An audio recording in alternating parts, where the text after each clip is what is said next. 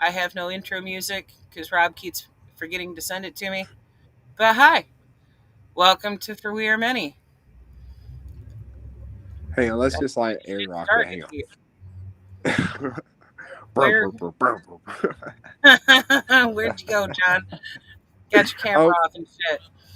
I was Um, trying to send you those links. I guess we'll just wait for somebody from the chat to join. I think Nathan's coming. I'm sure he can figure out how to pull it up or something. Or okay. Sterling, hopefully. If not, I'll have to double duty and use my phone screen because it's on my phone. It's just not on my laptop. But let's give everybody a minute to join in. Sorry that we're late. Shit happens. It's the fucking struggle of the juggle today, but we made it. Um, Yep. yeah, yeah. Been Man. been a long, hectic day, but here we are, Yep. and got a few things to talk about today. From the fucking Minneapolis murder squad, fucking killing another innocent black man, Amir Locke, to update on the situation going on over in Ukraine, as well as what's going on in Iran. Um, and who knows what else might come to mind during this whole process. Um, 3 hours. Let's do it. no, no, we are not No. doing a 3 hour tour tonight. I don't have the energy for that. But Well, I had to try for James. He loves those 3 hour episodes. I know he does, but he's not here yet, so hey. What he don't know Oh won't hurt goodness. him.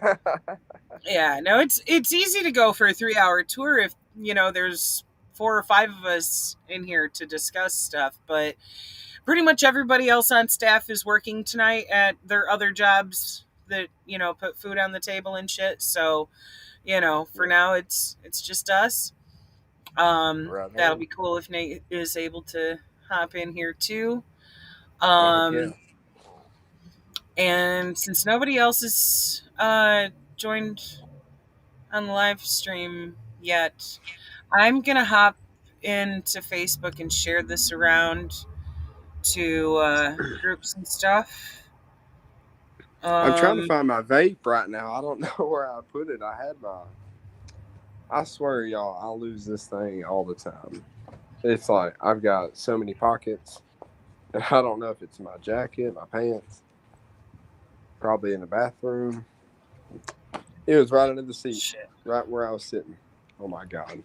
shit, bro. I lost my vape a couple weeks ago at the bar, and I'm still sad about it.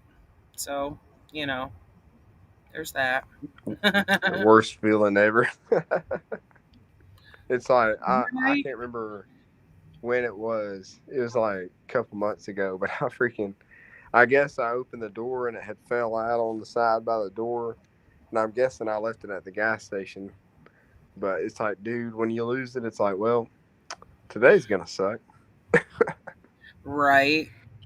It's like son of a bitch. Like, damn it, man. Um, um okay. I had a brain shark there. I forgot. This is probably not streaming to Facebook right now because of the issues that they've been giving us. Yeah, So, but we should be live on definitely. YouTube. So I'm gonna hop in there and grab the stream link to share it onto Facebook. There we are. Okay. And You give me some coffee. Ooh, that's what you need right there.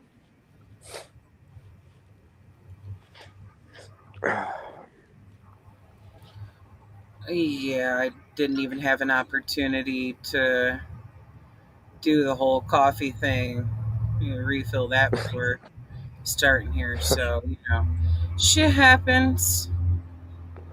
Shit Hell yeah. happens. Here we go. All right. Femtifa. Let me see. Yeah, if you I'll want let to. April send you those links in the chat. What's that? I'm having trouble sending it to you on here. Oh, the The links for links. the Iran update? Yeah. Oh, that's a lot of material I need. That's probably. Hey, Iran's probably going to take him a hot minute. Probably about 30 minutes. Because there's a lot of stuff to unpack with that. Like, I mean, right now, what we got going on is pretty much. Okay, so the U.S. wants to overthrow the current leader. I can't remember his name right now. And about 2 years ago, with Iran racing to develop its own nuclear weapons, um, the United States sent a drone over to Iran and blew up General Soleimani. Mm-hmm. This is about 2 years ago. I want to say it was 2 years ago when President Trump was in office. And the Iranian leader is in a position, the president, he's in a position to where he has to retaliate. You know what I mean? And we keep sending drones over there. We had a drone shot down about, how long was it, Trish? Like 3 or 4 years ago? I want Sounds to about say eight. right. Yeah, Yeah, so and everybody got all their merc and paid to murder people in response. Is that what yeah, incident you're referring yeah, to? Yeah, yeah. yeah, And why? Because America. yeah. And it's funny. We've got this idiotic idea that drones are these peaceful image collecting birds. They're just peaceful. Like, think of them as little birds. We're just looking to see what you got, right? When in reality, stuff like this happens. General Soleimani gets blown up by a guy somewhere sitting behind a computer. You know what I mean? Yeah. And we're putting pressure on them. I mean, who's really at risk of going extinct here? Iran or the United States? Who's the real fucking terrorist and bully? Us. Right. I mean, it takes a lot of fucking audacity for the US government to be like, now, wait a minute. I know we have nuclear shit every fucking where here, as well as in a bunch of colonizer bases around the fucking world, pointed at all of you, but how fucking dare you try to develop Yeah, nuclear? And especially when the biggest part of their nuclear program is for power, not for weapons. In yeah, Iran, what they're trying to develop is some nuclear power to provide electricity. yeah, absolutely. And, you Uh-uh. know, as the world, as the so called first world develops, everybody's in a race to develop nuclear energy. And what Iran's supposed to be, what, burning that natural gas or coal? Is that what they're supposed to do? Aren't they part of the Paris Climate Agreement? I thought they were. I'm not sure if they are or not. You know what I mean? I don't know. I'd have But to it seems check like we're on. forcing Iran into all these deals, all these nuclear deals, these peace accords, and all of this stuff. And then we're turning around and flying UAVs and they're spying on them and blowing up their generals. And then we wonder why they're pissed off at us. Huh? Right. We'd be pretty damn pissed off if somebody, say, blew up one of our top generals. Hell yeah. The whole country would be riled up and ready to attack. They'd be begging for war. When's the next war? I want the war tomorrow. That's what this is all about. Right. And Same it's old, all same old. it's fucking hypocritical.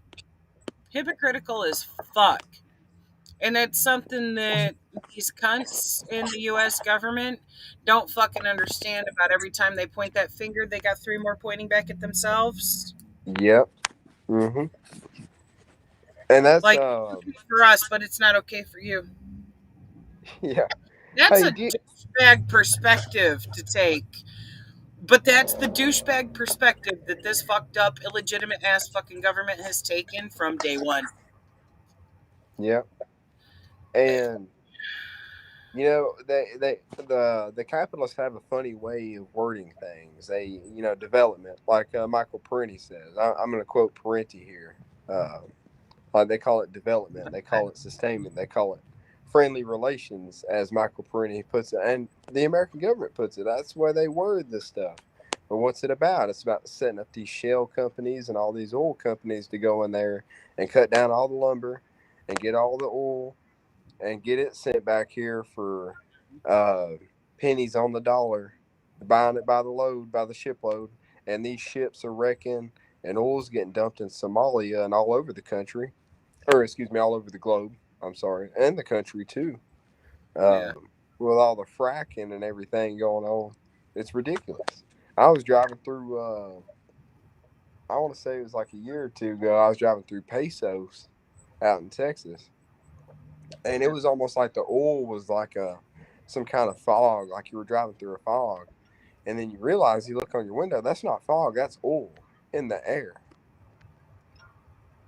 And that's fucking crazy to me. That was one of my light bulb moments. Like, this air is fucking motor oil, and it's like, when are we gonna wake the fuck up and realize, like, we are killing this planet and we are gonna fucking die? Like, if I'm sorry, I don't mean to sound crazy right now, but it's Well, just like the you're not. like we just keep cutting down trees and burning and burning and burning. And our air is filled with all this fucking poison and all this methane and carbon dioxide and carbon monoxide. And where's all the oxygen going? Because I tell people are defending these fucking rocket launches going on. Well, guess what? When they're on their space yachts and this other Earth on the other side of the globe, there ain't gonna be a fucking ship coming back for you. We're gonna be stuck here on this fucking poisonous, deadly planet with no life whatsoever except for us and nothing to eat. They Well, ain't as coming Neil back for deGrasse us. Tyson said, if these billionaire motherfuckers now, clearly this is ad libbing, not direct quote, but if these wealthy ass billionaire motherfuckers can go and find another fucking planet that they can terraform into another Earth, then they can fix this fucking Earth. You damn right.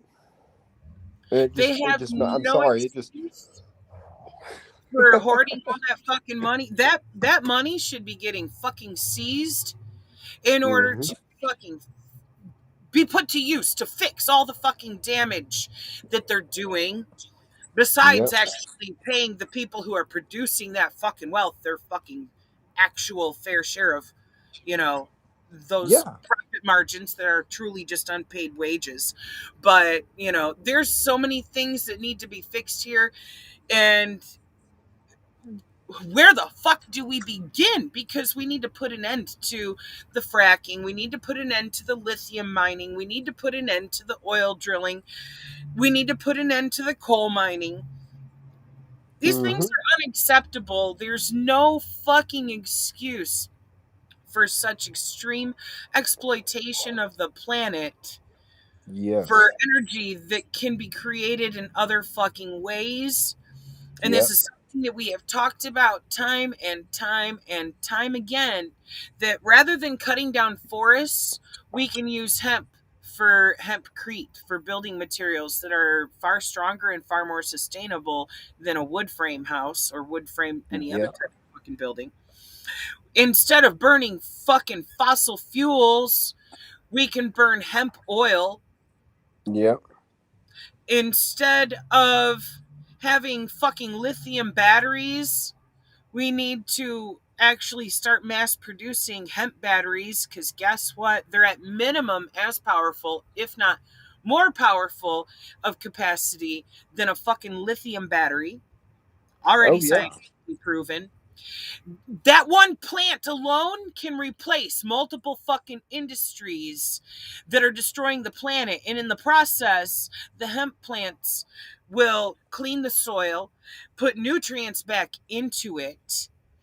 Instead of fucking continuing down this fucking path of self defeat, we need to fucking take a different direction here and start utilizing things that we actually know to be cleaner sources for energy and for building materials, etc., and stop this fuckery we're doing. We've known about this for decades. Okay, Yep. people have been protesting this shit since like the 60s, if not Mm-hmm. earlier. Oh yeah. And we even knew then in the scientific community that we were already at that point approaching the point of no return. And at this point, Mm-hmm. I'm fucking sick of Exactly. seeing either capitalists or people who think they're capitalists but actually don't have any capital, um, who just are fucking having some Stockholm syndrome and supporting the shit still being like, well, I mean, if we're at the point of no return, we might as well keep going because it's profitable for my family. Yeah. I'm sick of motherfuckers being like, well, I mean, this works for me, so like fuck the billions of other people on this planet and the planet Yeah. itself. And that's It's when you gotta. That's when you gotta say, "Hey, look here, dumbass. This shit keeps going for another, say, hell, I don't know, 20, 40, 50 years tops, maybe. The planet's not going to be fucking sustainable anymore, and we're not going to be able to live. We're going to have to build fucking societies under the water to fucking survive, bro. And people don't understand that. Like, our planet's heating up. Like, it's about to catch on fire, and the fucking sea is about to fucking dry out. And we're not going to have any creeks and rivers, and these water sources are going to be gone, and we're going to be fighting each other to death for water and food. the thing And is, people even if they're not dried up, they're fucking poisoned. just getting to that. All that poison they're putting in the ground with all the oil too. Like I said, hell, it's in the air. It's in the air. That is insane to me. Yeah, I never like grasped the concept until, like I was saying, I was driving through the fog and I realized this isn't air. This is motor oil, vaporized motor oil in the air. That's what a refinery is. That's what a refinery does. And it's like, just think about what are all the cars doing to this planet. Right? It's straight up fucking disgusting, dude.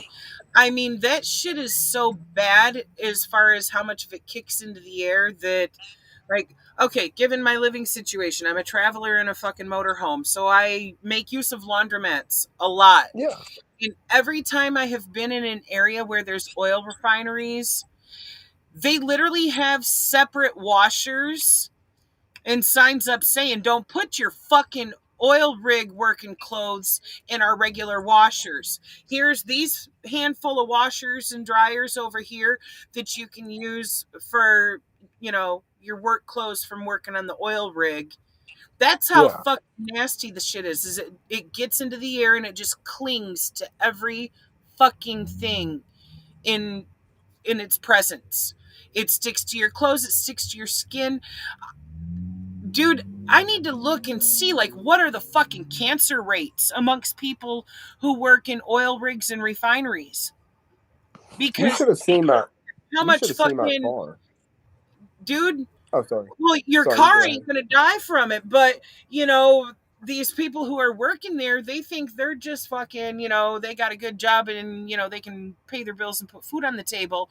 But what the fuck are they doing to their bodies? We already know that Yeah, if you're in lithium mining or coal mining and stuff, we've seen the fucking cancers that come from that. I'm oh curious yeah, now, of how much skin cancer, especially, as well as lung and whatnot, is prevalent amongst people who work in the oil industry, because we're talking about having your fucking entire body coated in hydrocarbons at all fucking times, to the yeah, point that your sweat smells like it. It's a yeah. disgusting, dirty industry, and it's fucking poison. And something I want to talk about is how do they wash those clothes? Fresh water coming out of the reeks, or excuse me, the creeks, the rivers, the lakes. You know, that's where all that water is going, is to cleaning those clothes. And the beef industry, over agriculture. I mean, we're running out of water. We've got a problem. Like, we're getting low on water. Like, we're about to have a whole different set of problems if we keep on doing what we're doing. You know, Yup. It's and that's destructive. We've known it for so fucking long. And it disgusts me that this shit has still been allowed to fucking continue and it hasn't gotten any better. No, instead of fucking curbing our fucking usage of fossil fuels, we've gone and done shit like fucking stealing other people's fucking oil fields over fucking seas so that we can, ramp shit up even more. And it's like, God fucking damn it. When are we gonna learn? Is it gonna take a fucking Mad Max world happening for people to go, oh fuck, we fucked up?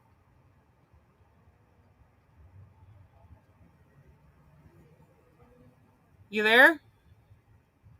Am I losing you? I lost your audio.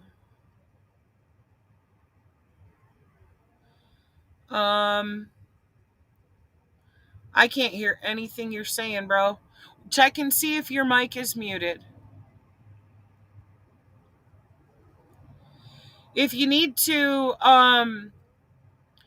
leave the studio and re-enter, and I'll pop you back in, see if that fixes it.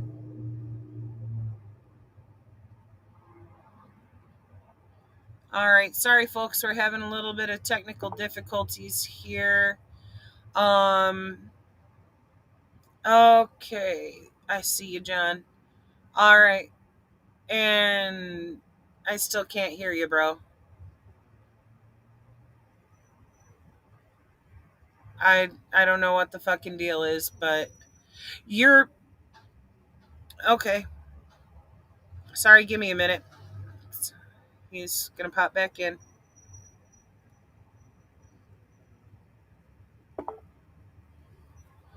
And there he is. All right, let's try this again. Your mic's got to be muted because, okay, like on my screen, I can see your volume bar and it should be lighting up with everything that you're saying. It should go green and raise the bars up, and it's not doing so. So it's not picking up your audio at all.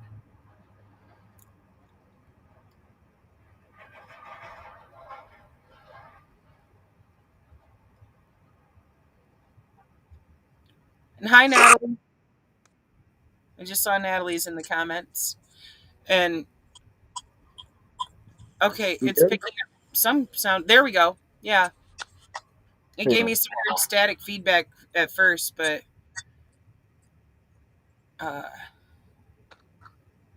There we go. anyway, so you were saying, Hang on, I'm still having trouble with it.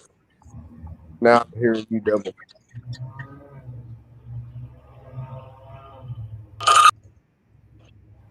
Hang on. The hell is wrong with this thing? How's that? much better. I can hear you now.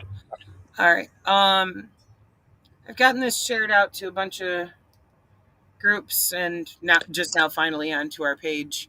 Um, so yeah, anybody who's just now seeing the link, sorry for that. Facebook has been shadow banning us and like literally cutting the fucking stream from Facebook anyways when we stream to it. So we've been streaming straight to YouTube and just sharing the YouTube link onto Facebook and into the groups and stuff. So my apologies. That takes us a minute to get that stuff uploaded on there.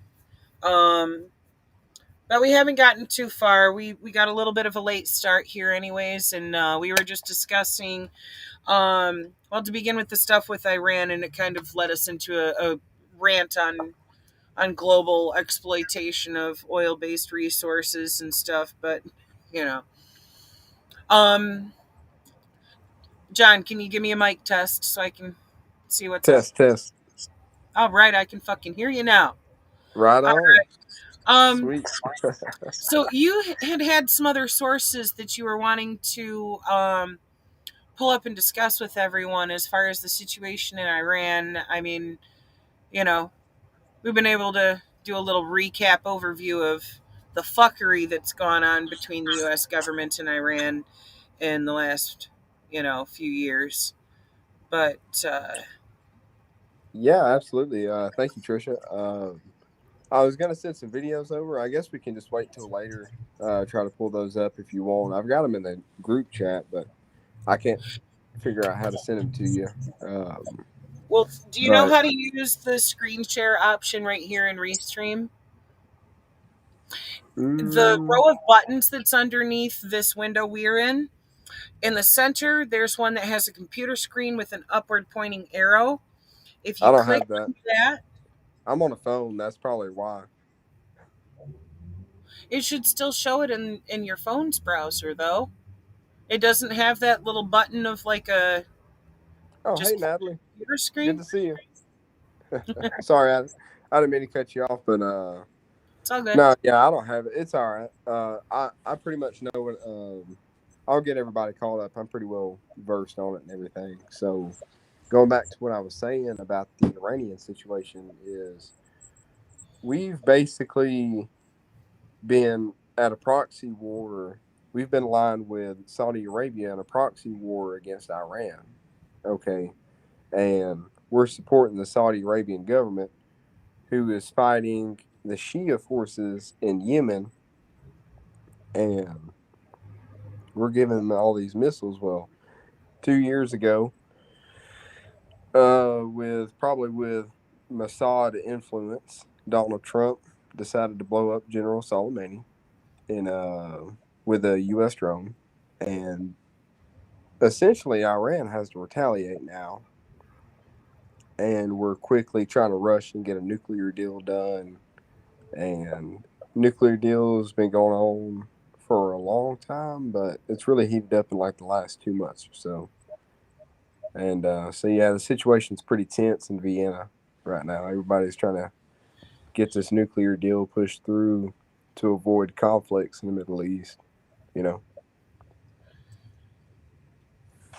so yeah, it's pretty nerve wracking. I mean, I think about it all the time. It's like, wow, here we are flying drones and spying and blowing up Iranian generals, and then we wonder why Iran hates us. Why do they hate us? Why do they hate us? You know? Um, maybe because our government fucking terrorizes them. Also, Yeah. I just noticed that the title on this says 3rd of February, and I'm going to edit that right now because today's the 8th. Excuse the brain chart here. I just fucking saw that. I didn't see it. Oh man, it's fucking great, dude. Dirt to dirt. Dirt alert alert. Yeah, you're right, Natalie. Yeah, we are the terrorists. I mean, literally going around pirating the world for our resources and our shell companies and our Exxon companies. Hmm. We are the terrorists. Yep. Oh, it's kind Well, of funny not how we as in opium us, sounds. but the illegitimate government that we are forced to fucking tolerate. Um, Yeah. Hi James, welcome. Hey And James, hey yes, buddy. holy shit crap, we don't fucking know what's up with the messed up notifications either. We're kind of winging it right now. Because as I was saying a little while ago, lately when we stream directly to Facebook, it's cutting our stream anyways and shadow banning us. So instead of doing that, we're streaming just onto YouTube and the other platforms, and then sharing the YouTube link onto Facebook. So it takes us a minute to get that shared around. Um, but thank you, Natalie, for sharing that around to some groups too. I just saw your comment there. Um, thank you Yeah, both thank for you guys sharing. for tuning in. Thank you Yeah. guys. And Thank you for Natalie, being actually, hardcore and dedicated and digging to see where the fuck we're at tonight. And sorry for the late start. That's on me. I've had the struggle of the juggle going on today. Um, hey, can you pull Natalie's comment up? Not us, the government, because I want to talk about that for a minute. you know, Um, let me see if I can figure. I know there's a way to pop it I up don't know on how to there, do it. but I got to figure it out because learning curve. I'm still learning my way around actually doing the hosting on this software. And sorry, I don't am mind me too. constantly fidgeting, moving around here. I got a fucking pinched nerve that's on fire right now. Um, I'm the same way. Uh, My shoulder's tore out. That's why mine's like it is. It's throwing it out over the years. there we Um, go. but Yeah, I no, figured it out. there we go. Yeah. So I mean, if you think about it, we are the government. If you think about it, we are the machine.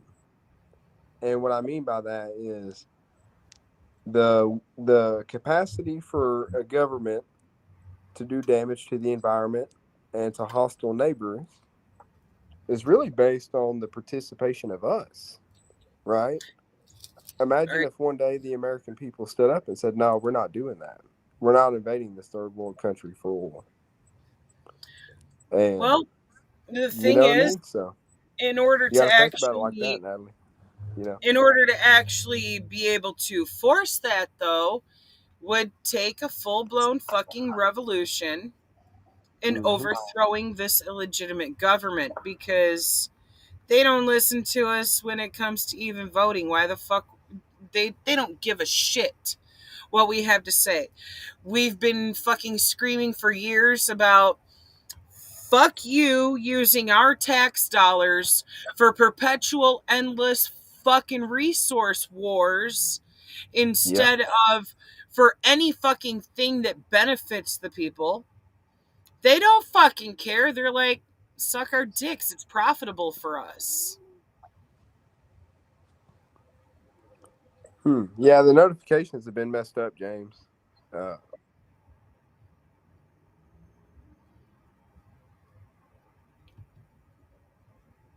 Oh, is goodness. nowadays these fascist corporations.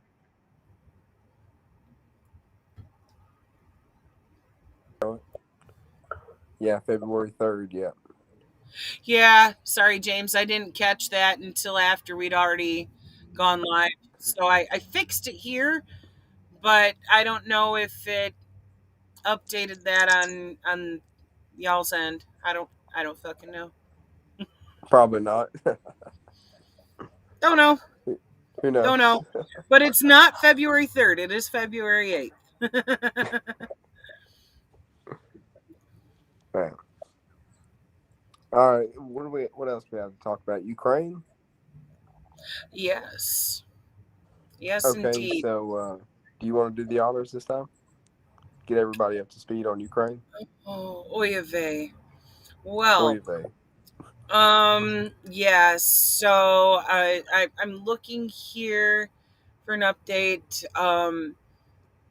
Nathan had said yesterday that now Biden's dumbass has a total of 12,000 troops that have been sent over to various areas of the region surrounding Ukraine, which is fucking stupid because, okay, first of all, who starts a ground war with Russia at all? At all. Yeah. Especially in the middle of fucking winter. Okay. Second, Yeah. Russia has like 130,000 troops on that border right now because of the fuckery coming from the Hey, can you United hear States me? government and friends. What the fuck do they think that 12,000 troops is even going to do except get unalived going up against 130,000? Are you fucking kidding me? You know, it's fucking ridiculous.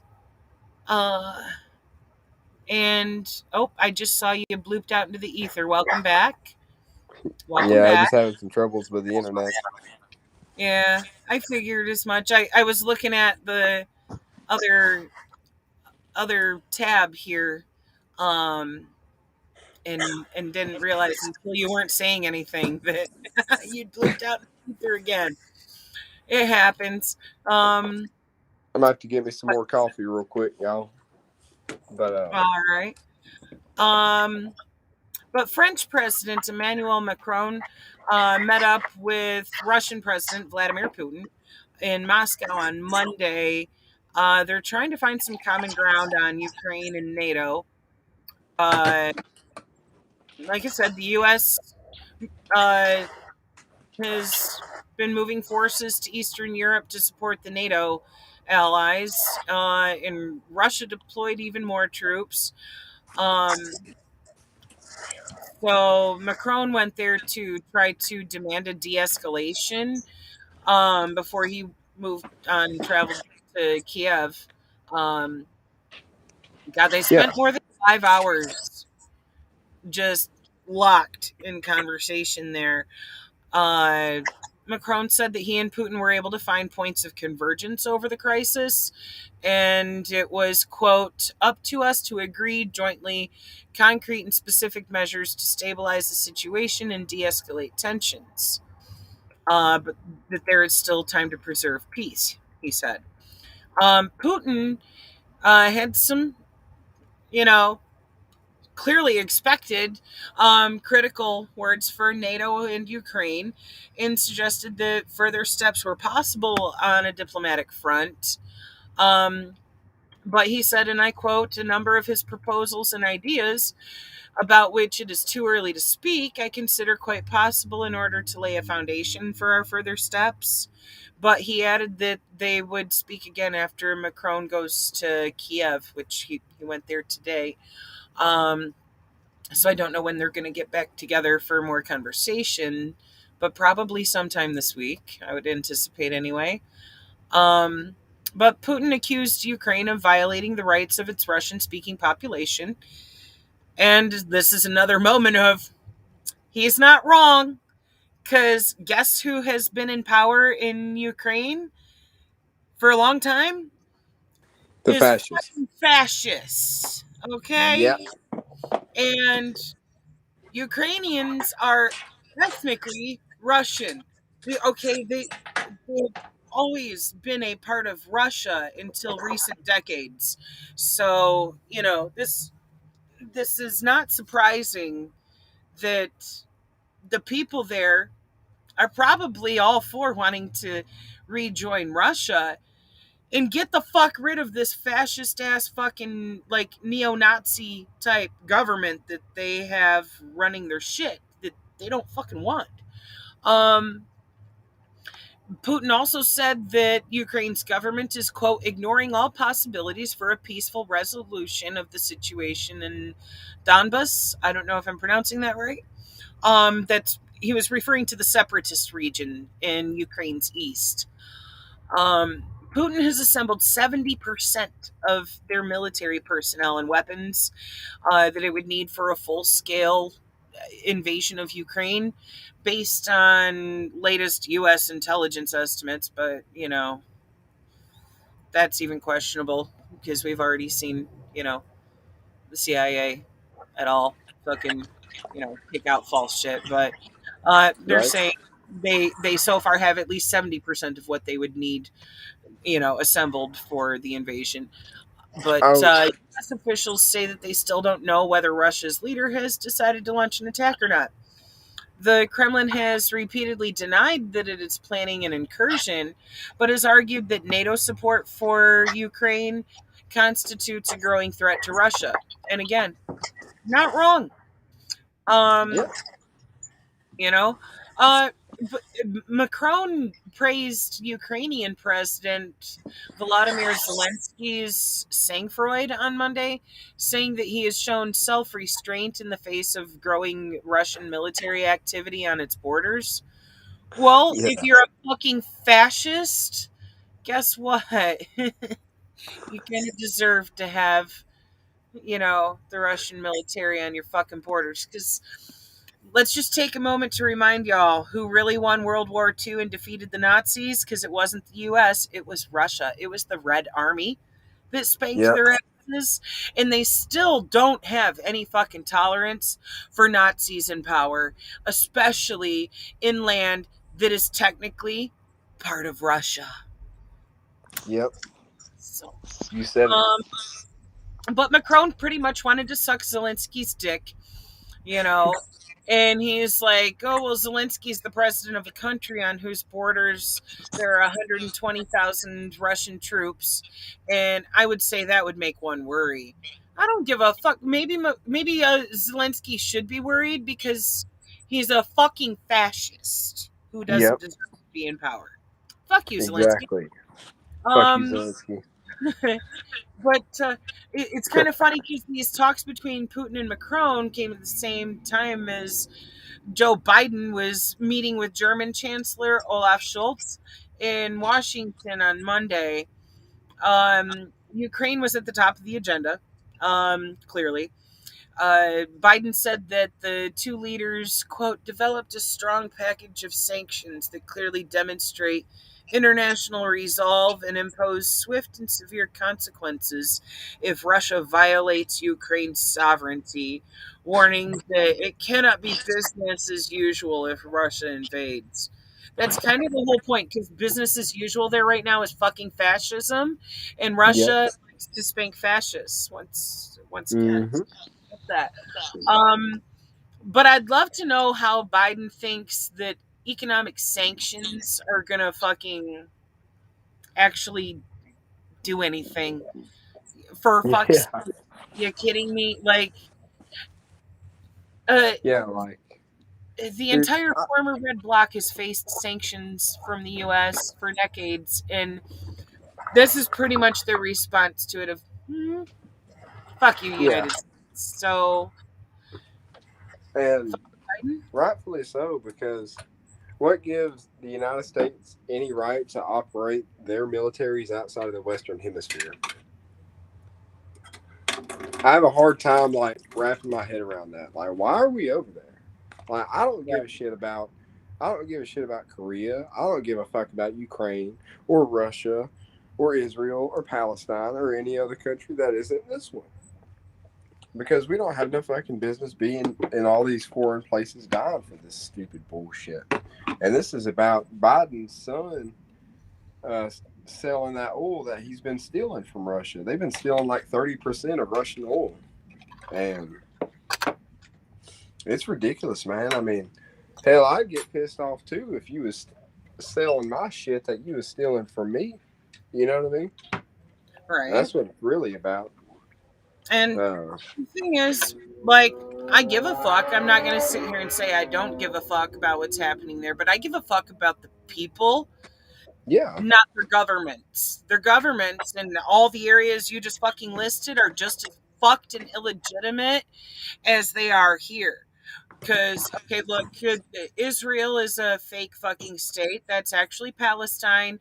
And the Israeli government is a fucking colonizer, fascist fucking government. What's going on in Ukraine, colonized fucking, fascist ass fucking government. What's going on here, colonized fascist fucking government. That can all fuck off. My concern is for the people there who deserve better than to be subjected to this fucking bullshit. exactly. And something I've noticed is when we're out here fighting all these resources wars.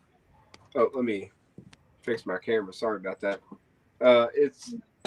It ain't the rich sons dying. It ain't the rich daughters dying. It ain't the upper class. It ain't the real estate agents. It ain't the insurance salesmen or the Wall Street brokers. It's poor fuckers like us that don't have any opportunity. We ain't getting no free college. We ain't getting shit. It's like you Right. want to be somebody, you join the army, then you can go. You join the army, then you can go to college, then you can become a something and live a Right. happy life. You know, and it's all Right. bullshit. It's just, and then you go to the army and you're just doing monotonous labor for, I don't know, 12 hours a day. Right. And literally forced to be part of something that basically constitutes governments not minding their own fucking business and staying in their own fucking lane. Yep. Hey, And speaking on Iran, you go ahead though. Sorry, I didn't mean to cut you off. oh, it's all good. Go for it, man. Uh, Um, so speaking on the Iranian situation, um, where I was going with that is that's what this is really all about. The CIA in 1984, 89. I get my numbers mixed up. I'm fucking horrible with numbers. I cannot remember a date to save my fucking life. it's okay. But in the, what was it, 1980s, the U.S. overthrew the democratically elected president. Well, the Muslim people realized what was happening. And they're like, hey, all these people, all these foreigners are coming in our country and fucking with our elections. That shit ain't gonna fucking go. And they had a revolution, just like the revolution that is still going on in Egypt right now. And that one's been going on for 11 years now. And they've been through, this is their third government now. They're on their third government. And they're about to go to a fourth. So, yeah, it's bad over there. But that's what this is really all about. I mean, it's not giving governments their autonomy. Well, the thing is, the U.S. likes to pretend as if it's going in and doing these coups because, oh, these are bad governments that we need to take out of power. But notice that every fucking one of them, typically, that they go in and fucking overthrow with these fucking underhanded, excuse me, coups. I got hiccups. Oh, Um, hey, Wade. How you doing, buddy? but Oh, every sorry. fucking one of them just about has been either a socialist or communist government. Um, you don't see the United States going and undermining and overthrowing fascist governments, and it's like, hold the fucking train. Because if you were actually trying to look out for the people there and protect them from harm, you'd be going after the fascist ones, Yep. not the fucking ones that are by the people and for the people. They want to pretend like what's going on here is by the people and for the people, but those of us who are here know it's not. Oh, speaking of, hey, buddy. No, speaking of that, I was actually watching Michael Parenti earlier. I was going back and watching some of his films, and he talked about something important. Is that U.S. coups more like flock of pigeons here, right? Uh, nah, I can't even remember what I was talking about now. I done lost my train of thought. Sorry, I fucked you up popping that one on there. I just love Wade's sense of humor and had to share that one. No, definitely. No, and that's what it's all about. Is we got to set up. Yeah, what Michael Parenti was talking about is okay, fascism in Ukraine, right? You Right. know, when you're a Jew living in Russia, you get to speak Yiddish. You get to say you're a Jew. That's your nationality. You get to enjoy being a Jew. And then you come to Ukraine, you don't get to say Russian or Jewish. It's just Ukrainian. And that's the one box that you can check. You know Right. what I mean? That's one thing that a lot of people don't fucking realize is, at least in Russia, it's totally fucking legal to practice whatever fucking religion you wish. Yep. They just opened a mosque up a day or two ago. They just opened up a big mosque right in Moscow. Right on. It's Yeah, it's actually really pretty. I looked at it, I'm like, dang, they spent some money on this one. I mean, it's beautiful. Like, really. They've got a lot of beautiful buildings in Moscow, though. I was watching a documentary on them, and they got all those old. I don't know what they're called. They've got like the little spin top look on them. Yeah. And that actually goes back to ancient architecture. It's quite beautiful. And you can actually Yeah, see the Middle Eastern influence in the architecture there. That's because Russia was originally settled by people who were moving north and northeast from the Middle East.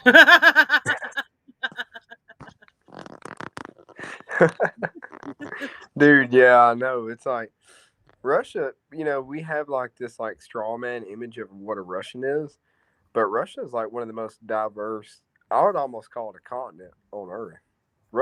I could almost say Russia should be its own continent because they have 17 time zones, so many different religions and nationalities and races and groups. And uh, I can't remember who said the quote or how the quote goes exactly, but Russia is a mystery inside of a paradox, or something to that effect.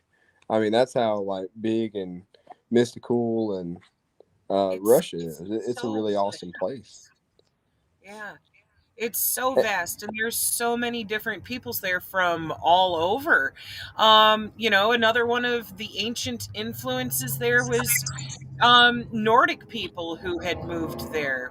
Fucking Vikings were amongst some of the original settlers of Yeah. Russia too. There's all these really cool influences depending on what part of Russia you're in, and it's fucking beautiful. It's one of the places that I would love to be able to travel to one day. I'd love to explore Moscow, especially. You know, Oh yeah. That'd be awesome. But James said, doesn't America have freedom of religion? Yes, well, we do kind now, of. but the people that we're electing do not feel that way. They think, okay, this is it kind of ties into the assimilation, forced assimilation, like I was talking about in Ukraine. Is that's what we're trying to do here in America? Is you're not Mexican, you're not Latino, you're not African, and you're not Native. You're an American, and Right. that's your It's new race. whitewashing. That's your exactly whitewashing. That's what they're talking about, systemic racism right there. Is Right. to say you can't have your own language. You're going to speak English.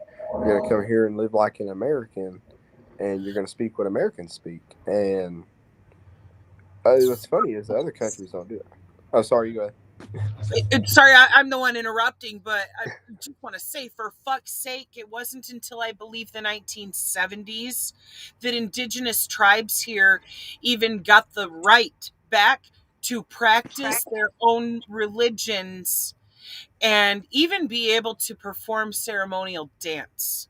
They were literally Yeah, barred from dancing because white fucking settlers from Europe were coming over here and telling them, oh, you're savage. We've got to fucking, take the savage out of you. We're going to fucking kidnap your children, take them to a fucking Catholic school, and beat the fucking, native out of them and make them fucking live white. And if they don't fucking abide by it, we're just going to fucking kill them. And now we're finding fucking thousands of dead children on all these fucking um school sites. And this reminds me too, because I saw this today. Literally, okay, the road right fucking behind me. Fuck you, Phoenix, for having a road named Indian School. You might as well call it Genocide Way. That motherfucker hmm should be renamed Indigenous Resistance Avenue. yep, Like, exactly. it's so fucking ingrained to have every fucking thing get whitewashed that that's acceptable. Exactly. People don't You blink know, a lash at it. Me, it fucking stopped me dead in my tracks and pissed me off to see the street sign. yeah, that shit pisses me off too. Uh, you think should I talk about the whole religion thing, or should I hold off on that? If you want to, go for it, because this has opened a fucking wide open door. Because yes, Wade, you are fucking correct. Of sure, religious freedom, so long as it's a flavor of fucking Christianity, Yep. because as you see, people of any other fucking religion still get fucking shit on here and really don't have any representation at all. Like, when it comes to legislation and shit, which is why I do love what the Church of Satan has done with, punching back when we've got motherfuckers, Christo fascists, trying to fucking push their fucking beliefs into legislation. And, they push back all the way down to, oh, if you're gonna have a nativity scene on fucking publicly owned land in front of this courthouse, guess what? We're putting up a Baphomet. Yep. It's that kind of punching back that needs to fucking happen, because otherwise all we're left with is motherfuckers who want to ignore the whole separation of church and state and try Yep. to enshrine their fucking beliefs into law. And it's one thing, okay, having a religion is like having a dick. It's fine to have one, but the moment you shove it in my face, we got a fucking problem. This hmm shit of people still to this day trying to fucking push legislation that is based in nothing but their fucking beliefs is problematic. Right now we're dealing with shit like, um I believe it was in Oklahoma, uh that I saw an article the other day saying that now teachers can be sued for 10,000 fucking dollars if they teach something that goes against somebody's religious beliefs. And it's like, oh, so you mean science? Yeah. Science fucking negates most religious dogma of like, yeah, that's not real. Here's what is real. Um, so, Yeah. you know, Exactly. if somebody's got a problem with you teaching their third grader about dinosaurs, they can fucking sue you now because they think dinosaurs are a fake fucking thing kicked forth by the devil. Like, get the Yeah. fuck out of here. Get the motherfuck out of here, motherfuckers. That's insane. I now leave it to you to go on your rant because yeah, I Well, I'm started before we hit live and it's a good one. So bring it to the fucking table, bro. right on, right on. I mean, yeah, exactly, James. How many religious loopholes do they have? And what are you saying? What Israel? Not to be confused with Israel. Right, right. This Yeah, is real. But yeah, no, yeah, Israel, there we have some issues to deal with for fucking sure. And yeah, you know, yeah, it's one of those things where it's so many people perceive as like being borderline anti-Semitic, but I'll just put this one out there. I'm part Jewish, but just because I'm Jewish doesn't mean I'm Zionist. That I am not. And the yeah, state of Israel is fucking illegitimate. It is fucking illegitimate. That area is called Palestine. yeah. That country right there. You know, the country that was there before Israel. Yeah, Yeah. Before the land was stolen. yeah. And you That's know, still going on, it, it, by the it's way. problematic Yeah, because okay, look, the people of Palestine, their military joined with the allied forces and helped to free Jews in Romani from the death camps in yeah, Germany. And they were like, look, come home with us. You have a home where you will be safe with family, because even those of us that aren't of Jewish religion, guess what, we're still your cousins, because most Palestinian Arabs have more fucking Jewish DNA than these fucking white dudes who are fucking Jewish converts that are actually colonizers that are running that government. That's hmm, where the problem lies, is this government was put in the hands of colonizers. It wasn't put in the yes, hands of the people who fucking already lived there, or even the returning people who are actually ethnic Jews who were originally from there.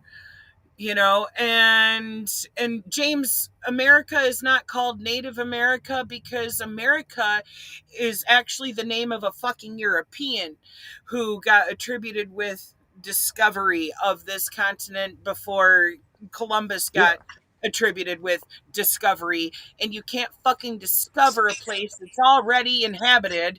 This is Turtle fucking Island. absolutely, absolutely.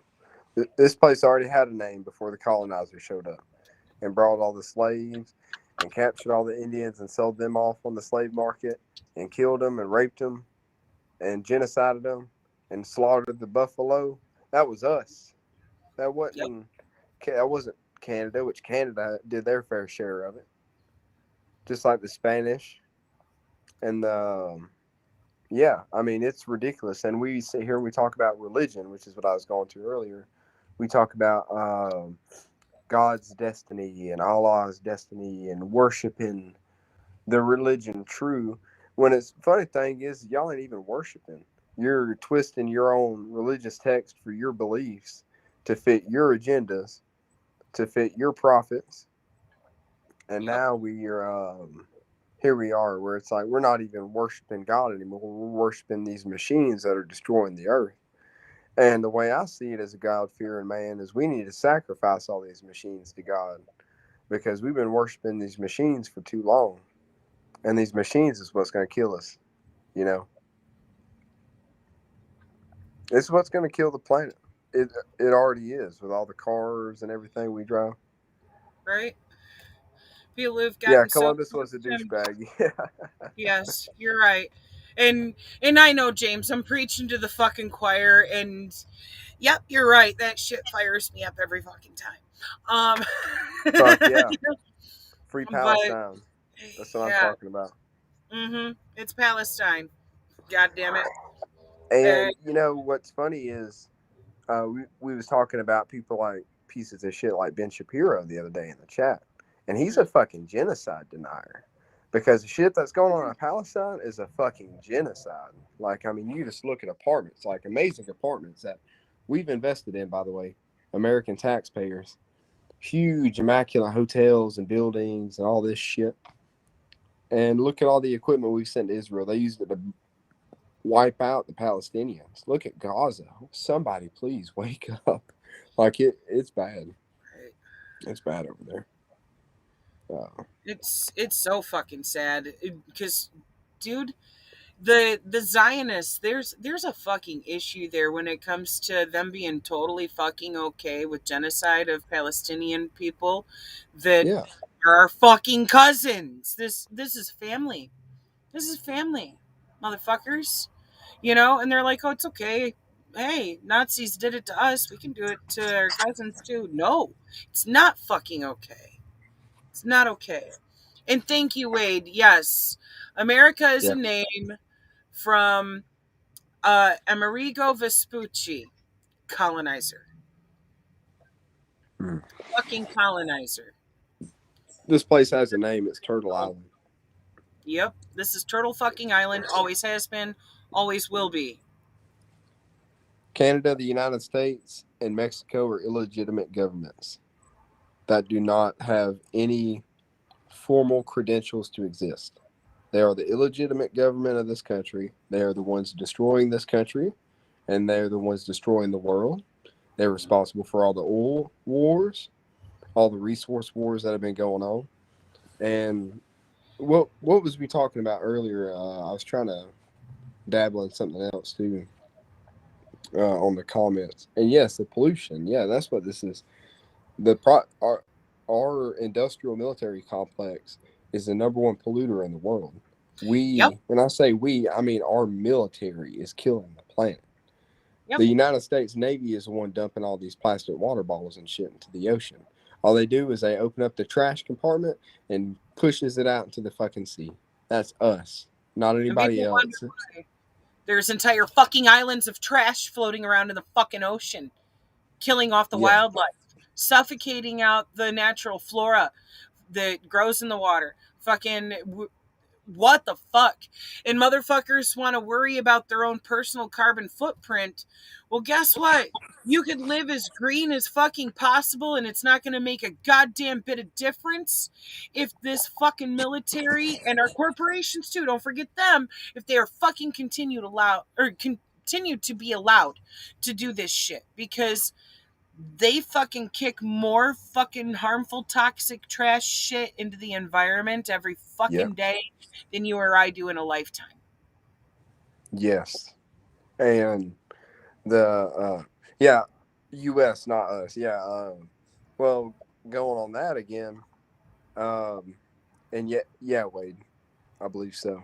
Hang on, I'm trying to read it Spanish too. Yeah, Yes, it's damn right. Yeah, yes. absolutely. And so we think about that for a minute, and we think about what it means. Uh, Again, I kind of quoting Perini here a little bit, but we think about Ford, General Motors, and a lot of these companies. What are they doing in all these foreign countries? They're getting the resources. They're getting the labor. They're stealing everything there. They're electing these fascist dictatorships to sell us this stuff, to give us their resources, to give us their labor so we can exploit the shit out of these people and essentially destroy their fucking country. And then people realize what's going on and they start fighting it and they come together under the red banner. And that's what all these civil wars around the world is going on about. It's about exploitation, it's about resources. It ain't about nothing else. Don't let the news get you fooled. It's all about how much shit can we get? How rich can we get? You know what? My Lamborghini's getting pretty old. Time for a new one. Time for a Rolls Royce or a Maserati. You know. I only have yachts in the Caribbean and the Mediterranean. I need a yacht in the Indian Ocean too. Yeah. Oh, speaking of fucking yachts, oh my god, did you see Oh. the fucking monstrosity that Jeff Bezos just bought? It to This motherfucker has the audacity that he is right now demanding that a historic bridge be taken down. Says, well, I'll pay for it. He's demanding that it be taken down so that he can get his yacht through out to the ocean and back Oh because yeah. the mast on his fucking like 400 and something fucking foot long fucking ship is too tall to pass through at the bridge. And I think that everybody needs to give him the collective fuck you. Fuck you, Mm. guy. Fuck you, you Fuck you, fucking motherfucker. awesome self-entitled fucking prick. I hope your fucking spaceship blows up in outer space, cocksucker. I hate you, Jeff Bezos, so fucking much, and you too, Elon Musk. I hope you fucking blow up in the fucking atmosphere. That's what ought to fucking happen. I'm sorry. It's fucking the sea dildo. Thank you, James. Yes, the sea dildo. He's got a space dildo. Now he's got a sea dildo.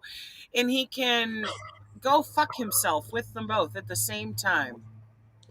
And yeah, going back to what I was ranting about earlier, you know, a lot of these dreamers, they like to sit here and live in this sad reality of Star Trek and Star Wars and thinking that we're gonna go to fucking this other Earth and outer space and build these fucking great space colonies like we are on Mars, and we're all gonna have space yachts and space boats and space rockets. Guess what? It's a fucking dream because it Right? depends on mining the shit out of this planet for resources and every other planet that we colonize.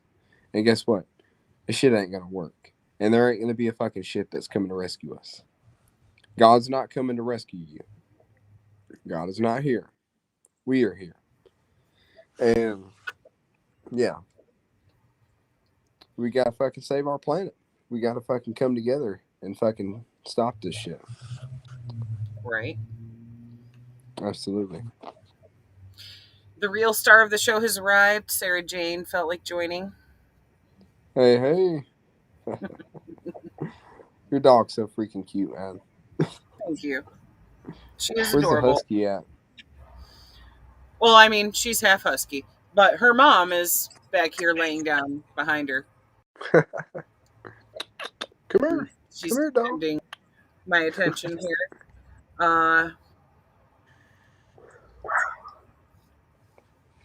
Wade nice says, to meet you, Wade. Oh, I clicked the wrong one. I meant to click that one. hey, It good popped up. point, though. Yeah, so I just, yep. Laverga Levitica is slang for slang. male pubic Go ahead. appendage, but it literally means main mast of sailing vessel. Oh, sorry. I was trying to read it. The comments keep jumping around on me. Oh, I didn't think to look on the screen. Dirt. So, yeah, so Jeff Bezos' fucking sea cock now has its own fucking cock too. Um, it's probably the first time he's ever been told that his cock wouldn't fit. Um, can't believe the audacity of that son of a bitch to demand that a fucking historic bridge be taken down just to get his boat through. Like nobody gives a fuck. I guess you shouldn't have gotten it, or maybe you should have fucking checked on that before, having it built inland. Yeah. The I'm glad. mast. I'm glad that I'm hoping they're gonna stand up to him and say no, we ain't letting you do that shit. I hope everybody goes out into the fucking streets and fights that shit, because you know what that is?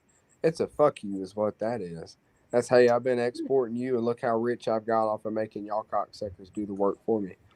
Look at that, It huh? shows just how fucking important he finds himself to be versus literal history. Like that bridge had already been damaged before, and the people in the town came together to like rebuild it. Like that, it's got historical value that Jeff Yeah. Bezos doesn't. Oh yeah.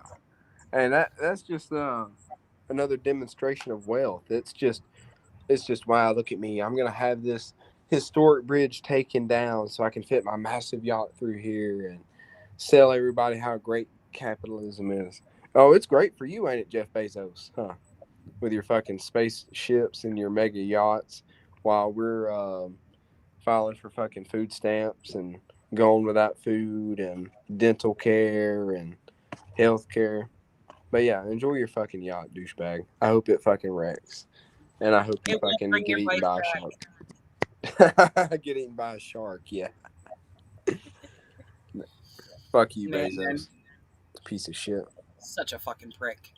Such a Hey fucking man, prick. Elon Musk, that fucking scumbag. He is. Speaking of which, speaking of Elon Musk for a minute, where's our Tesla trucks? Where's these big fucking semi trucks that have been coming soon for 5 years? Where's this Hyperloops bullshit? It's dangerous. This planetary space travel shit, it's bullshit. These solar panels that he's been selling for these houses don't work, and they don't look like they were fucking promoted. Elon Musk, you're a con artist and a swindler, and I'm gonna enjoy watching you go bankrupt and lose everything, and go to fucking jail for being a piece of shit. Fuck you too, Elon Musk. Yes, in their wealth, Natalie. That's what I'm talking about. Absolutely.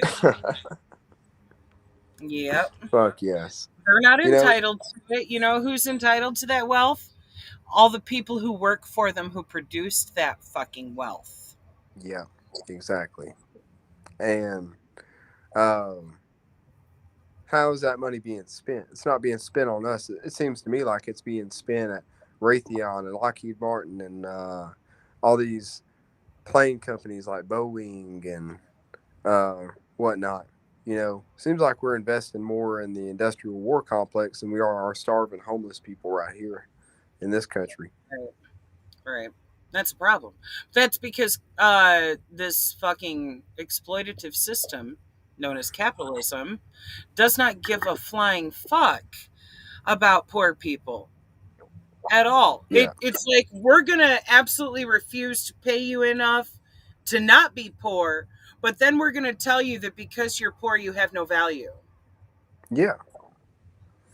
Oh, and good job on hitting 99% efficiency and only going to the restroom for 2 minutes out of the day.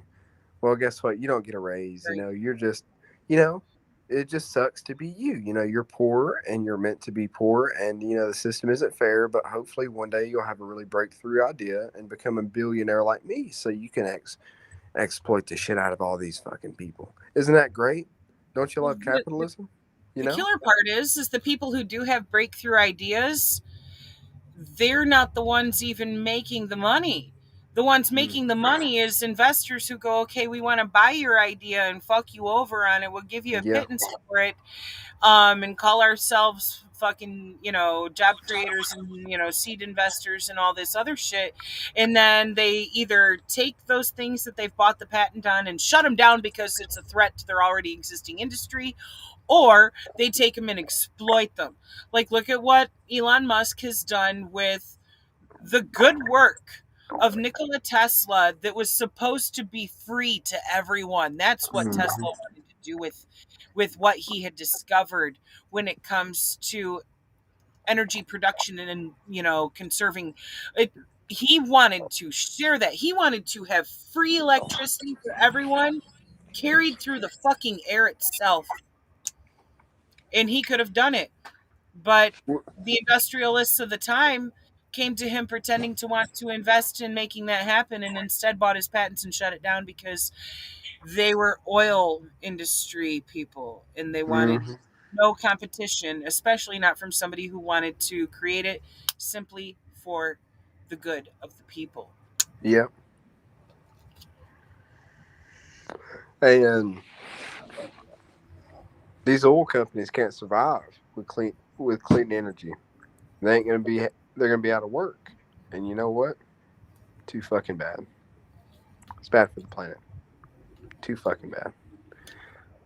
It's being spent tearing up the earth in overexploited countries to vampirize more resources. Yep, damn right. Blood sucking capitalist parasites going country to country invading for fucking resources. Guess what? We've used up this country. Let's go install some democracy somewhere else. That's it. That's the word I'm looking for. Installing democracies. That's the phrase we love to use. And he's like, dude, this is what they mean by, that old term of phrase of like sugarcoating a pile of shit. Yep.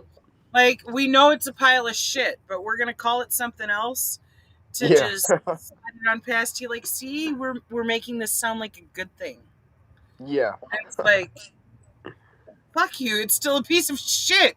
Sprinkling glitter on it doesn't make it any less a piece of shit. Ah, Wade says yellow parenti rage. Yeah.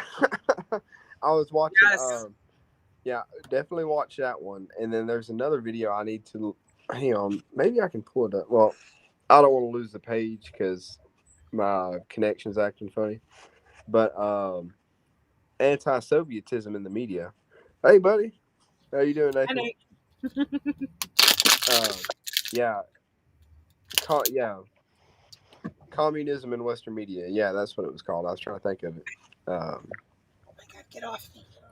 What was you saying now? Before I interrupted you. I don't fucking remember now.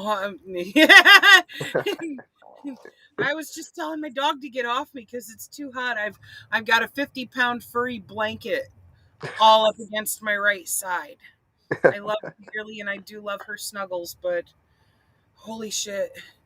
Pressure on my leg that's making my pinched nerve hurt and it's extra heat. So, Oh, poor puppy just wants to love on you. yes, she does. She just wants her snuggles. Yeah, now she's doing this shit like rub my belly. Of course I oblige. Every time. Um, yes, Natalie, I believe you're correct that Tesla died in poverty. Yeah. Um, Yeah. Revolutionary dude. yeah, he really You know, was. so, I've What been a fucking thinking genius. about something, Trisha, right? I think Tesla was onto something. He said you should always do everything in threes. You know, like if you're going to drive around a building, go around it 3 times, stuff like that. Do everything in threes. Denominations of three, right? So, well, I've been thinking about that. And I've also been thinking about like time, how the governments can use time to manipulate us and how they can, for example, like the military and like myself personally, I go off a 24-hour time. And it's crazy because eventually, like your body will change, and like you're confused when you're in public if you're running off of military time, and that's why they do that. They can create two separate worlds using two different times, and that's just a small subliminal example of how we're able to. For example, they can use that to turn a document. See, that's an official document now. They use a different date. They use a different time. They different everything. See, that becomes a government document, and you start seeing the world differently. You know what I mean? Whereas, for example, like it's 20:55. Do you know what time it is over here? Well, it's 8:55. But see, most people don't know I'd that. have to sit there and do math. Like 20 minus 12 is 8. Okay, there we go. 8. Yeah, Because it doesn't just immediately, like what? yeah. But you Because see me how saying it's 2055, like, no, it's 2022. yeah, That's how that comes across, is like it's a year number. But yeah, that definitely causes confusion. Um, exactly. and you know what? Wade brought up an excellent point here. Yeah, I was just about to say something about that. I was just Yeah. reading that. That Tesla destroyed his contracts with Westinghouse because JP Morgan was breaking Westinghouse. And Tesla gave up being paid to create things to make a better world. Yeah, He was a true comrade. He really was. he really was. He was a fucking genius and understood things that nobody had any fucking comprehension of yet at the time. And to see his work get fucking exploited so that a fucking blood diamond cocksucker like Elon Musk can take his fucking blood diamond money from apartheid South Africa and use Mm. it to fucking steal Tesla's name and his work after his fucking death and exploit it for such massive fucking profits, that makes me want to kick Elon in the dick. Oh, it makes me want. Oh, I swear to God, I'm telling you, it's you know, I was listening to an Elon Musk documentary about him leaving. He left South Africa, came to Canada, and then came to the United States. And it's funny because he mentions, "Oh well, we left so we didn't have to join the army because we don't like their policies." Oh, what policies is that you don't like, huh? Is it the unbecoming of the apartheid state in South Africa? Is it when people start hunting down rich cocksuckers like you who exploit Right, cheap African labor and right. blood and human life for these fucking mining for these diamonds? And you, so is that what you mean when you say you don't like the policies there? Hmm. Probably. Probably because during apartheid, it was completely fucking normal for their military to just be able to hunt down and murder the indigenous there. Mm-hmm. Of like, oh, Exactly. you're in the way. We wanted you to move so we could fucking exploit this piece of land, and you haven't moved to this fucking apartheid ghetto that we set up for you and told your fucking ass to go to. So now we're just gonna kill you. That's how shit worked there. Yeah. And people talk about the race war in South Africa, and I'm saying, this seems more or less a story about colonizer get the fuck out of my country than it does race war. How about all the Europeans just get the fuck out and go back to where you come from? That's what you like to tell the Mexican people here and the African American people here in this country. Well, guess what? South Africa is saying the same thing. Get the fuck out, you know? Yep. And they should. They should go back to Britain, where they came from, or Australia, or New Zealand, because the system of apartheid is not working for South Africa anymore. It's Right. not working. It's The not. exploit, workers are standing up. No more exploitation. You know. Right. And well, the problem is there's still too Anytime, much Rob. the residuals from the apartheid state. Too much of it's still fucking carrying over in how people are treated. There's still racial segregation. There's still a lot of oppression happening. There's still clearly the exploitation of the people as far as their labor as well as the environment, and it's all fucked. It's all fucked. Yeah, and people are getting fed up with it. I mean that's the other side of that story. We've all heard the story of. Um, oh, hey, Rob. By the way, no problem, buddy. We got you. And so yeah, we're kind of seeing the same thing happen in South Africa that we're seeing happening all around the first world. Is the people that are being fucked over and oppressed by the first world are standing up and saying no more. You know, can you hear me? Okay. Yeah, I'm listening. I was just also reading through the comments to see if there was anything else I needed to pop up on screen because if it there was so many comments in a short amount of time that I missed some of them. How are we But looking on time? we're good. We've been going hour and 20 minutes or so. Oh And I don't know wow. about you. I still got energy. You still got energy? Got Yeah, I just need to. things to talk I'm about. trying to get you on some material so I can take a break. I need to be right back. But what Well, hey, what we talk about um, next? in that case, I can bring up the stuff here about Amir Locke. All right, Um, right on. for You anyone who doesn't know, he is the most recent victim of the Minneapolis murder squad, aka they're pigs. Um, this shit right here was fucking insane. It was another no-knock warrant where the fucking pigs just busted in the apartment in the middle of the fucking night. He was sleeping on the couch. They kicked the couch, and when they did so, um, you know, like it moved the blanket that he was covered up with, and they saw that he had a gun on the couch with him. Wasn't being pointed at them or any fucking thing, but they just decided to start firing away and fill the man with lead and killed him. Oh This, my God, that's yeah. horrible. What time did it happen? I don't recall. I'm looking here right now in the other window trying to find an update on it. But the killer part is this no-knock warrant didn't even have Amir's name on it. It wasn't for him. So, what apartment were they supposed to be going to? Because he wasn't the target. But yet they fucking murdered him in his fucking sleep. Like, he barely had enough fucking brief moment to wake up. He didn't even know who it was that was in his fucking apartment and killing him. And his gun was fucking legal according to his family. Oh He wow. was a week away from moving.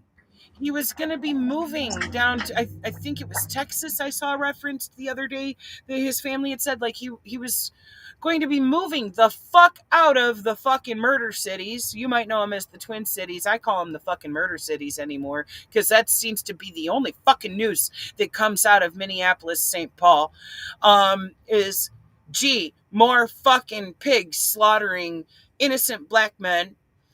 And it's kind of fucked because last year they even had a bill on the books for vote to eradicate their entire police force and replace it with like an actual fucking community safety network run by and for the actual people who live there, not like motherfuckers coming in from the fucking suburbs and being like, yeah, we'd like to police these folks. And oh, sorry, Nate. Give me just a sec. Bloop, bloop. And I'm trying to scroll here to where I can click the button and let you in. There we go. And John is still with us. He just shut his camera off for a moment. Um. Oh, Yep. gotcha. Coffee break, guys. Oh, I see you've got your camera off too. So. I understand how that goes. Yep. I was expecting your face to pop up in the window, and I'm like, oh. um. But yeah. Yes, Natalie, he was a licensed gun owner. Like, that gun was completely legal. He was fully within his fucking rights to have that on him. And yes, in a total of 9 seconds from when the police entered, he was killed. That's all it took. They didn't know what the fuck He wasn't a was going felon. on. Right. He's It's pretty. just an innocent dude, minding his business, sleeping. No knocks are nothing more than hit jobs for the state. That's the truth of it. Oh, hey Nathan. Yo, what up, brother? What are you doing? I'm getting my coffee ready. You know how I am. I'm an old soul, man. Gotta have my coffee. Me all day. I think this will be cup number 9. I'm on cup number 5. Damn. I mean, I've We only drink had a lot one of coffee. today, but granted, it was a big one. At this point, I don't know if I want to refill it because I don't want to be up till fucking 5 or 6 in the morning. Just like, nah, that's okay. Sorry, I'm back, guys. Oh my God. My I just spilled ADHD makes me coffee all pass over out the from table. it, so. And This is yes, horrible. James, they need to completely end the no-knock shit. And this Yes. is a killer thing that, it's fucking too little, too fucking late. Because, okay, this incident here already violated the laws that were put in place because of the cops murdering Brianna in her sleep. Same fucking way. But now, since they did it again, they're like, oh, I guess we should put a moratorium on no-knock warrants. Yeah.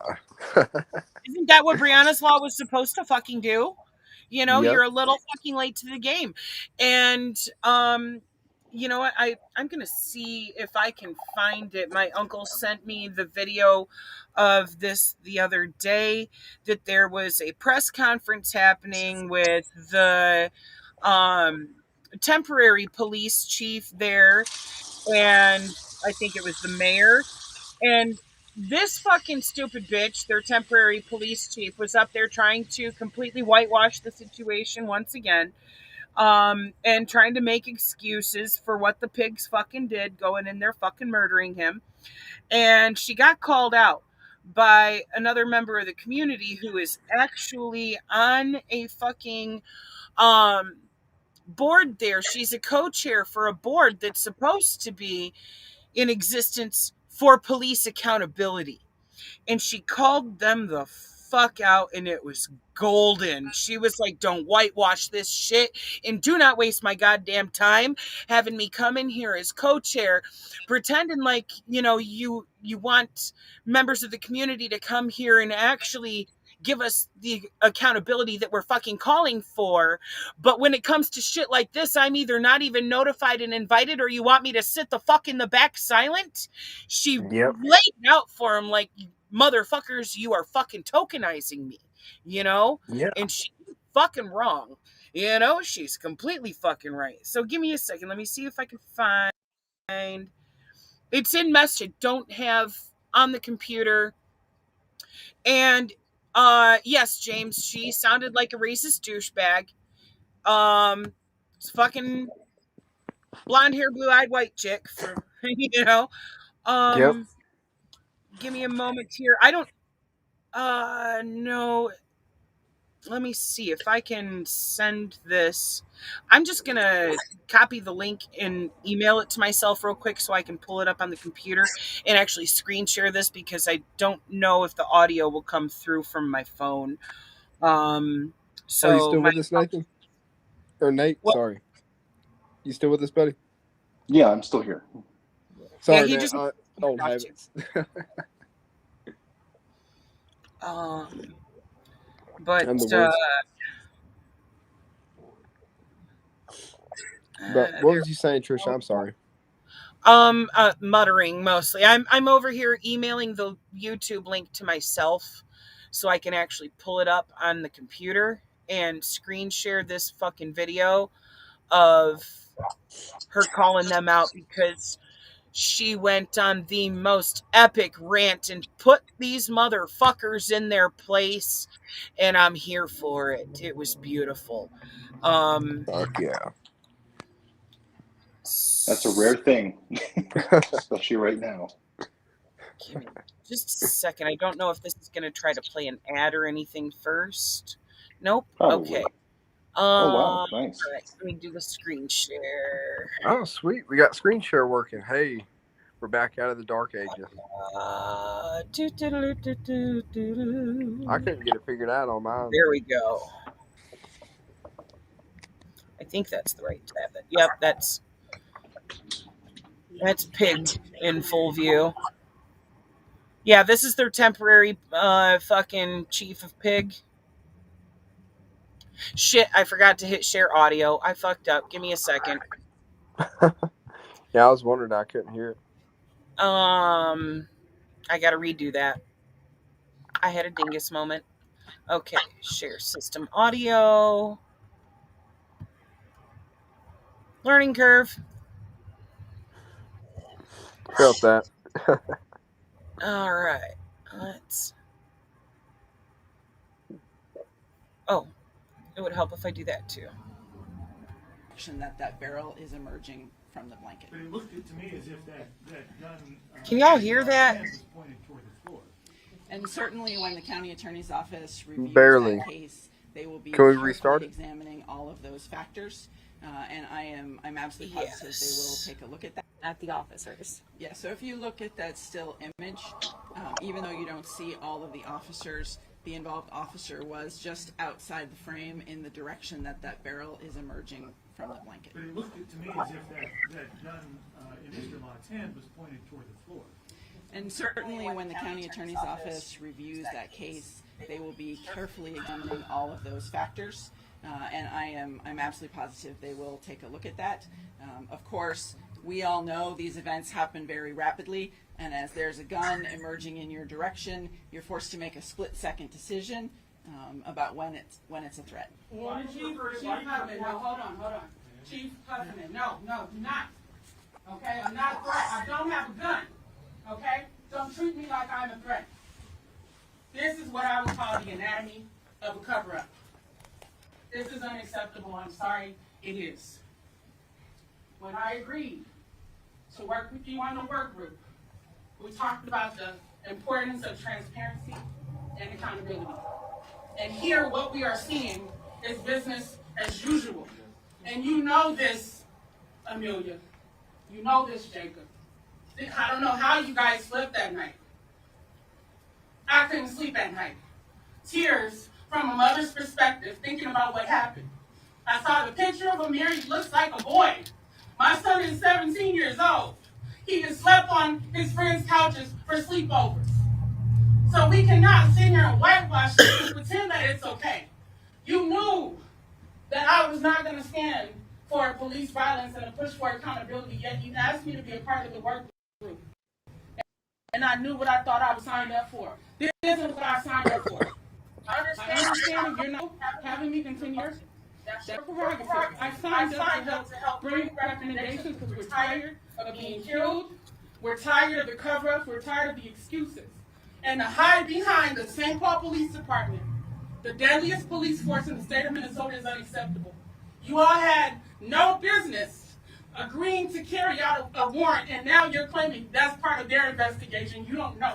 Well, why the hell did you all sign up to do this in the first place? There was a homicide that happened at 1-something in the morning on Hampton Avenue. Someone was killed, and then the person drove away in a black SUV. They're still at large in Minneapolis, potentially a threat to residents. But you all go do something for St. Paul Police, and now you're trying to hide behind that decision. It's not acceptable. We are ready for change. When the people voted to re-elect you, Jacob, they not only showed that they wanted to see a new leader, right? Not saying you're not the person who got reelected, you got reelected. But what they were expecting is a new beginning. That's why they gave you more power and authority. So that is what we want to see as the residents of Minneapolis. We don't want to see cover-ups. We don't want to see whitewashing. People are asking very simple questions that have still not been answered. Amelia, you're saying you want to be the chief? Then act like it. Demonstrate integrity. Don't cover up for what those cops did. If they knew that the kid had a gun as he started waking up, say, drop your weapon. They didn't do that. One cop opened fire and took the life of a child who was trying to go back into his blanket. Any mom can see what happened there. So I can't tolerate the whitewashing. I'm sorry, y'all. We can't do this. I know you have your narrative. I know you have your script. And no, you guys didn't personally go shoot somebody. But you do have the opportunity to make it right. To talk about the fact that you changed the no-knock warrant policy. Where's the evidence of that? That wasn't present on what happened to Amir Locke. So if I'm going to be the co-chair of this group, I'm expecting strong leadership. I'm expecting integrity, and I'm expecting accountability. You guys aren't going to waste my goddamn time. And I don't care if you guys had your security trying to stop me. I can be used to come speak the truth about what needs to happen, but when it's time to call out these inconsistencies, these inaccuracies, the lack of information, I got to sit in the back or even not even be invited. I'm not here for it. We fought too long, too hard, as people in jail, including Cortez Rice, trying to get the court to show what's happening in the courtroom so people can see what's going on. People have put their lives on the line because we're ready for change. So we're expecting from this point forward for you guys to do something different. I'm not playing. We're not here for it. We're not here for it. I'm only committed to working on this work group if you all are committed to being honest and transparent and not covering up the bullshit. Thank you. Why did you release pictures with his gun, but no pictures of the gun? Hey, can you pause it for a sec? Did you notice the body language in that officer? The way she was standing, the way she was hunched over the podium, like as if she didn't have a right to be speaking. Like, did y'all pay attention to that little stuff? It's those little messages they're sending. You know what I mean? Like that, Right. like as if she was frustrated and fed up, and that lady didn't have a right to speak. You know, it's the subliminal messages like that. You know. Right. And well, that's part of what she was calling out of. Like, y'all expect me to fucking just sit in the back and be silent? Fuck no, that's not what I'm here for. Damn Because right. she joined that task group there to be able to help actually hold the fucking police accountable, and she's not going to sit by fucking silent while Miss fucking Piggy there fucking tries to defend her fellow pigs in fucking committing another fucking murder. Like, oh well, we have to make split second decisions. Bitch, what? Bitch, what? No, it's unacceptable. And yeah, she completely tried to fucking just, you can see that in her body language. As you said, she was trying to make it look like, oh, here we go, I've got to listen to what you have to say. Like, yeah, you do, bitch, because you shouldn't be there with a fucking sheriff's badge on your fucking chest. You apparently don't Yeah. deserve the fucking position. And I'm pretty sure that the city of Minneapolis doesn't need just another fucking white asshole Yeah. in charge of shit. Man. Hit it right on And the head that time. James nailed it here.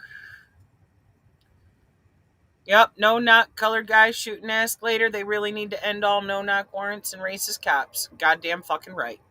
You're damn right. You're damn right. It's fucked up. It's so fucked up.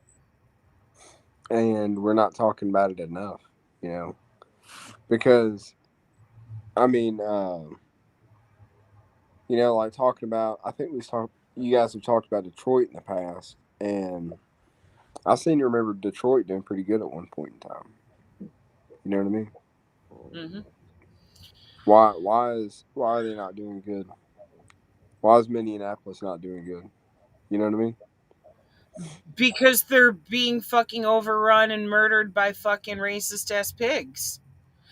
And sorry, I didn't notice that you'd gotten booted out into the ether, Nathan. Welcome back. I Oh, just welcome back.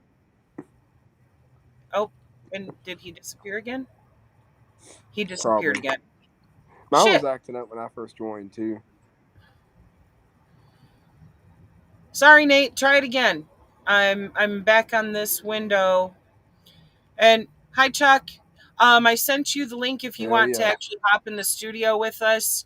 That's my friend Chuck that just popped up in the comments. He's a Panther from Minneapolis. So I would love to hear your take on this fuckery right here of of Amir being just straight up fucking murdered in his fucking sleep. This is just Yeah. unacceptable. I'm going to end the screen share there because I really don't give two fucks about what that dude had to fucking say afterwards. At Can we get least he Chuck on the had show? enough fucking sense that he was like, okay, yeah, she's right. We need some accountability here. But, Yeah. you know, otherwise was mostly drivel. Um, it's just fucking insane that this one police force just keeps murdering so many fucking people and getting the fuck away with it. It angers Mm-hmm. me to my fucking core. And this right here is why we say all cops are bastards. And it's why we're calling for abolishing the police. And Yeah. yeah, sorry, Chuck. I remember you are from LA, but you've lived in Minneapolis for at least the whole time we've known each other. Um, but yeah, whenever you're ready, if you want to hop in the studio, you're welcome to. If you'd like to stay right there in the comments and say your piece, I'll pop it up on the screen. Um, this is another fucking atrocity that. How the fuck is that cop shop not burning right now? Also, they literally they haven't had to come down for any of it really. Like they haven't answered to one, the reporters, That's first and foremost. They haven't answered to the community at all. None of it. And we've already got people on the right that are trying to sit there and say, "Oh, well, was it justified? Was he a Yeah. criminal?" It's like, well, if he was, then he's already paid for his crimes, obviously, or he wouldn't be convicted, right? Yeah.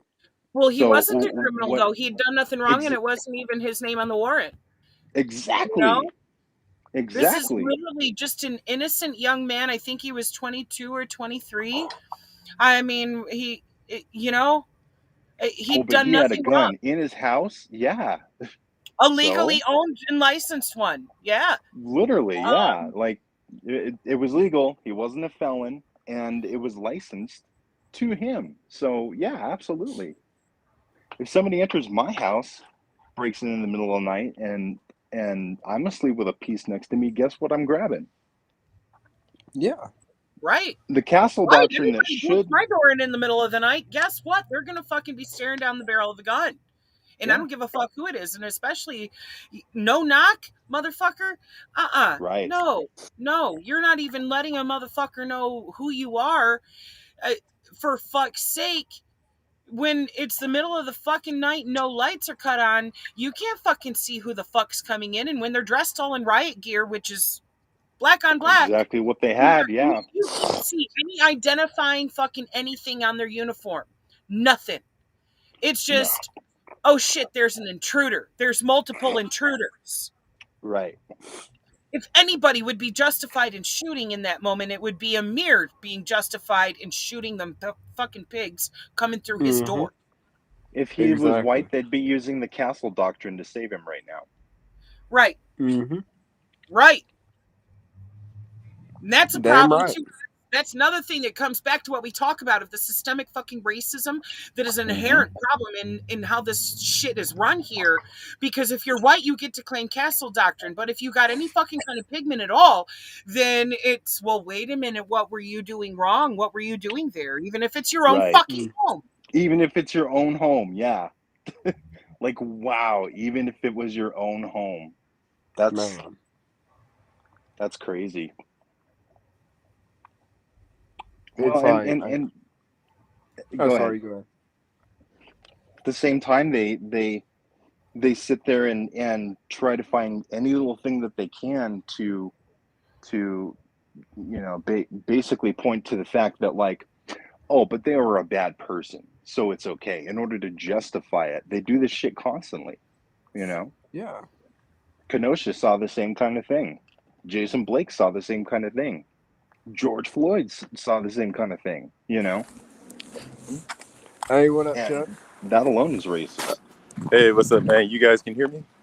How you Yep, doing, now brother? Hear we you can. good? Thank you for Okay, great. messaging because I hadn't, it didn't ding at me like it's supposed to let me know you hopped in the studio. Yeah, I was Welcome trying to to see. the show, Chuck. Already great. Yeah, I was going to give you my piece. So I was in St. Paul today, and I've been trying to figure out what's going on. And they just arrested the brother today. Minneapolis is trying to call themselves making it right. And I've been doing a lot of lives about this, man. And I've been making it very clear to people. We had an election in November where we could vote to defund the police.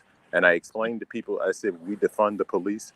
We are not only trying to decrease the budget. We're not telling people ban the police force. That's what a lot of people think it meant. It's saying that instead of putting 3 cops in the cars like they do here in St. Paul and Minneapolis, put 2 cops in there, or maybe 1 cop and 1 social worker.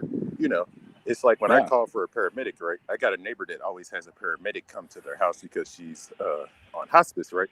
And every time you see the paramedic, you see the police. And the police knocks on the door, and if they don't hear an answer, they can bang in your door. So the no knock warrant wasn't the only thing that we voted for, or was supposed to vote against here. They were supposed to vote it against the Defund the Police project, and we was going to use that money for the schools. It like I was explaining to a lot of people here, we have a lot of people that don't know about the racial tendencies of the Minneapolis Police Department. And I was trying to tell a couple of our other comrades, I was like, in order to change the system of what we live in, we have to convince more people to join law. We need more lawyers, and we need more judges and policemen. And if we, and a lot of this stuff has to be changed from the inside. Right. So now we had a brother that got killed here, and they've closed up the entire city. You can't go downtown St. Paul or Minneapolis. The governor's already made it clear. I got the National Guard on standby. Now, this is the same city that wrote me a $300 ticket for wanting to feed the homeless in Minneapolis and said that I didn't have a license and that it was COVID this, that, and the other. Mind you, South Minneapolis has a big homeless population that the news don't never show people, but we have a really bad homeless problem here. Right now, the weather's been warm, but we've been losing homeless people, at least over here in St. Paul, like about 5 a night. And it's really getting hard to keep up with it. Yeah, and like I said, the city isn't doing anything about this stuff. And I told people this, and I was like, I tried to go to schools and have seminars, and I would ask, hey, can I come in? I'm a chairman of the original Black Panther Party. And they would say, no, we don't want you to come in here and incite violence. I tried to become a youth outreach worker through Minneapolis on Facebook, right? And they looked at my application and called me and said, hey, Mr. Porter, we don't think that you fit the qualifications to be an outreach worker. And I said, why not? I'm 24 years old. I'm Black. I know what it's like to be poor and feel like everybody's against you. I said, I think a lot of these kids would love to have somebody like me in their corner. I said, that's why they don't understand they don't understand how racist society is. So now people are getting mad at me because they see the post that I make on Facebook, like, I can't believe Minnesota. I was like, this is the best I can do for Black people, et cetera, et cetera, et cetera. Because I've been calling on this since I got here. And I told people, I said, it's time that we start showing people that we mean business. And I said, like I told our Black people here, I said, there's this little store over here. We have a thrift store. The East Indian and African owns it. I said, Black people need to start thinking like MLK. It's time for us to start making things clear. Okay, the riot didn't work. We got something that will work. If everybody took their money out of Walmart, Holiday, Speedway, and all these stores and said, we're not putting any more money in here until you start doing something for the Black community, we're going to force the oil industry to say something. Y'all get what I mean? Now, the oil industry, they're going to call the governor and say, hey, man, what the fuck is going on? Ain't nobody coming in here. Ain't nobody coming in here spending money, So now he's going to say, I don't care what you do. You better do something because we need to make money, right? And I've been telling people this. I said, there's too many Black businesses here. And I said, us as Black people, we don't support each other here. It's so much musical talent here. There's a lot of athletes here. And, and we need to work on unifying the Africans and the Latino race. It's a lot of us here, I promise you. It's about 20% Asian here. There's a lot of Monrovians here. There's a lot of Africans here. I mean, we got a lot of cultures here. And that's why I be going around trying to meet people every day. And I be trying to make sure they understand. Do y'all see the world that's going on? And a lot of them say, oh, Minnesota's a good state. I stay upstate. I stay out here. And I said, well, y'all don't understand. Like a lot of my friends on Twitter, they don't understand. I am Black. A lot of them say, oh, why don't you come to Arizona? Come to Cali. I'm like, bro, I'm from Cali. I said, I couldn't bring a lot of my white friends in my own hood. I'm not trying to live like that. I said, that's the problem with society. We need to show people that, I got a lot of people that think they're Black because they grew up in Compton. I said, no, that doesn't work. That doesn't make you Black. Black is not, we're not synonymous with the ghetto. It's just that was our downfall for what we're having going on now. I told people we need the Black Panther Party to police our communities. It's a lot of communities that we have where the man is beating the woman and beating the children or vice versa. And we got people on drugs. These are things that the Panther can handle, that the social workers can handle, that the young, we don't need police. When the police get involved, but police, Right.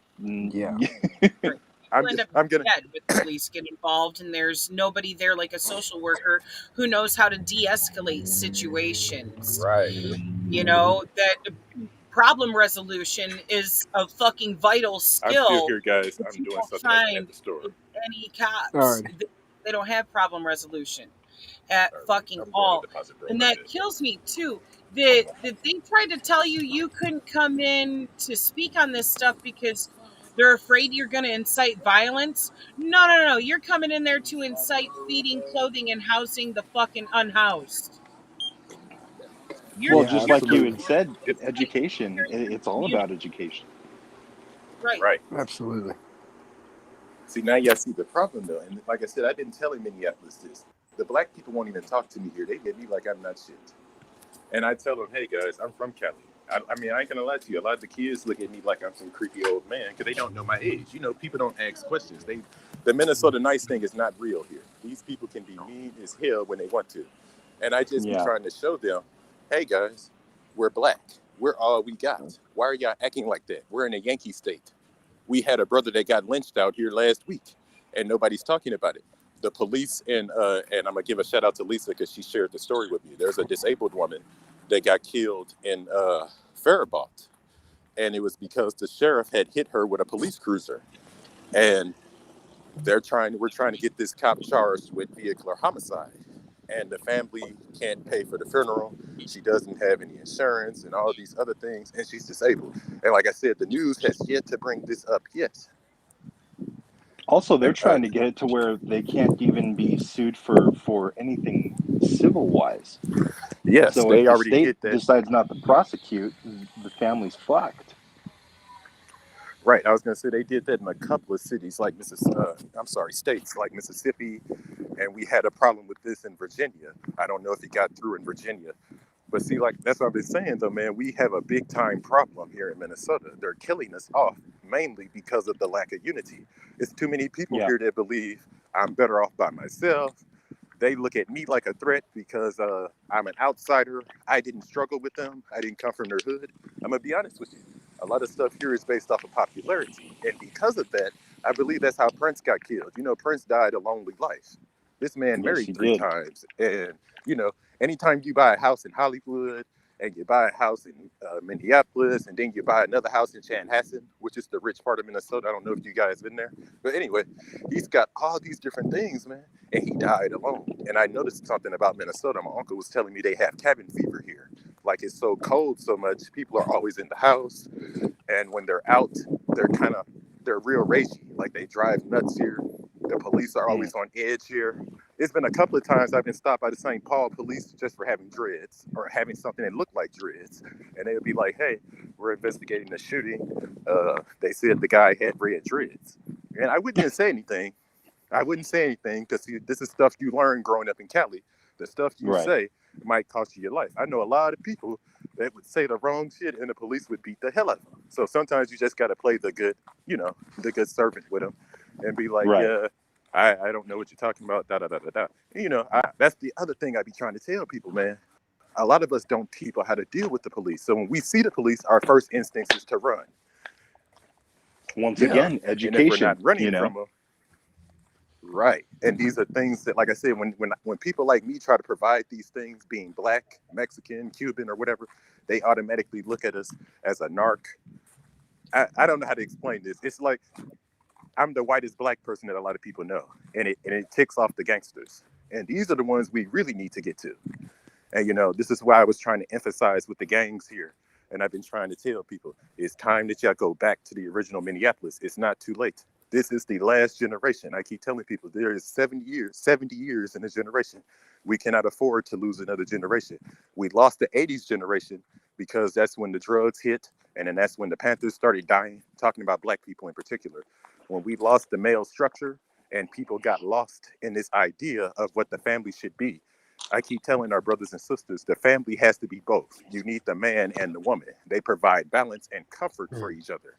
And I don't really know how to explain it. Only people that's like married or something, you know, I can't really personally give you an explanation on it.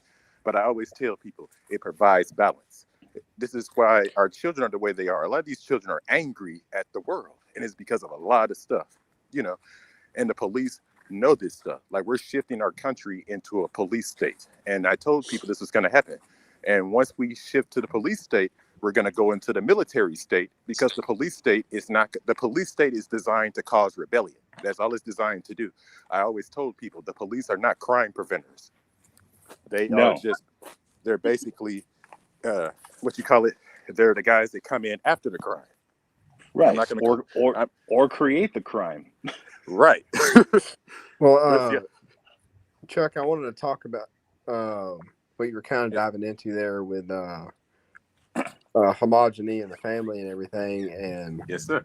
Going back to your statement on, you know, man and woman, I think I was talking about this before you showed up, you know, institutionalized religion and institutionalized corporatocracy and fascism, how that's been used as a tool for oppression, for example, lesbian couples and gay couples and transgender couples. There you go. And I think when I speak for the revolutionaries, I'm not just speaking for the African American community. I'm speaking for the LGBTQ community.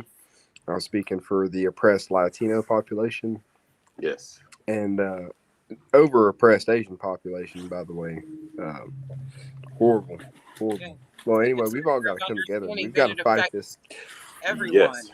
Yeah. And We've got to we need fight a this fucking machine, man. we need Because a these better. guys that are drilling, mining, and doing all this spilling are the sons of bitches that are gonna get us killed. And we're gonna be looking up to the sky just like a false god. Like, y'all coming back with those rescue spaceships yet? Guess what? There isn't any spaceships coming your way.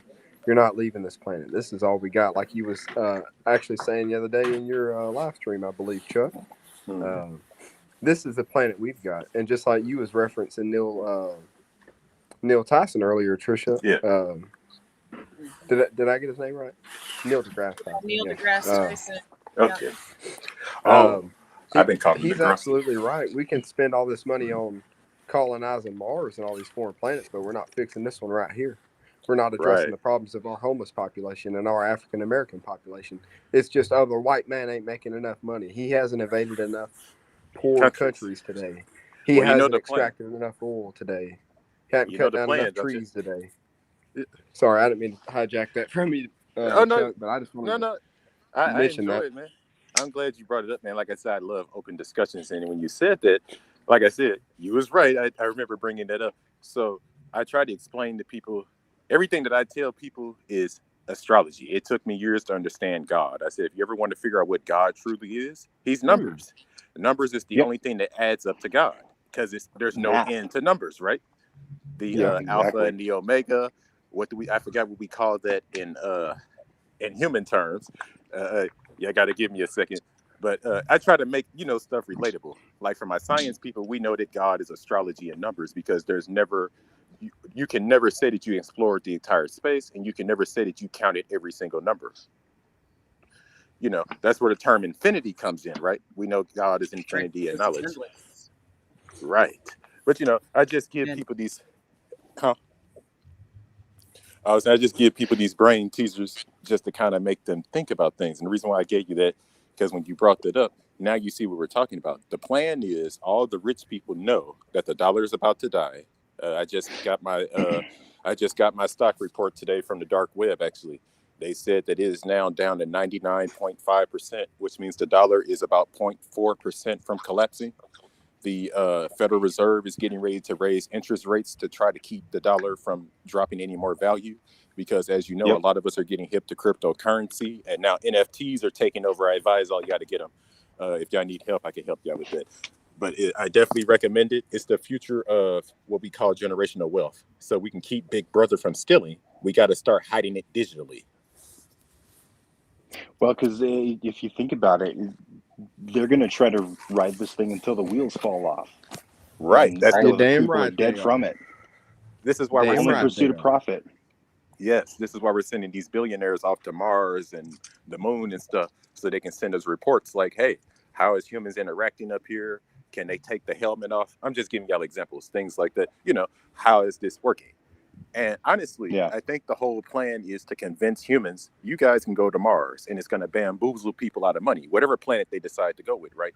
We're going to take so much money from people that, because it's going to cause such a financial collapse and people are going to spend their last dollars, to escape, right? We're looking at such a big like I explained with the police state, we've automatically transitioned into a military state now. Now there's no more of a president. It's now the NATO, the United World Nations. These guys are your Illuminati world military. They're the new police of the world. So even the U.S. military, like I try to explain to a lot of our military guys, a lot of them know this. They're out of work. Everybody's out of work. A lot of people think the military that we have now is the New World Order military. I said, no, it's a thing called NATO. They do things like kill Gaddafi. They do whatever the United Nations decide is a threat to democracy, which means us socialists and communists and, everybody under the tree. Well, with Gaddafi, and what they mean by democracy because is he was moving to a gold standard of them actually making their own fucking monetary system and taking the country out of the world banking system. And they were Right. like, oh, wait a Woo. fucking minute. We can't have you guys actually determining the value of your own fucking money and Right. Yeah, they actually threatened backing the IMF. gold. We can't See, have you not now, hold, participating in loans with hold on. fucking interest built Hold on. in. I'm finna We get to can't that. have you Woo. fucking independent. Wait till you hear this one. So I don't know if you guys are familiar with the IOU term, right? Mm-hmm. Yeah. So I'm gonna give y'all a little Yeah, deeper yeah. dive into it. I'm gonna give you a little deeper dive. I'm gonna show y'all how funny history is. And again, That's remember I what said, that's what money is if you think about it. oh, it gets crazy. Watch this. It's When debt. I break, I'm gonna break down history so crazy and quick to y'all, it's gonna blow your mind. So God is numerology, right? Just keep that note. So now we're talking about the greenback. Y'all remember when Lincoln was president and it got to a point where the Union ran out of so much money that he decided to cancel the US dollar and he went into martial law for like 2 months and he did a thing called Lincoln bucks and everybody used to get them. And it pissed off and this is what I believe, it pissed off the bank and they sent the Golden Knight Circle man, John Wilkes Booth, to kill him. And I'm gonna give you some proof in just a second why I said God is numbers, because history, those who don't learn history, what? They are doomed to repeat it. So this was our first time it happened. So I'm gonna show you. 1865, we had a Republican president that was a so-called unionist. He's so-called like black people. I'm just going with what history says for a second. He had a secretary named Kennedy. Stick with this. He had a vice president named Johnson. He was set up by his president and was later became president. So that we have a coincidence. Now with JFK, same thing. JFK was openly for civil rights and da da da da da. History tried to write him as a racist, but we kind of have been defending that lately. You know, just giving you history. He had a secretary in his cabinet named Lincoln. He had a vice president in his cabinet named Johnson that we later found out set him up and got him killed. And there's a lot more history that shows if Kennedy wouldn't have did that deal with the missiles crisis, we probably wouldn't be alive. And the same thing with Lincoln. If Lincoln would have did the greenback thing, the Rothschild probably would have took over our country because we was in so much debt. They could their goal was to take over every major nation. That's what the 7 Rothschild sons were doing for Mayor Rothschild. Yep. You know, one on every continent, basically. Right. And America was the last one. And like as y'all see now, we see the last 3 nations that everybody hates: Cuba, North Korea, and I guess it's Syria or somebody that doesn't have the major Rothschild central bank. And right, just before we kind of diffed off the banks, what's funny about these are we have charters. So the first charter expired in like the late 1700s. And I don't like Andrew Jackson personally, but there's one thing I can give him credit for. He was the man that killed the bank. He was the guy that kept America out of trouble. He got rid of the first Fed. Right. That's the word I'm looking for. He kept us out of trouble with the Illuminati. But I definitely I definitely condemn him when it comes to the treatment of how he did our Native American brothers. But he was the guy that killed the bank. But if you go further back, the other guy I don't like, Jefferson. Here's a trick about Jefferson. So I don't know if you guys are familiar with Alexander Hamilton. We always talk about how bad the founding fathers are. I never tell people about the good ones. So like he's one of them. Paul Revere is one too. A lot of people don't realize there were some good ones that actually condemned slavery and etc. And they actually would fight to death about it. And Alexander Hamilton was one of them. Alexander Hamilton said in a speech you guys can look up, he said that if we surrender this newly birthed American nation to these foreign interests, he said our people will be in debt, our societies will be crumpled, as y'all see now. He foreshadowed a lot of this stuff. And I think I spoke to, I don't remember which one of y'all I told this to, but I think I even told y'all about Washington's farewell address, where Washington, I believe, was the first president besides John Adams, because Adams was another one that decided, I made some mistakes, and that's why Adams didn't get a second term.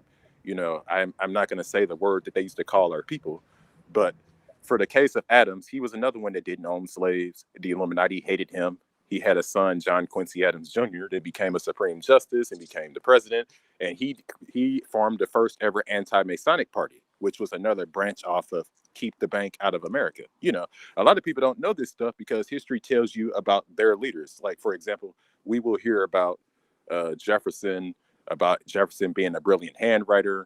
We won't find out that Jefferson had a black family named Sally Hemings and that she basically negotiated her freedom. But she basically said, instead of giving me freedom, just give it to all my children that you're going to have me have. And that's why a lot of people don't know about her. They do this stuff for a reason. This is why us black people in particular, and I'm not trying to pick on this, we go back and say, we never had a president that was for us.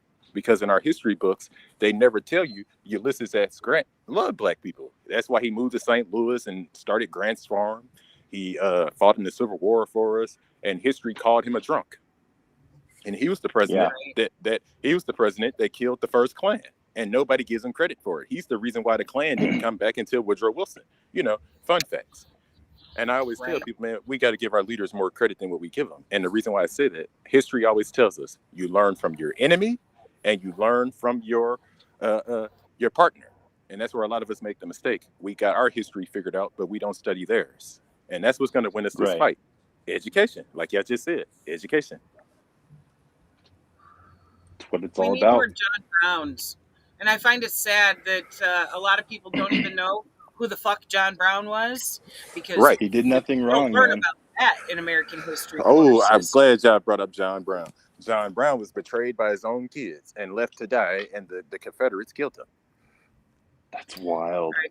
For anybody watching who doesn't know about John Brown, that was one white man who was so adamantly against racism and slavery that this motherfucker went around killing slavers and freeing the slaves and helping them get the fuck out of Dodge.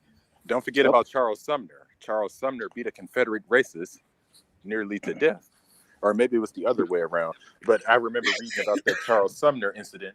It's like I said, we had a thing called the Radical Republicans that America don't want to recognize. And this was the party that fought hard against the Jacksonian Democrats, aka the Klansman Party.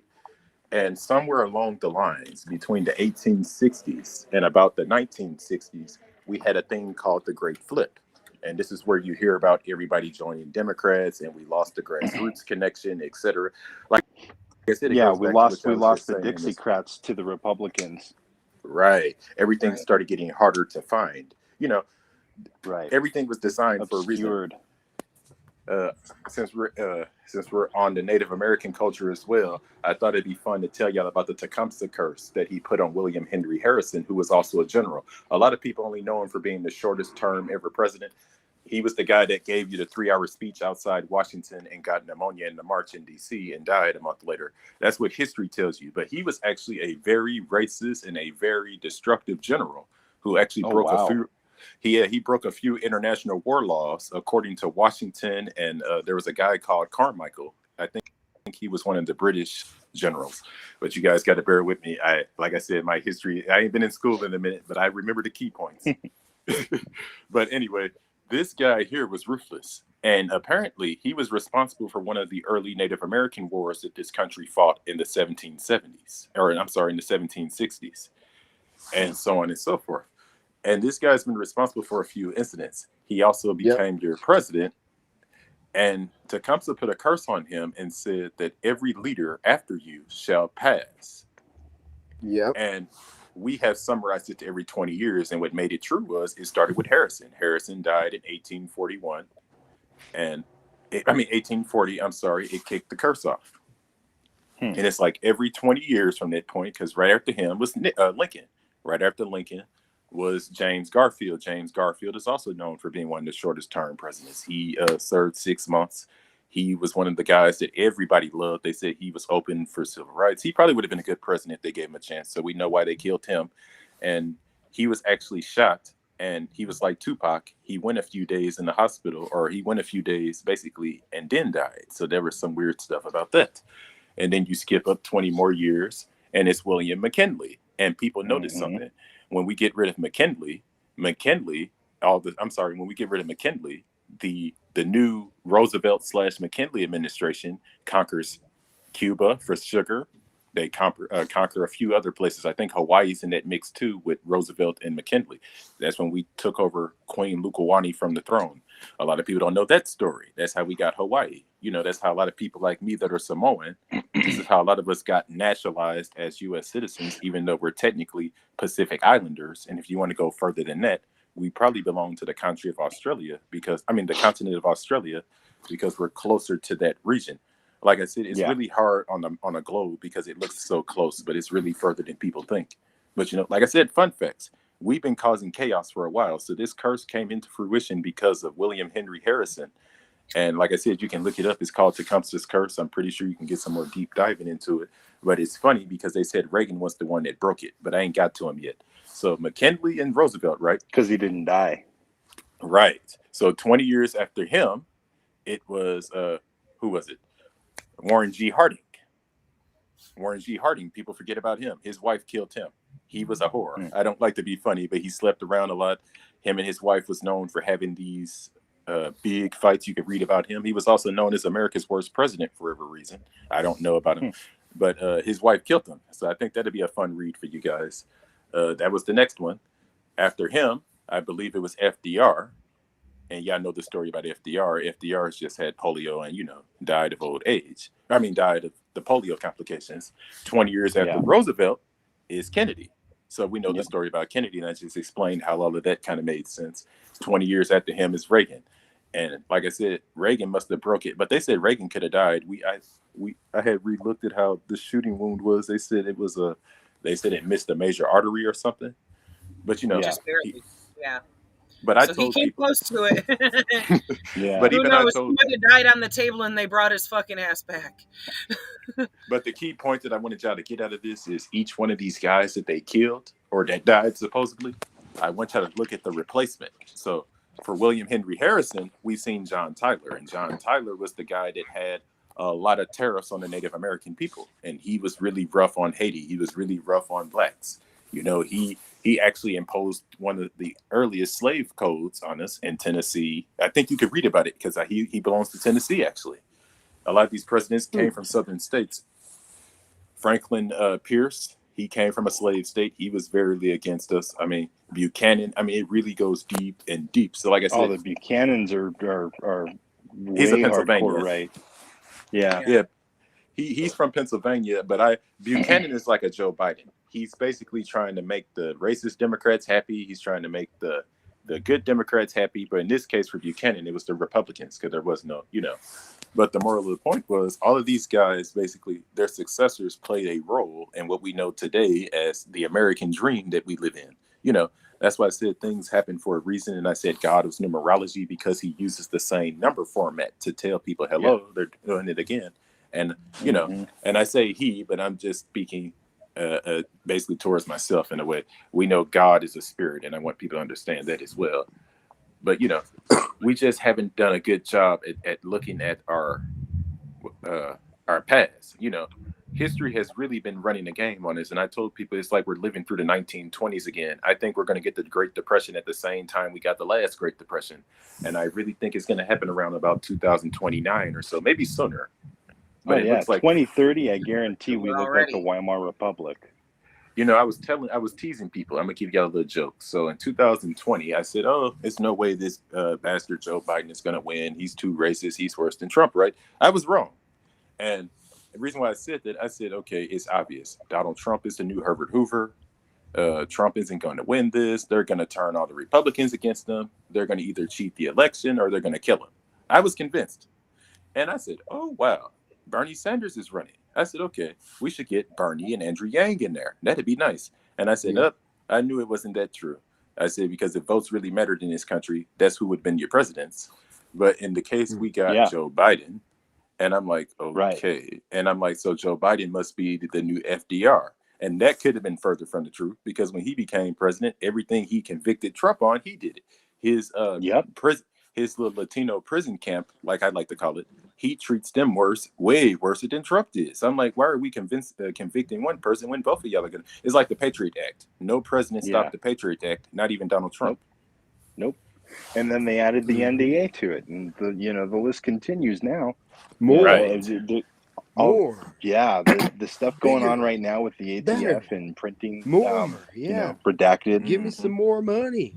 Another 40 trillion, just another 40 trillion just for this. Well, Russia, these evil bastards. We just discovered that they have a really big army. So therefore, we need $40 trillion to develop these super weapons that are going to fucking come in from the sky and destroy entire cities. Y'all ready to spend that kind of money? And when are people going to wake the fuck up and see that's where we're headed to?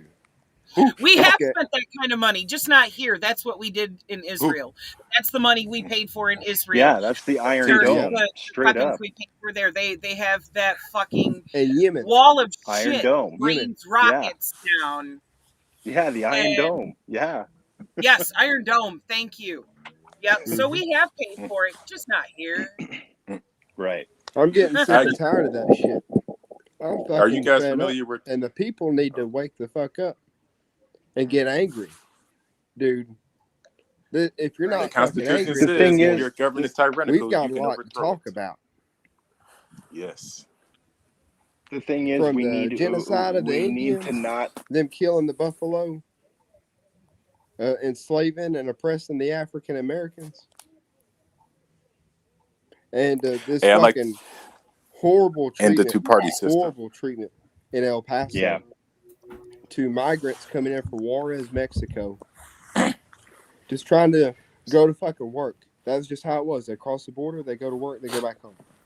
Just like it is today. I mean, it's crazy. Because guess what? There are no fucking jobs in Juarez.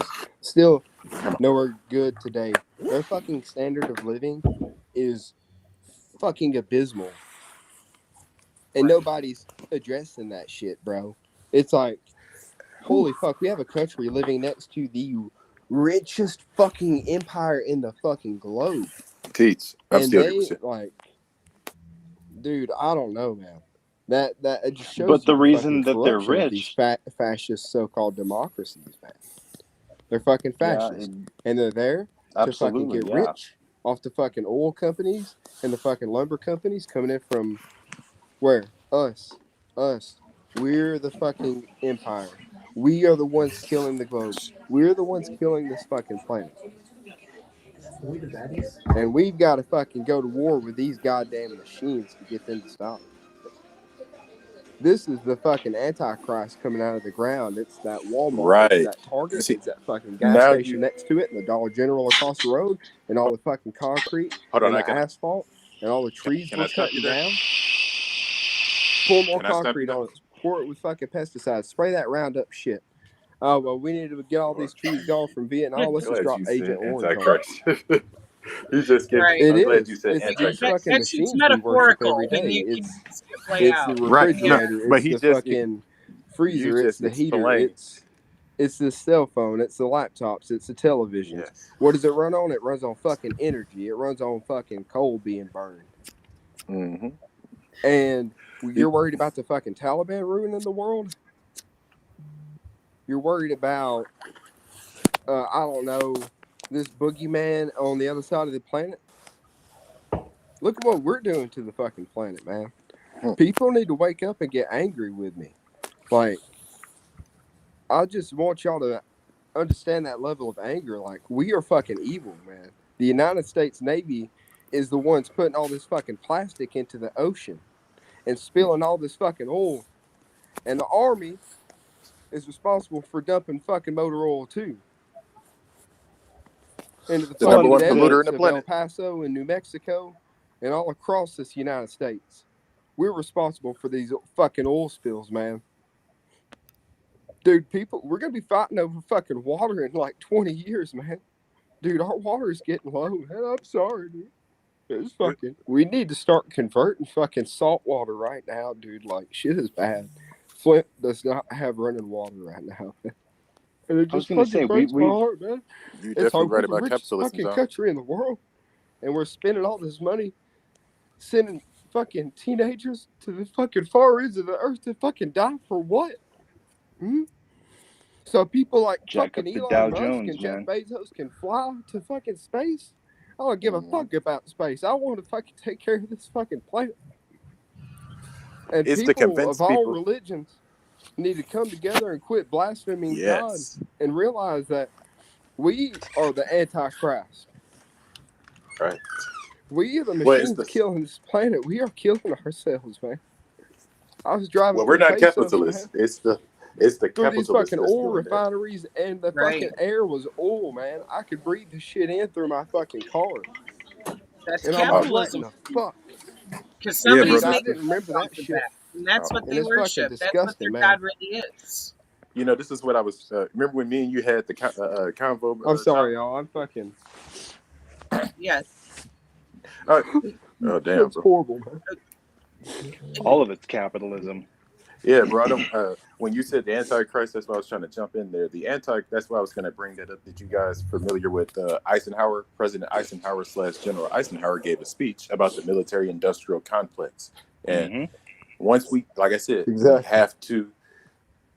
I know we don't like the presidents and things like this, but we get, like I go back to what I said earlier, we got to get more people into law and government, because the only way we can do this, unless we're just planning on doing a complete overthrow of the government, like I've seen a couple of comments on here that said in the two-party system, that's a great thing. But we got to be prepared to deal with the repercussions of NATO and the military. So we need to have a plan. Who are we going to align with? We're going to have to join somebody's system. So we got to find a system that works. And I like I said, I've told this plenty of times. I think socialism would work in America if they would stop taking pieces out of it and just do the whole thing. You know. Yeah. Right. And we would be, in that case, our allies would no longer be France, Britain, and etc. It would probably be Russia, Cuba, Sweden, Norway, Vietnam. you know. Yeah. And what people don't understand is some of these YouTube videos we be watching tells us stuff like, oh, America can't survive a war with China and etc. I be trying to tell people that's that American patriotism that is killing our country. We can actually kill a lot of these nations. We got so many nukes. Yeah. We can bomb nations 3 times and still have enough nukes to bomb the whole world again. And we would still have enough nukes to give everybody nukes to bomb us. I mean, I don't think people understand the concept of we are Big Brother for a reason. It's not because of the population. It's because of how much influence and bamboozling we've been doing for the past 200-something years. You know, it's like I said, it's easy to do that when you got 180, bases around the world. Yeah, so like so people don't understand it when I say, guys, China and Russia is not a threat. We are more deadly than y'all think. That's why we're trying to keep these countries from going to war. We don't want nobody to get the idea of we can beat America, because when America feels like bullying somebody, she's going to get Britain and everybody. And when they start shooting nukes, that's what's going to kill our planet. And, you know, that's what they're trying to convince everybody. They're steady doing things that kill the planet. And they're trying to convince people it's global warming. And we, like I said, it is climate change. And we know that the earth is having problems. But we also know that capitalism is meddling with it. Like, leave her alone. I used to say this a lot in my life. The earth is your mother. This is what our native ancestors teach us. The earth is your mother. You don't abuse her. You don't hit her. You don't do, and a lot of this stuff that we're doing is causing the earth to respond in a way that she hasn't responded before. And so now we're they're doing these things for a reason, to scare people into spending all their money. And once they do this, they're going to push martial law in there, because most of us are going to be broke. Most of us is not going to have money to just go and line up and buy a gun. And most of us don't even know how to shoot guns. We just go by what we see in an action movie. And I keep telling people, until you actually see and actually endure survival, it's a whole lot harder to shoot and actually survive off of nature than people think. And this is why I said we got a lot to do. But it's not just waking people up. Once we wake people up, like I try to tell McCode this in his group, okay, now we got people in the group. Let's get them out of these boot camps and put them in committees. Let's get them working. Let's teach them how to build fires and how to build spears. And I mean, we don't always need guns. We just need something that can keep you alive. It's about community. Right. I mean, a bow and arrow will keep you alive the same way that a 38 will. So. Right. And I'm in the Twin Cities, guys. I mean, every time I go to the grocery store here, it's like, oh my God, you can't find anything. We have to go to Family Dollar to shop at grocery stores. And I mean, it's nuts. I mean, it's like Armageddon here sometimes. And I have to remember it's like over 1 million people in this little region. So, it takes a while to sink in. And this is why I tell people, guys, we can't keep running away from the problem. I know a lot of people that's like, I'm going to leave St. Louis. I'm going to leave Chicago. This is the stuff I be saying all my lives. I was like, guys, you got to stop running from the problem. We got to stop letting the village fall. We got to start keeping the village up. I mean, we got to give these children something. I mean, we're going to have a very big problem. And I kept telling people this, like with the brother again, with Amir Locke. And I said, this was a big drop on Minneapolis, because we had a chance to change the system. And like I said, we don't stand behind each other here. And I'm just personally tired of waiting for somebody to die for us to do it. We got to start making this commitment, and we got to make it sooner. It starts small. Like I think that I think that's what scares so many people too, especially in low income neighborhoods, is that Yes. they see what happened the last time that they decided to communize, and stand together. They saw what happened with, things like the Panthers. Mm-hmm. When they saw the broken windows policing and stop and frisk, and the whole crack epidemic. They saw all the Right. stuff that came from that, and so oh well, we don't want to do that. And it's like, well, what's the alternative? You got to have each other's back. Mm. I mean, it's like I've been saying this, man, and then we got the nerve to be jealous of each other. And I'm not just speaking for blacks, I'm speaking as us all. It's like we can't just, I'll give you an example. Like I was speaking about how the Africans and the East Indians have a thrift store. And I asked the questions that a lot of people won't ask. I said, well, why can't I go into business with them? Why can't I have a dispensary? Why can't I have, we got to start challenging ourselves. And I know a lot of people think it's like, we have our own ways of inspiring each other. Like I said, it starts with each and every one of us. I always tell people, if the police kill me, the best thing you can do for me is to surround my body and just make sure nobody else goes through this again. I said, we can't, like I try to explain this to Mako, we can't do it one at a time. When we want to make a statement, we got to do it together. It's like, I try to explain this to people about the 60s as to how the civil rights failed us as a whole, because we didn't do it together. We should have had the Black Panther Party being security for Malcolm X and MLK. We should have had Garvey still, a lot of this stuff, it was because of complications with health. But on that same note, we should have had everybody together. We should have had AIM playing some music with us, because, we had a lumping band. One of you guys brought up John Brown earlier, and there's a song that the Black Panthers used to sing, and it was called John Brown is Here. We are going to be free. And it was a simple little military march, and they would play it for about 5 minutes, and they would add stuff to it. They would be like, 1, 2, 3, 4. Who's the general that fought his kids? And then, this was the Panthers chant. And it was to radicalize our brothers and sisters and to let them know that, hey, white people aren't your enemy either. It's the system of capitalism. I always say this about racism. We can end racism when you end the profits of it. Like I said, stop buying the T-shirts when people get killed. Stop buying racist products. Stop allowing racist propaganda. Like our news shows us all the time why we still have white people that hate blacks, and why we still have Asian hate, and etc. It's not because people choose to do that. When the news says so-and-so is a thug and he's always doing this, this, and this, or so-and-so cuts up rats and dogs, they throw this propaganda at you. And then, a lot of people don't know any better. I told people, I said, hey, a lot of y'all will be surprised at how good these Africans live. They just want to leave because they want to leave their continent. It's not because the continent's in bad shape. You know how many Africans I talk to, and I'd be like, man, it looks lovely over there. But in America, we see these horrible commercials, and they make us feel so bad that we use our credit cards to give them that $19 a month that they be, I see these commercials, and you find out that this stuff don't even help the children, and that it's just a movie thing. Like it just breaks my heart, man. So this just tells us right here that they're profiting. Well, like you were talking about earlier about, how they try to bring up a narrative where like they're like, skinning puppies and shit. And it's like a mere lock. Mm-hmm. They're on the social medias right now, and they're all talking about, well, how do we know he wasn't a criminal? And it's like, because he had no record. What would it matter? Yeah. For one, and for two, he was. How are you committing a crime when you're fucking sleeping? Oh, hold on. I'm glad you brought that up. So here's what I got out the story. The cops did a no-knock warrant. They came in his cousin's house looking to arrest him, which they wind up doing today. And before all of that, they came in and they shot him sleep. So he woke up shot. They said this guy, the autopsy report came out. They said that he never woke up and that he was asleep through the whole assault. He woke up being killed.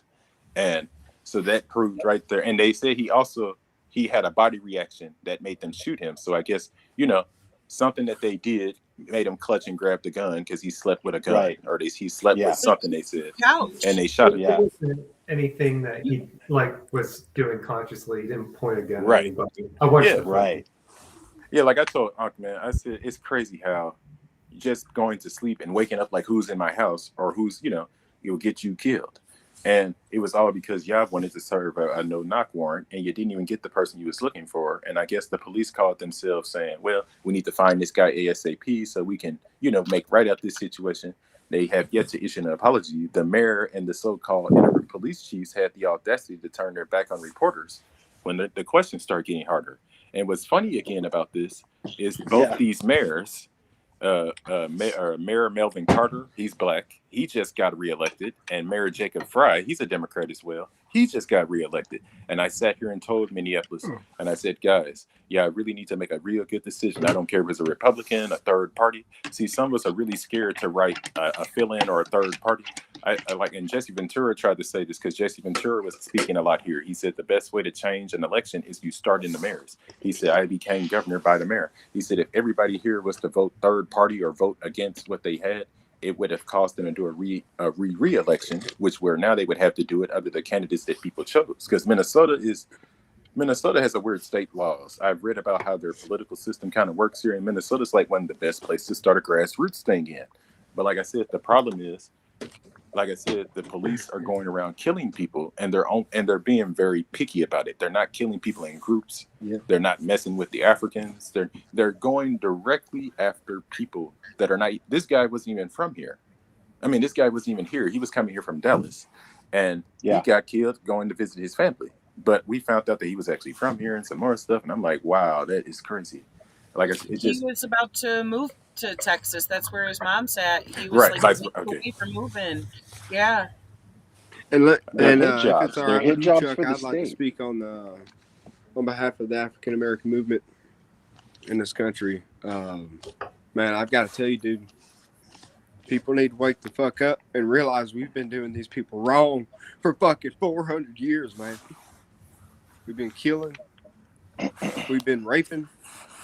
Wiping out populations, man. Fucking killing the goddamn buffalo. That was now, us, man. How do you guys feel about the mean? indigenous man? Like, right. Oh, I know exactly where you're coming from, boss. Those are the most important people on this planet, because the indigenous people know the land and they know how to fix this land. And I think it's really important that I believe they should be in charge of this land. I'm not fucking bullshitting, man, because we've been spraying it with fertilizer and pesticide, and we've been getting this shit in the water. It's been getting in the fucking food, and we're fucking x-raying all this shit and pesticide here and additive here and all this bullshit. We ain't supposed to be eating fucking food like this. Like, GMO. Our food is like the worst. That is why obesity is skyrocketing in this country. Like I said, it's all designed by a plan. It's all designed by a plan. You know what I mean? You on track, man. I like you. You just be giving me other topics, man. When you said that, like we've been saying this for years. When you, to be revolutionary, you have to eat like it. You have to think like it. You have to breathe like it, and you have to act like it. But like I said, when the music tells you, and y'all forgive me, please, I'm a bitch, I'm a hoe, I'm a nigga, I'm this, then that's what you're gonna act like, right? Yeah. My granny always told me this: if you walk like a duck and quack like a duck, then guess what? And this is our problem. I was explaining this to Mako in my live. I was like, guys, the biggest problem that's caused separation that people don't know is cultural appropriation, and people don't know what I mean by that. So when I say cultural appropriation, us as Black people have been convinced that every last one of us are all Africans, which means we don't have lineage in America. People don't understand it. I'm like, yes, we are Africans. We are African, and I'm going to explain this in just a second. Our ancestors originally came to America in the 1300s. When we came here, we encountered the indigenous man. Around this time, like I said, this was 1300. You can look this up. When we came here, we brought King Maximilian, and he took over Mexico. He conquered Spain, and history tried to whitewash him. Mm-hmm. And there was a lot of people didn't know about him. He was the first Black president of Mexico. So we came with him. Like I said, those of our brothers that decided that death was better than slavery, we didn't want to get on the Jesus boat the second go around. We jumped off and we landed in what's today Jamaica, Cuba, the Honduras, the Bahamas. So the key word that I always tell people, this is what Black History Month is all about. The best way to make a Black person feel good is to say, we were always here. And we say that to everybody, man. The indigenous people know they've always been here. It's just that us Black people came over and we was looking for something different than Africa, like I said earlier. And we wanted to do what you guys did. And the natives came and bonded with us. And they said, hey, guys, teach us how you make those spears. And in turn, they taught us how to make bows and arrows. They taught us their war dances. We taught them their war dances. They taught us how to make drums out of sheep and cow hides. We taught them how to make drums out of pork hides and things that we brought, you know. So that's why people see so many similarities. And over the years, you started seeing children like us, you know, because we started mating with them. We started becoming family. And that's what it's all about. That's what Turtle Island was all about. It was never about you come here, you work here, and then I'll think about paying you. It's let's come here and build this nation together. And then let's leave and go to South America and let's do the same thing. Like Antarctica even had civilization. Like I said, we've always been here. We've always been here. Have you seen Exterminate All the Brutes by Raoul Peck? I don't think so. I think it's on multiple platforms, but it's really good because it kind of starts with like indigenous populations being here first in some capacity, but then also just the forced migration of slaves, and then what white people have done to America. Right. So it's a really good movie. It's more like a docu-series. Oh yeah, I guess it is a docu-series. I guess it's like 4 episodes. Can you guys send it to me? 4 episodes. It's some things, but I think it's on Hulu and maybe Netflix as well. I can't remember, but I know that it's on more than one platform. I appreciate that. That's some good homework. Yeah. Yeah, I just like I said, I just want to make I went to a Christian private school that taught Manifest Destiny, and so it's always very interesting to me. I fell very hard out of that, but yeah, I like to bring up Manifest Destiny whenever I can, just so that people know that this is not just like some subtle bullshit, that it is actually very prevalent. But just to not to talk your ear off, I just want to leave y'all with something else, and it's going to wrap up my thing. Dr. George Washington Carver. A lot of people don't know the real Dr. Carver. So Dr. Carver giving testimony of there are good white people, there are good Europeans, whatever we want to call, you know. Dr. George Washington Carver was mistreated badly by the racist society. They cut his stuff, which we call sterilization, or I'm sorry, they castrated him to where he couldn't have children. And before I go further into him, the reason why I brought him up is because, as we just said, he was one of the guys that really started understanding our roots. And like I tried to explain, what we have now is a mass depopulation. And Dr. George Washington Carver was an herbalist. And he said, I'm going to explain depopulation in a plant. He says, when a plant is pulled from the root and it stays from the roots too long, he said, the plant doesn't die. He said, but the roots die. So basically what he was saying was, when we allow the roots to die, we lose our foundation. And see, this is where us as indigenous, us as blacks, us as everybody kind of fall into now. We have became a propaganda tool of mass depopulation. We are now watching the same thing that happened to our native ancestors that we read about happen to us. Like MLK said best, he said that the Negro is exiled in his own land. So what we are seeing now, we're seeing racism being fueled more than ever. And I try to explain this, especially to our Asian brothers, because they don't understand. A lot of my Middle Eastern brothers don't understand, even some of our Africans. They are using you as a pawn to level your status as white, because they're trying to erase the black gene. They want to get rid of the Negro indigenous gene. This gene is the lineage of the Indians that they can't kill.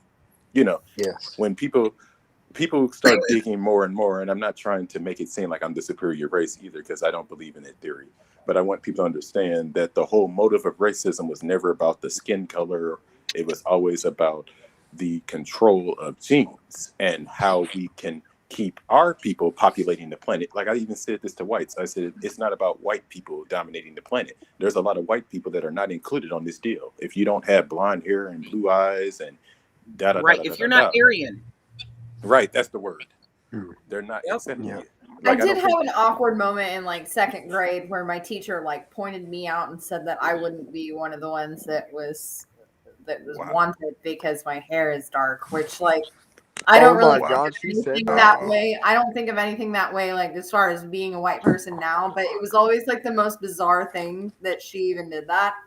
That is crazy. Dude, there was like This And she fucking was a good crazy teacher. I person don't who think she teaches meant like it to that, be bad, but it was just very weird to me because, like, just as far as being white is concerned and thinking about it now, like, I don't ever have that kind of, like, conscious thought about it. But that was always really strange to me that she did that. Yeah, I mean, the whole system is just weird, man. I think it was just culture. Like I said, she probably grew up thinking it was cool. Like you hear people do it, and you get used to saying it or whatever, or doing it. Like I said, a lot of people just don't understand it. That's why I said racism is such a powerful tool. Like I said, it allows people to be blind to the fact that not all white people are looked at the same way. Like people don't see that. It's the same thing with black people. Like we don't realize it's a lot of Africans that don't like us. They feel like we left them behind and we live better than them. I promise you, this is what they show us. And I'm like, I'm your people. They come here and they tell us that our women are bad and our men are this and that, and they sag and they do the same things that they claim they don't like about us. And I'm not singling anybody out by any means, but I'm just saying, y'all see what happens when we allow propaganda to fool people. We fall for the tools. So now we have a culture of upset people. We got people that don't want to go to Africa because they're saying they don't like us. We got people that are Native American that don't want to connect with their native roots because they're like, they don't like us. I don't have this, That's not us. That was never us. Yeah. It's so much racism in our culture. We have to, we just have to be more vigilant about it. I think it just really starts with being laying the roots down of what we're going to accept and what we're not going to tolerate. I know it's kind of easier said than done. I don't really know how to explain it. It's like with the Redskins logo. you see it everywhere. Right. Fuck, It's I've like the been from Redskins Texas logo. to New York to fucking Florida. It's everywhere. It's fucking cancer, bro. Yes, bro. It hides in different shades, of different tongues, but it's there and it's fucking horrible. And we can never unify our people, man, because like I said, I got more people here that's willing to fight me about the fact that I say you should support your business and your community than trying to go to Walmart or Amazon, because then the first thing they're going to tell me is, well, why do I need to work for a small business? I'm not going to make that much money. And I said, well, if you're loyal to the business, I said, it's not about money all the time, guys. I said, I only work for small business. I cannot fucking stand anything that is corporate. I cannot fucking do it. I worked for Home Depot last week. That was the most. Oh my god, this is the worst. Do not work at Home Depot. And when you say that on the internet, they like flag you and they're like, we'll never hire you again. No one wants to go back there. No one. Well, the thing is, when you're working in a family-owned business, you're at least keeping that money in your fucking community. It's not being siphoned out to another fucking place. It's not being siphoned into the hands of millionaires and fucking billionaires that are working directly against you. If you're working for a family-owned company, that means that local money is going into your hands. And if you're also buying only from local companies like that, then you're putting it right back in the hands of your fucking neighbors. And if you're working for a family-owned company and you stay with them long enough, then you are family also. And so they do take care of you. Which I don't necessarily. He goes, ew. No, it's. I mean, there's still a risk there, but like, if you actually do find a place that you personally feel comfortable with, that you've been there for a long time, they will treat you like family. I don't like to get culty either, so I think that was why he was doing that. But I don't want to be treated like family. But I mean, still, to me, I can't. I'm just too different to work in a corporate environment, and so like that's the only route I feel like for me at this moment. It's just fucked. I can give you all like corporate horror stories. It's fucked otherwise. I mean, you get treated like shit if you're corporate. You just get treated like another number, and that's it. You'll never work out. There's some nice things about it. No. Well, I mean, not menial jobs. You have a master's. Fuck you. Yeah, it doesn't. Fuck you and your privilege, Kyle. We love you. No, I held the door open for people while they had to carry all their shit out. And I was a contractor, so I didn't get benefits or anything. And that's why they kept me, because it was cheaper. So I was the one that was expected to get let go, and they were cleaning house with all the old folks that were, taken from their bottom line. We're having a crisis in this country. We're having so many crises going on right now, man. And I think one that's really getting out of hand is this racism bullshit. And Kwame, you brought up some good points, man. Or not? I'm sorry, Chuck. I'm sorry. I'm high. I smoked like 3 joints today. Dude, I'm lit right now. I just smoked. I mean, I think that's been out of hand, though. I don't think that this is new. This has always been this way. Well, hey, I'm speaking from the heart tonight. I'm telling you. No, I know you are. I'm I can just tell. letting No, go. I'm not saying that you're wrong in like a bad way. I'm just saying. Yeah. I mean, it's been out of hand. It really has not changed, other than the fact that now it's more offensive to me, just because I think that people are starting to acknowledge that it's real, but they're still trying to find ways to make themselves look better while acknowledging that it's real and not really do anything to change it. Whereas before it was just like, well, everybody's just pretending that this isn't a fucking problem, and everybody thinks that it's fine. But now it's like everybody wants to say that it's not fine, but nobody wants to do anything about it. Yeah, I mean, I think there's an easy example there where they're like, when you see, when white people talk about Black history, they're like, oh, we're not lynching people anymore. But they don't go into, well, because they're just ignorant.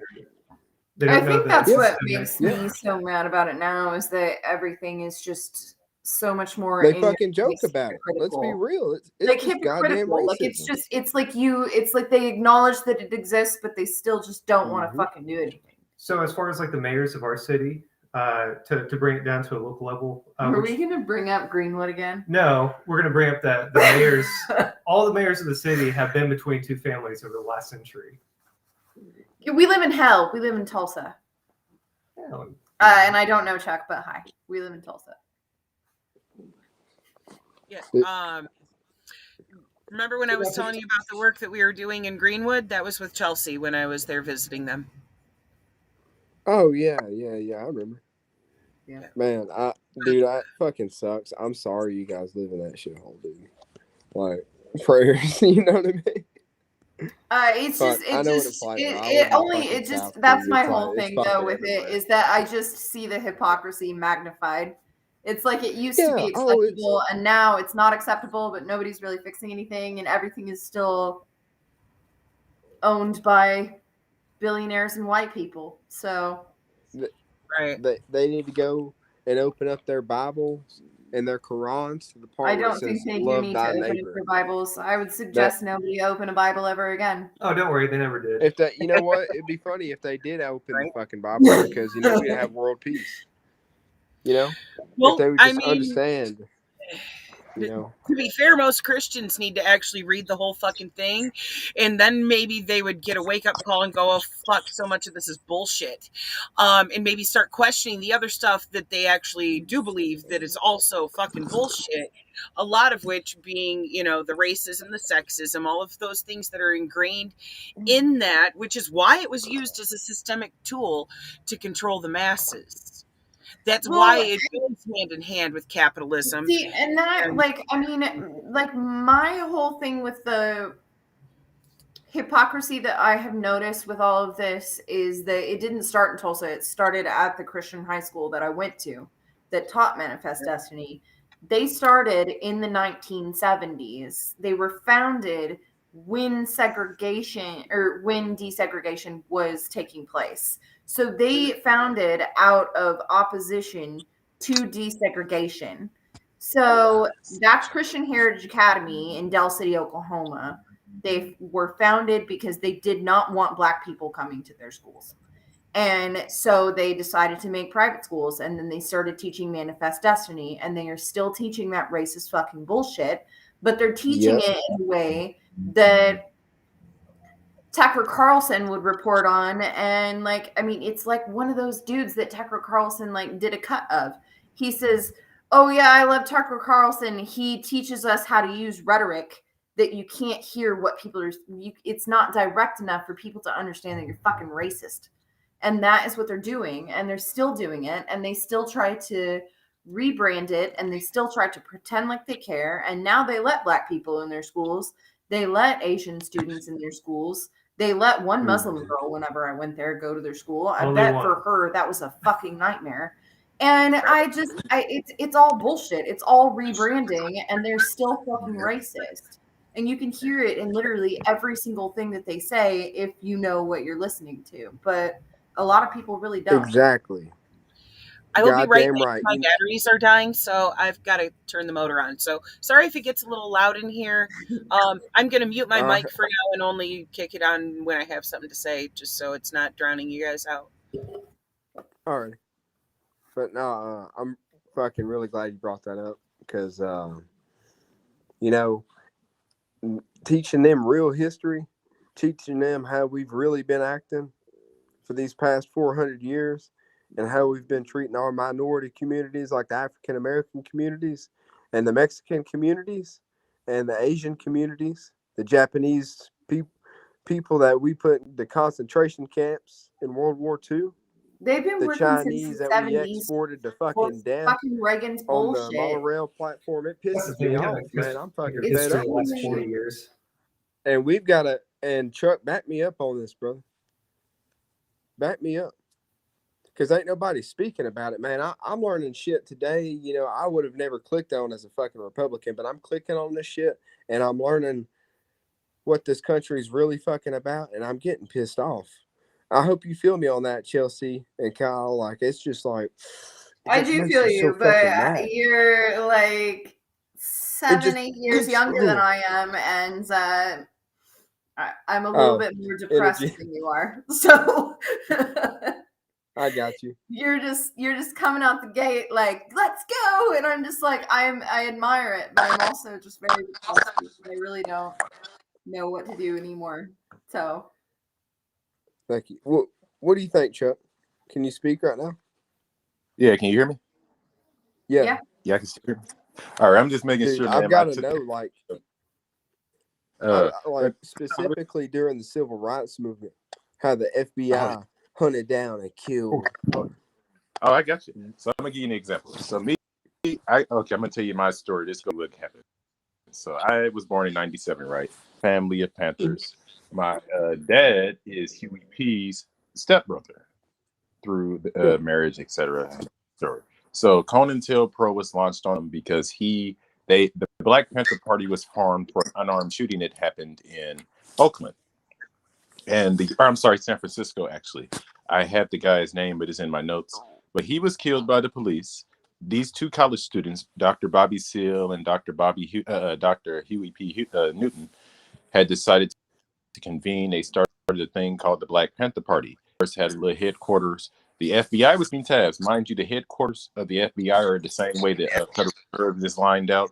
We got one in LA, they got one in St. Louis, and they got one in DC/New York. And that's basically where the FBI, the Federal Reserves kind of work. They put them right where the Fed is so they can have a quick response. So this is why the FBI had so much notes on the Panthers. They seen us more than anybody. Like I said, we watched them let the Democrats like Ronald Reagan, because Reagan was a Democrat before a Republican. He actually was a part of three systems. When Reagan was the governor of California, I believe he was a Democrat. And then he ran as president. He was independent for a short period of time as well. But Reagan was also responsible for COINTELPRO in the 60s. Nixon had severe penalties on us as well. But these guys always had notes. Basically, what really made us a marked man was when we decided to follow Mao Zedong. And America was in a big time troubles with the Communist Republic of China. I don't know exactly if I'm saying the nation name right at the time.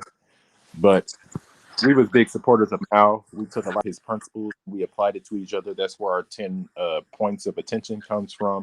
Our 8 points of order on how we conduct ourselves as Panthers with each other. We have rules like we don't slam each other. We don't do this, that, and the other. We're disciplined first. That doesn't mean we're rough and mean. All this stuff we learned from Mao. We learned stuff from Fidel. All of these. We was the original socialists for America, and we watched everything get stolen from COINTELPRO. We watched a guy like J. Edgar Hoover, who we later found out was a black guy, a very light-skinned black guy.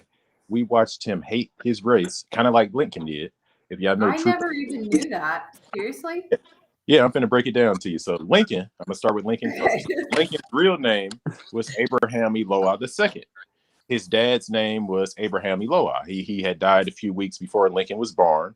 His wife was having an affair. His wife married a senator, and a future statesman named what was his name? Samuel Todd Lincoln. Samuel Todd Lincoln is where Abe got his name from. And Abe was self-educated. He spent a lot of time in the house. He was one of the last log cabin presidents. He had a dark melanin complexion because he spent a lot of time in the sun. He's a Kentucky boy, Yeah. And his stepdad, we found out, used to beat on him with the little rifle he had. He used to do all kind of crazy stuff to him.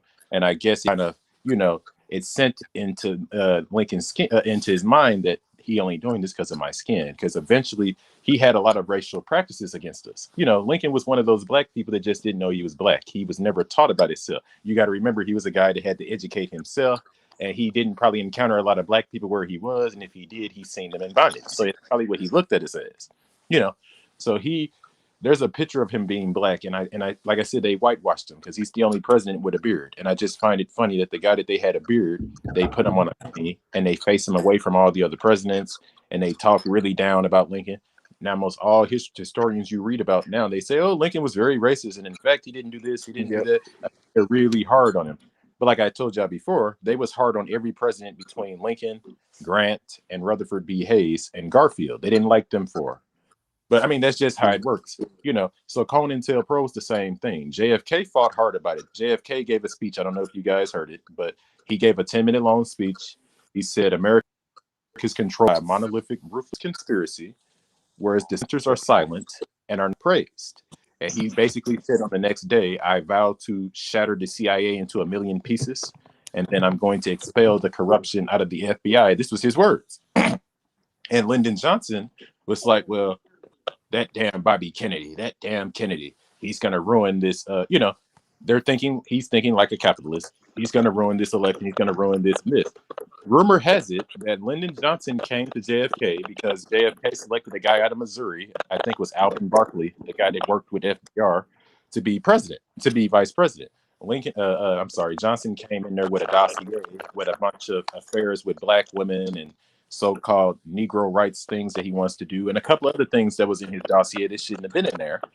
And Lyndon Johnson said, either you put me on this ticket or I'm going to take these over to Richard Nixon. So yeah, blackmail was around then.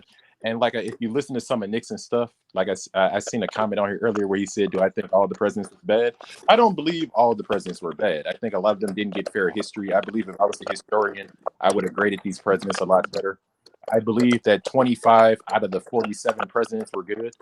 And majority of them was guys that were one-term presidents. Like Jimmy Carter was a good guy. He's the only guy I know that's 90 years old building houses. I just didn't know stuff he was doing. But that kind of what happens when you work with their system. And like I said, some guys are public yes men, and some guys are like, no, you got to kill me. Yes. But fortunately, at the time that Washington was president, Washington was a guy that I give a lot of respect to, despite owning slaves, because he put down his prejudices. He said, I realized that I made mistakes and that I wasn't the most moral of men. He said that this country is in great threat of the Illuminati. He said, I feel like they have infiltrated our Masonic principles. This was all in his farewell address. And I was just like, wow, he said that? And then he, like I said, Thomas Jefferson. I'm sorry, man, it might be the speaker. I might have to put my headphones. I don't know if it's on my end or are you guys getting it? Getting what? Feedback. You're having an Yeah, echo? I'm hearing like something clicking.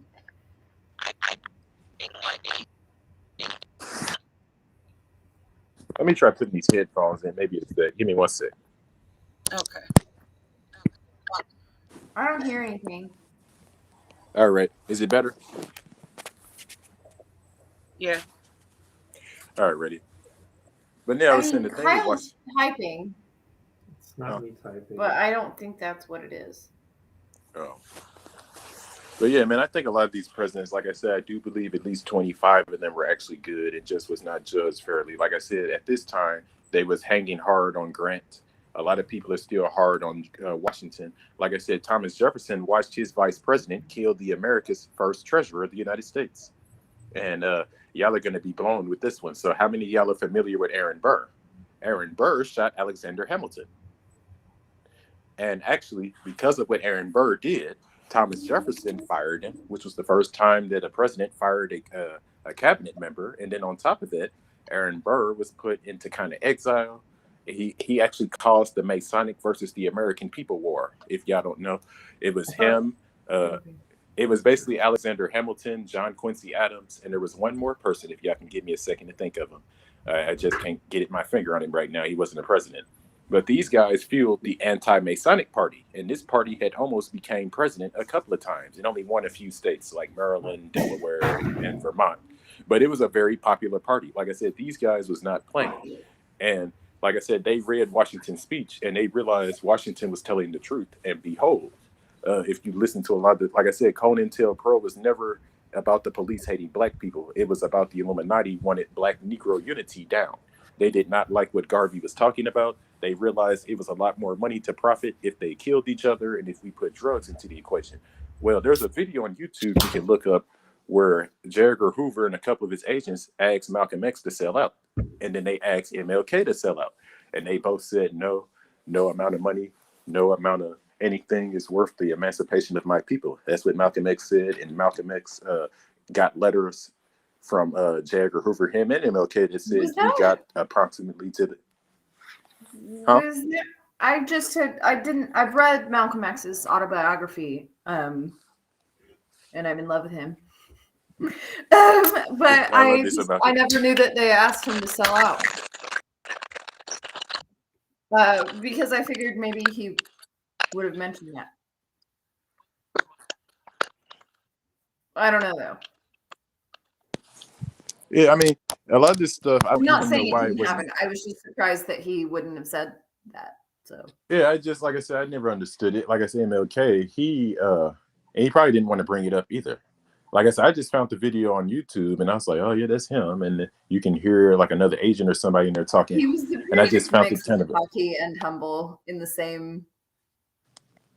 So it makes, I don't know, it kind of makes sense. I mean, it makes sense that he would do something or that he wouldn't mention something that I would think that maybe he would have, but like he just didn't. But I think Malcolm seen a lot too, because the thing that got me with him, he watched his religion turn on him.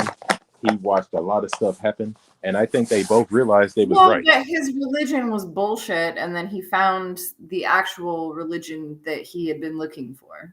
Right. Come on. And you know, this is the crazy thing. Like I said, I believe he feel like he was right and that MLK was right. When you think about it, MLK realized that Malcolm was right about the approach that we should have taken in civil rights. And a lot of people automatically think, oh, yeah, that means you should have been violent. I said, that's not what Malcolm X was saying. He was saying that if America is not willing to... No, that's not what he was saying at all. And I mean, right, I never really thought of him one way or the other before I read the autobiography. But then I did find out that a lot of people thought that he was violent. And he really had never... He'd never promoted violence at all. But the whole thing, right, every single time I hear somebody talk about Malcolm X and that doesn't know anything about him, they just think about guns. And I'm just like, there's very little of his life that had anything to do with guns at all. It was like at the end, he was paranoid, and he was paranoid for a very good reason. And you know why they say that, right? Is because the original Malcolm X was a redhead that was kind of a gangster and used to be a pimp. And Malcolm X is a living testament to where you can go from nothing to something. And they just they don't like, I hate to say it, man. It's like when I tell people about dreads, how people just try to get dreads my length and put it on their hair. They don't want to go through the ugly phase. It's the same thing with Malcolm X. Nobody was there through the Tupac when he had the afro. They was there when Tupac was bald.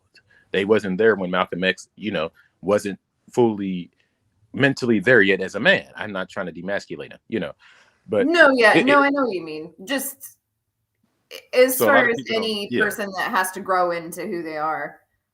That's why they try to use. Honestly, though, that was why I liked reading it so much, was because even when he was not the Malcolm X that everybody always thinks of, he was always paying attention to detail and analytical about everything, which I feel like that was what got me out of my bullshit religion. And so there were a lot of just the thought processes, the way that he thought, obviously the situations and the stereotypes and the judgment is different as far as him and me, but the way that he thought about things and the way that he broke things down, I was just like, this man is a genius. And I completely related to it the entire time that I read it. I mean, it's like I said, Malcolm X is basically the everyday 20-something-year-old Chuck that you will meet. I promise you, I ain't putting myself in his shoes, but it's a lot of us that have, it's a lot of us that, like Malcolm impacted a lot of us. Malcolm taught us to realize that, hey, it's all right to demand equality, but not equity. See, a lot of us, we got the difference. He really hammered it on, hey, it's all right to have your own stuff. It's all right to take care of your people first. It's all right to marry your people, and people kind of took it and ran south with it. And all he was saying was, if we think America should, if anything America should do is to pay her wrongdoing of to these children, and we're talking about the Negroes. And basically, how I took it as, if they wouldn't have killed him, and since you brought up COINTELPRO, bro, I was trying to explain to him that COINTELPRO actually continued because they killed his daughter, Qualiba, who exposed the truth that the FBI was involved and that it wasn't these black people that they chose out of Harlem because they just looked thuggish. I'm pretty sure I would get selected for a murder too if I looked a little gangsterish. That's how they do it. And they did that because they wanted to try to show black people that, see, we'll let you lead, and even one of your own to bring you down. And this is all I get on my Facebook timeline from my own people from St. Louis, the Twin Cities, Chicago, Detroit. They use that crab in the buckets mentality. And I said, see, this is what happens. I was telling my friend this kind of got a drinking problem. I said, hey, it's the mind. When you convince the person in the mind that they are defeated, they have already lost the war. And I said, this is where a lot of us are at. We got to reconquer our minds.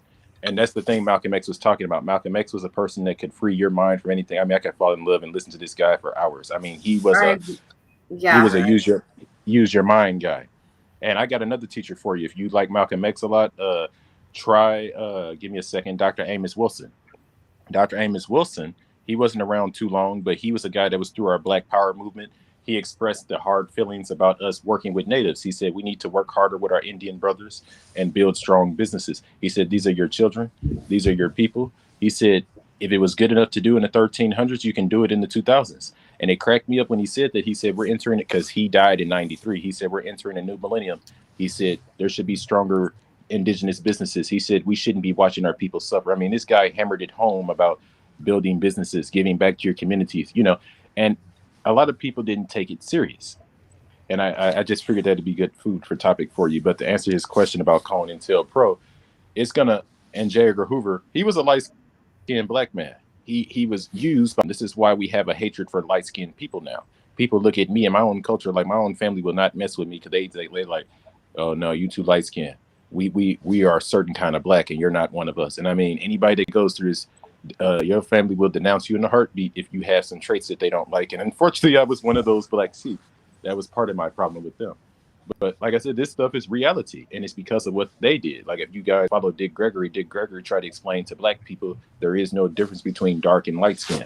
This is something that Willie Lynch started in the 1800s when he was going around killing us. He said, I'm going to kill all the light skins and mixed people and anybody that looks white, like, because they were born out of rape. That's literally what Willie Lynch said. And I think he even they made a book, or he had a book about it. And then I figured you guys would find that informative. Like I said, we've been going through a lot. It's just that a lot of people don't understand it, because I hear a lot of people quick to say, well, the Irish people were enslaved. And I said, we know about slavery. It's not about slavery. It's not the concept of slavery. It's the concept of how long we've been misrepresented.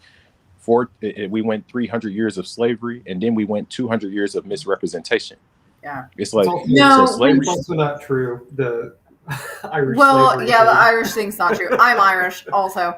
But it's bullshit. I mean, for one thing, Trisha and I talked about this when she was in town too. It's totally bullshit.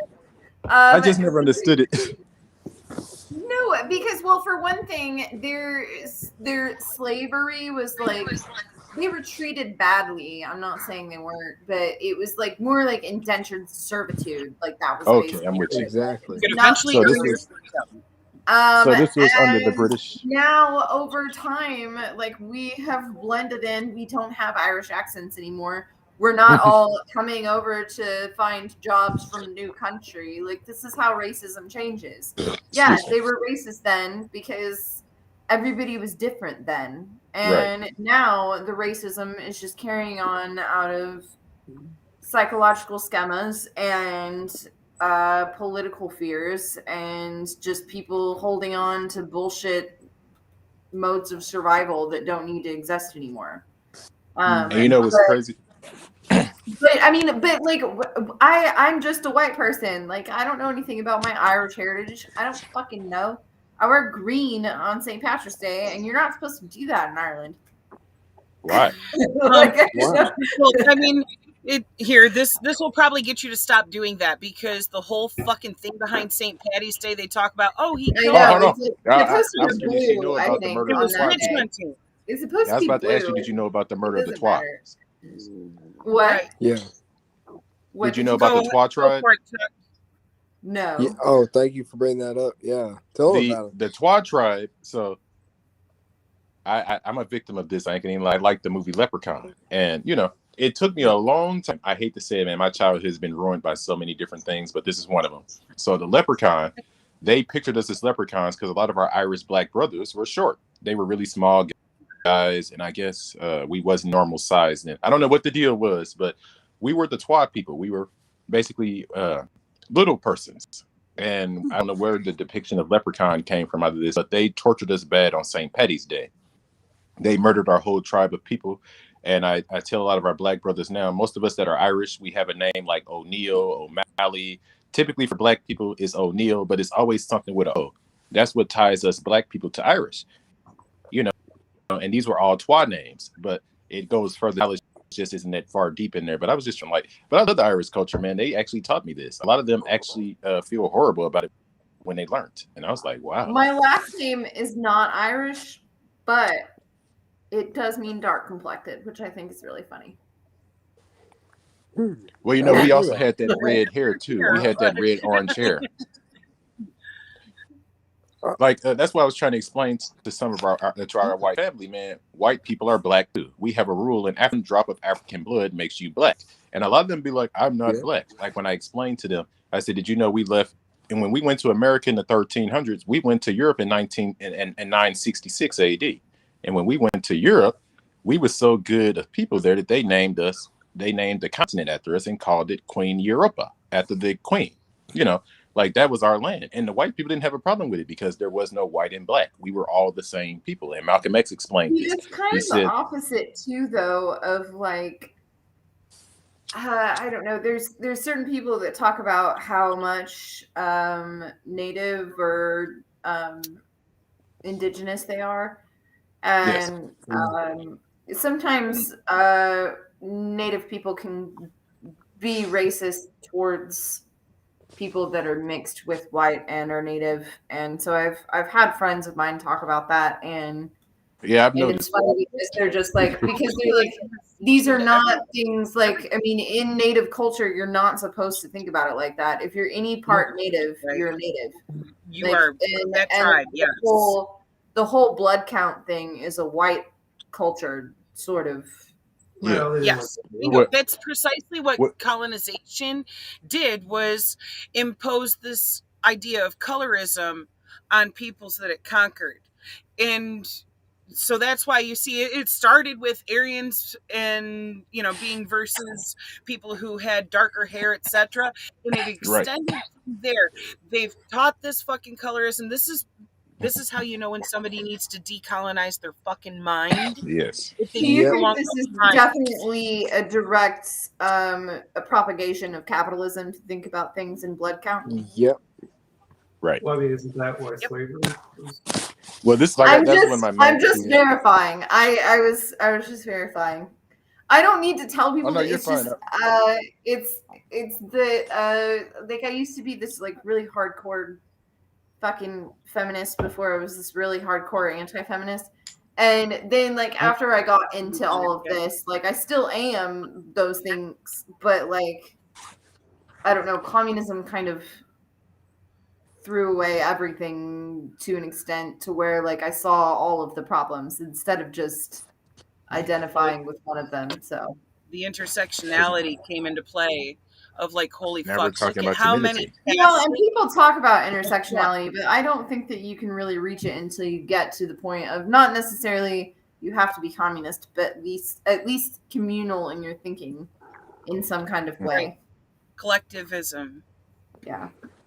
Tribalism. Collectivism is how we fucking thrive and not just survive. We need to go back to tribalism. And we need to use these machines to build our fucking machines to beat their machines and turn their shit into fucking junk. That's the Well, way the I key, see it. I'm fucking tired of them killing this goddamn planet. And you're with us or you're with the fucking planet. You know what I mean? well, the And key is, bro. our The key planet's on is, I'm fucking sorry. fire. I'm gonna go about I'm that all sorry. night. I'm just we take their machines and take our machines and then fuck up their machines and the machines. Look, I just got done watching the Terminator movies, okay? You know, that's precisely where that had taken my brain too, was seeing the fucking Yes. Terminator and just like, oh shit. But see, that's the Like, trick the no. movies play on We you. just need to seize the means and use the machines to make the shit we need in a more fucking efficient manner to be able to free up everyone's time to enjoy actually living. And all of those things need to be basically fucking public resources. John took the red pill and the blue pill. Yeah, I'm reading the comments right now. They're And great. now he's Appreciate it, stuck y'all. in the Much love. abandoned Tulsa fucking laser tag arena thing. So John's a technocrat now? Whatever. I don't know. I'm against, dude. I'm not saying we need to destroy all machines, but we need to fucking spend the money and the energy and the research and the development to figure out how to turn these fucking emissions into fucking clean air, because that's our only fucking hope. And I hate to break everybody's heart, but lithium ion batteries are not that fucking energy efficient. Like it's a waste. Like it's literally more damaging to the environment than fucking goddamn gas. Oh, that's just a marketing. That's just a marketing tool, man, to make you buy the battery. Right. We should be building fucking trains, man. No, I'm serious. I was losing my shit the other day because I was having to do my biology homework, and that is not my major, and I fucking hate biology. Like Trisha. If I was still there, honey, I would help you you with just be this. me for like 3 more weeks. No. So, but I was doing my biology homework, and so they were talking about what we can do to lower our carbon footprint. And so like I had an assignment in which like mostly it's like just bullshitting through like answering questions and stuff, but I had one assignment where I actually worked all of like this type of conversation into it, because it was talking about how to lower my carbon footprint. And I was just like, I'm sorry, I'm not worried about lowering. I mean, I am to a certain extent, like as much as I can, but I was like, I don't think that we should be telling people to lower their carbon footprint whenever we have corporations just keep on producing these things. Like, and that's just, and you're going to tell me to worry about what I'm throwing away or what I'm fucking doing. I'm like, it's going to get produced anyway. I'm already not even in control of this situation to begin with. And now you're making me answer this question. Like we have any control over any of this at all. And then it starts talking about sustainability. And so it starts talking about social sustainability and then environmental sustainability. But the third factor of this is economic sustainability. And it says, oh, well, economics is really hard for us all to agree on because it's political. And I'm just like, okay, cool. We're not applying science to that at all either. Like we should not be putting like our social well-being in the hands of people who only want profit and make everybody else constantly work for profit for themselves. Like, so it was just the most ridiculous thing. And I thought it was really weird that I had to answer all these questions inside of like biology questions. Like I didn't expect it to like actually get this way, but it's just, I mean, the way that people even teach science is still very liberal and not really comprehensive enough, honestly. And this is why our doctors are messed up. I am so scared of today's doctors. The doctors don't even do anything these days. The nurses do everything. I don't even understand an American doctor anymore. And the nurses don't know shit. But I'm saying, the honestly, nurses are anti-vax. It's really annoying. No, I'm saying it's like when you go to the hospital and you say, hey, I need the doctor, whatever it is, right? I'll be in St. Louis, for example. I wouldn't see a doctor for like 40, 50 minutes or whatever. I'm in the little hospital room, right? I mess around and fall asleep, wake up. The nurse is like, okay, the doctor's here to see you. And I can't understand him, not to be funny. So I wouldn't understand a word he's saying. The nurse would come back and say, okay, they're discharging you and we're getting your prescription. And that would be most of our doctor's visits. And I'd be like, I just don't get it. The doctor would come in and say, oh, that's what's wrong. Oh, the nurse is going to do this. I mean, my boss told me that wherever his wife works, that he got the craziest health insurance that he could ever imagine.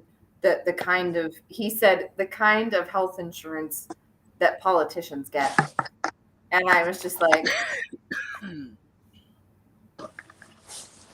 I mean, the doctors and stuff, you're just scared. and he's almost 70. And I'm just like, okay, cool. Glad you're going to live for 20 more years. Not that I want him to die, but I'm just like, out of all the people that we're worrying about, like, you're literally giving a 65, 70-year-old man the best health insurance he's ever had in his life while you're making everybody else just sit down here with nothing.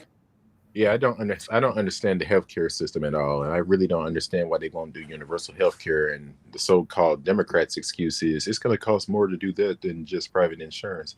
I said, well, it costs y'all a lot of money to do it. False. It'll actually save us a fuck ton of money to go with national insurance instead of private.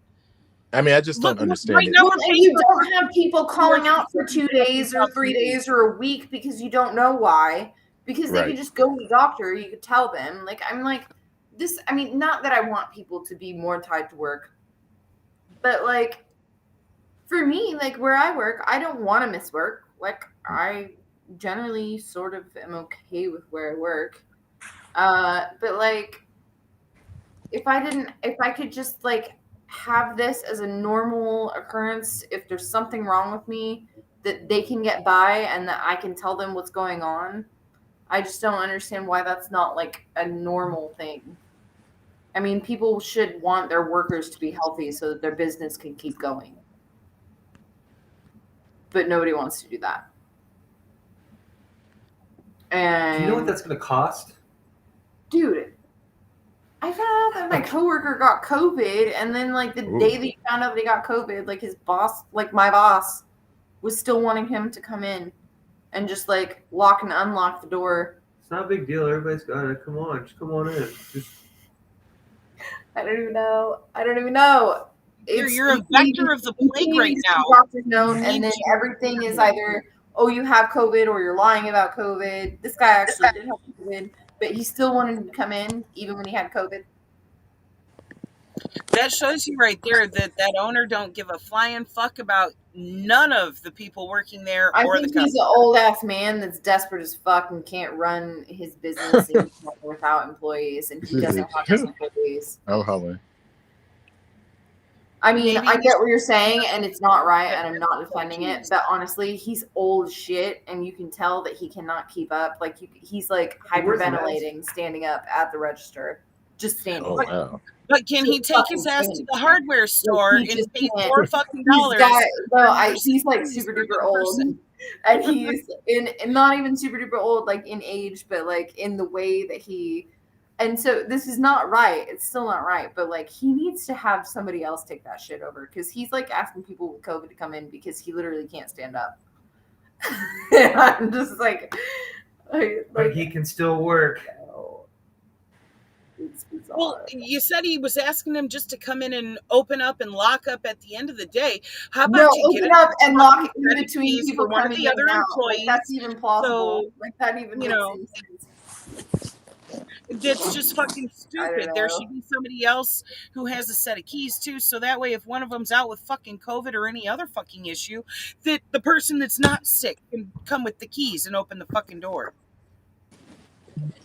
We're talking $4 at the fucking hardware store. God damn it. But yes, it would be nicer if we had like actual medical facilities that could just give notes to employers instead of them just being like, oh, you're faking this, or oh, this isn't that big of a deal, or oh, I don't believe in this. We're keeping this bullshit alive. It's all of us. It's every single one of us going to work and participating in this fucking parasitic capitalist regime. We need to build our own society. Remove yourself from that, though? You just That's gotta the problem. buy It up takes all the capital fucking to even stores, be able to, take all the money you got, buy up all the fucking like, stores, and then the next day don't go there and buy shit, and guess what? The whole thing will come fucking crashing down. I'm telling you that right now, because they fucking need us, and then they're gonna realize, oh shit, we've got all this They need fucking us. shit in the They warehouse. need that goes us back to as boycotting. workers collective. to So clean it out. you not going somewhere isn't going to fix anything because you can't convince everybody to do it. Right. So, I mean, It's gonna that's have why to come everybody down to still that, though. participates in it. That's why we don't agree with this, but we still have to play this bullshit. No, this is our fucking land. There was no fucking price tag on it. This land is free to roam. Shouldn't be owned by man. There shouldn't be barbed wire and all this bullshit everywhere. I don't not know how how to this say land's supposed to be. what is in my head at this moment. And the dumping oil and Do you think that all this- natives and that black people have not thought this before? Like, I mean, it's just not it's being not. talked about I mean, enough. Ain't if I nobody mean, but, talking I about mean, I know that it's not right, but it's still happening. it. Hey, we got to do something about You talking to this me? Oh, No, I just mean in general. Hell I'm not yeah, really. everybody. I mean, I'm mostly talking to John, but No, I mean, I get it. I know you're really mad about it. But I mean, it shouldn't be this way, but it is. And so, like, I mean, you have to go from there. No, like, we that's a just need to problem when you build. need a bunch of fucking capital to even be able to buy some land to set up a communal living space for fellow comrades to be able to actually build your own fucking society. So if you don't have those means, your only other fucking option is revolution and overthrowing the bullshit. right. Because we're killing the planet. We are the Somali pirates. We are the Taliban. We are Al Qaeda. We are the say that on ones. We're If the you ones mean I giving don't the think guns. that we should call Then say it's the ourselves the United stereotypes States, that other not people use. us.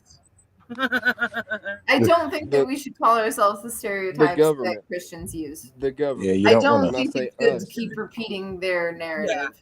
yeah, even That's if it's it's- one it's thing sarcasm. It's to us. mentally I distance understand. yourself I just from don't ownership think of that. I think government. even sarcastically, it's not good to repeat their narrative because it doesn't teach them anything. Right.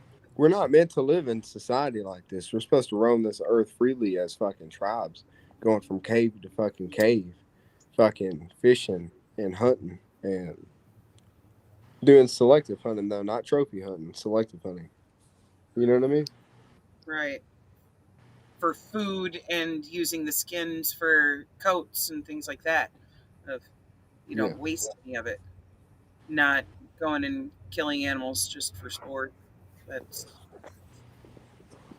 that right there also exemplifies just how fucking toxic and entitled this shit has gotten to be, where people think that they are free to exploit however the fuck they want, and it doesn't matter who or what it is. Mm-hmm. And they kill off African American leaders. John And they killed Tickler, overpopulation is a racist concept. I Yeah, don't know exactly. if you've known that, but it is. Yeah, we can fit everybody inside of fucking New York City if we wanted to. That's a bullshit concept. Right? There's actually a it's- lot of empty, unpopulated land that could be used for growing food and stuff. We are not I'm out of not saying that he's being we're out racist. of- I just don't think that he knows that that is a racist concept. Right. Yeah. Right. And the problem is that there's so many fucking capitalists that have hoarded huge amounts of fucking land that could be used to be a home and source of food for countless fucking people.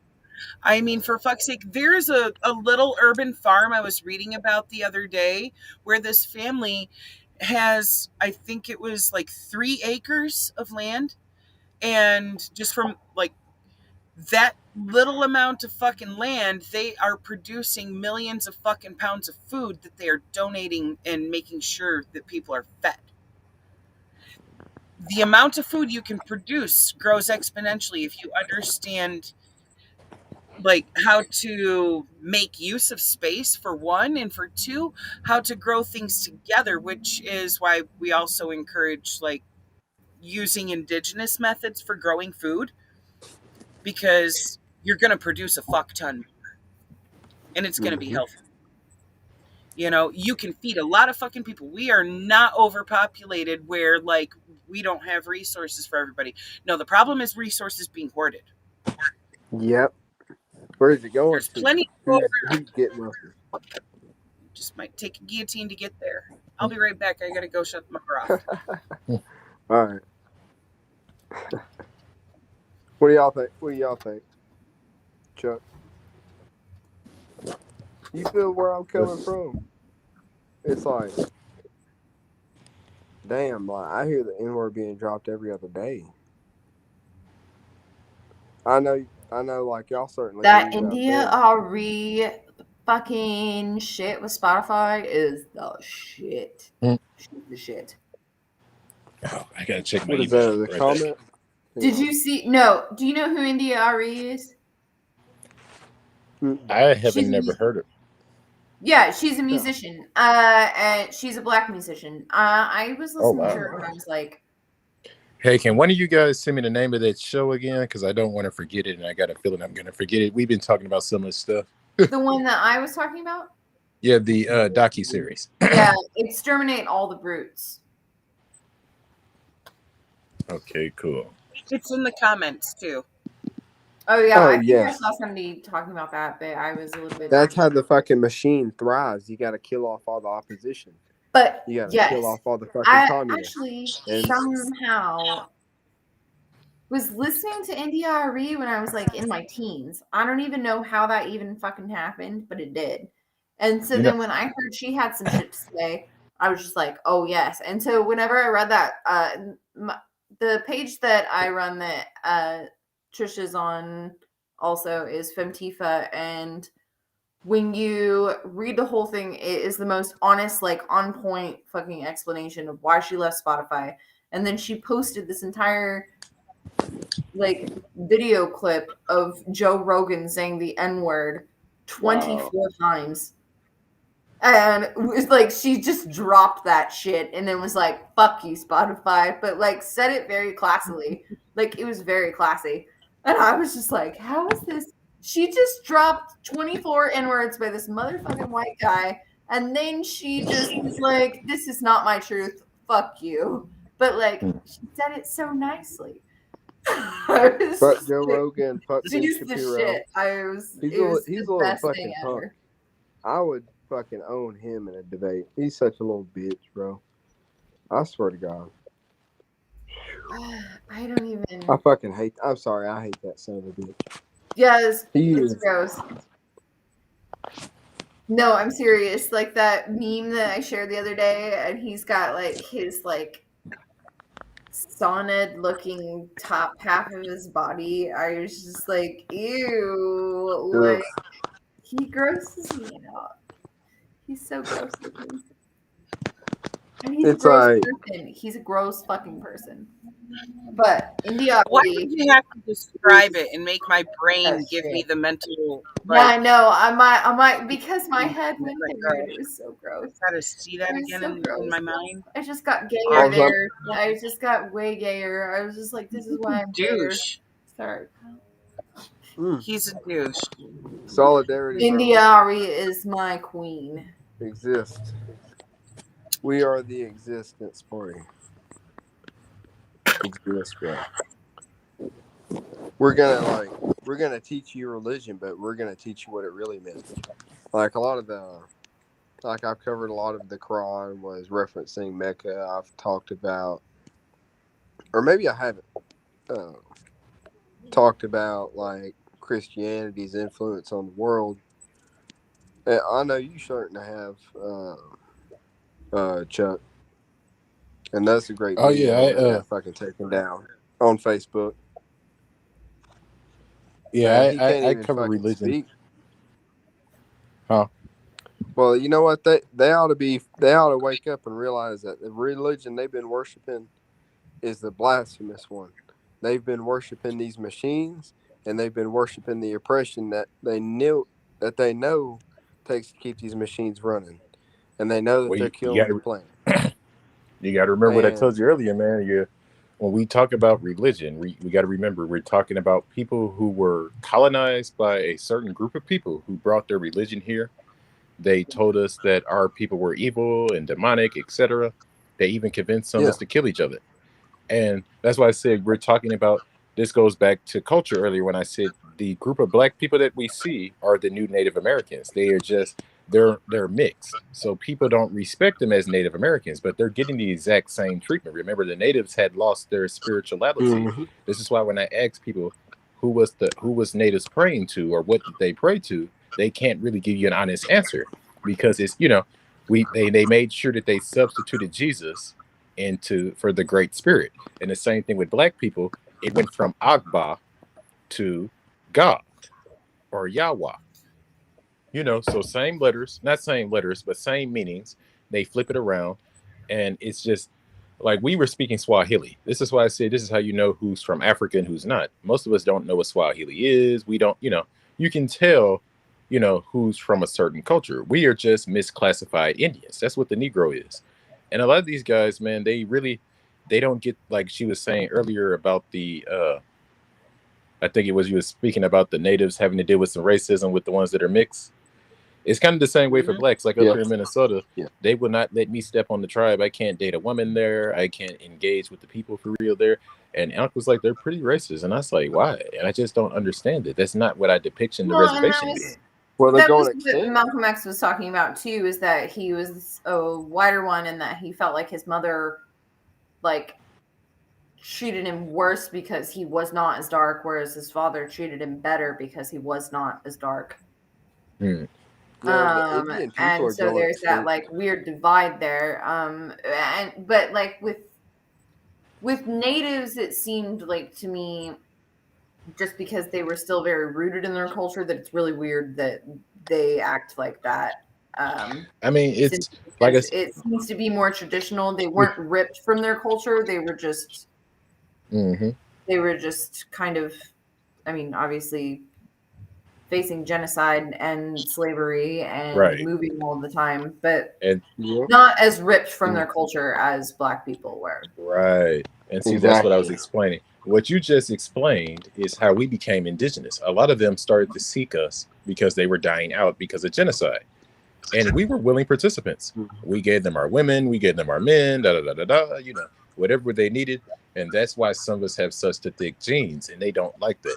So people haven't been able to kind of get the full understanding. When they started killing us, a lot of white people look at it like, well, that means you're saying they don't like whites. I said, that's not what we're saying. They will mate with white people too. We're saying that the reason why they chose the black and brown people for the most part was because they didn't do anything to them. These guys had to deal with two major crises, and all they gave them was a so-called Thanksgiving meal that they try to tell us about in school. Apparently we gave them a lot, and all we got was disease and death out of it.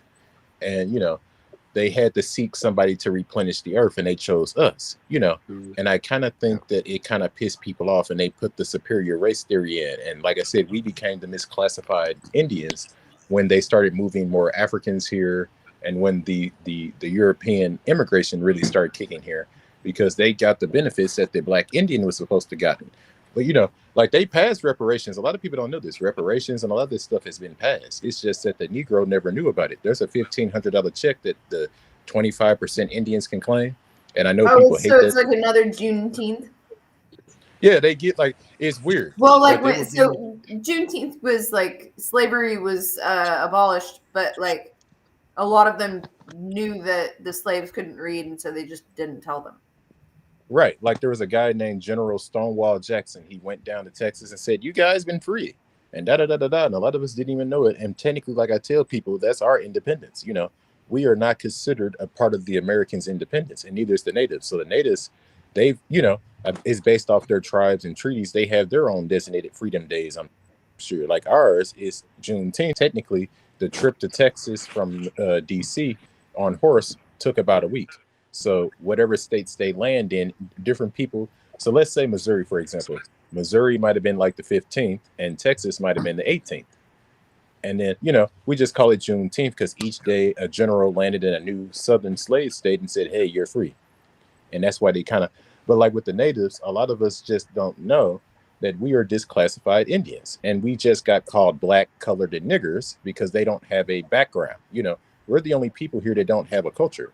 If something happens to us, we don't have a governor or a mayor or a king or a queen saying, don't touch my people. When these Africans come over here and you kill one of them, this is why the police don't mess with them. The Somalian government will go hell on you. The Ghanaian government will go hell on you. Like they come here with a price. The American Negro, he's not backed up by anybody. And this is what I was trying to the natives. I was like, hey, now we need y'all.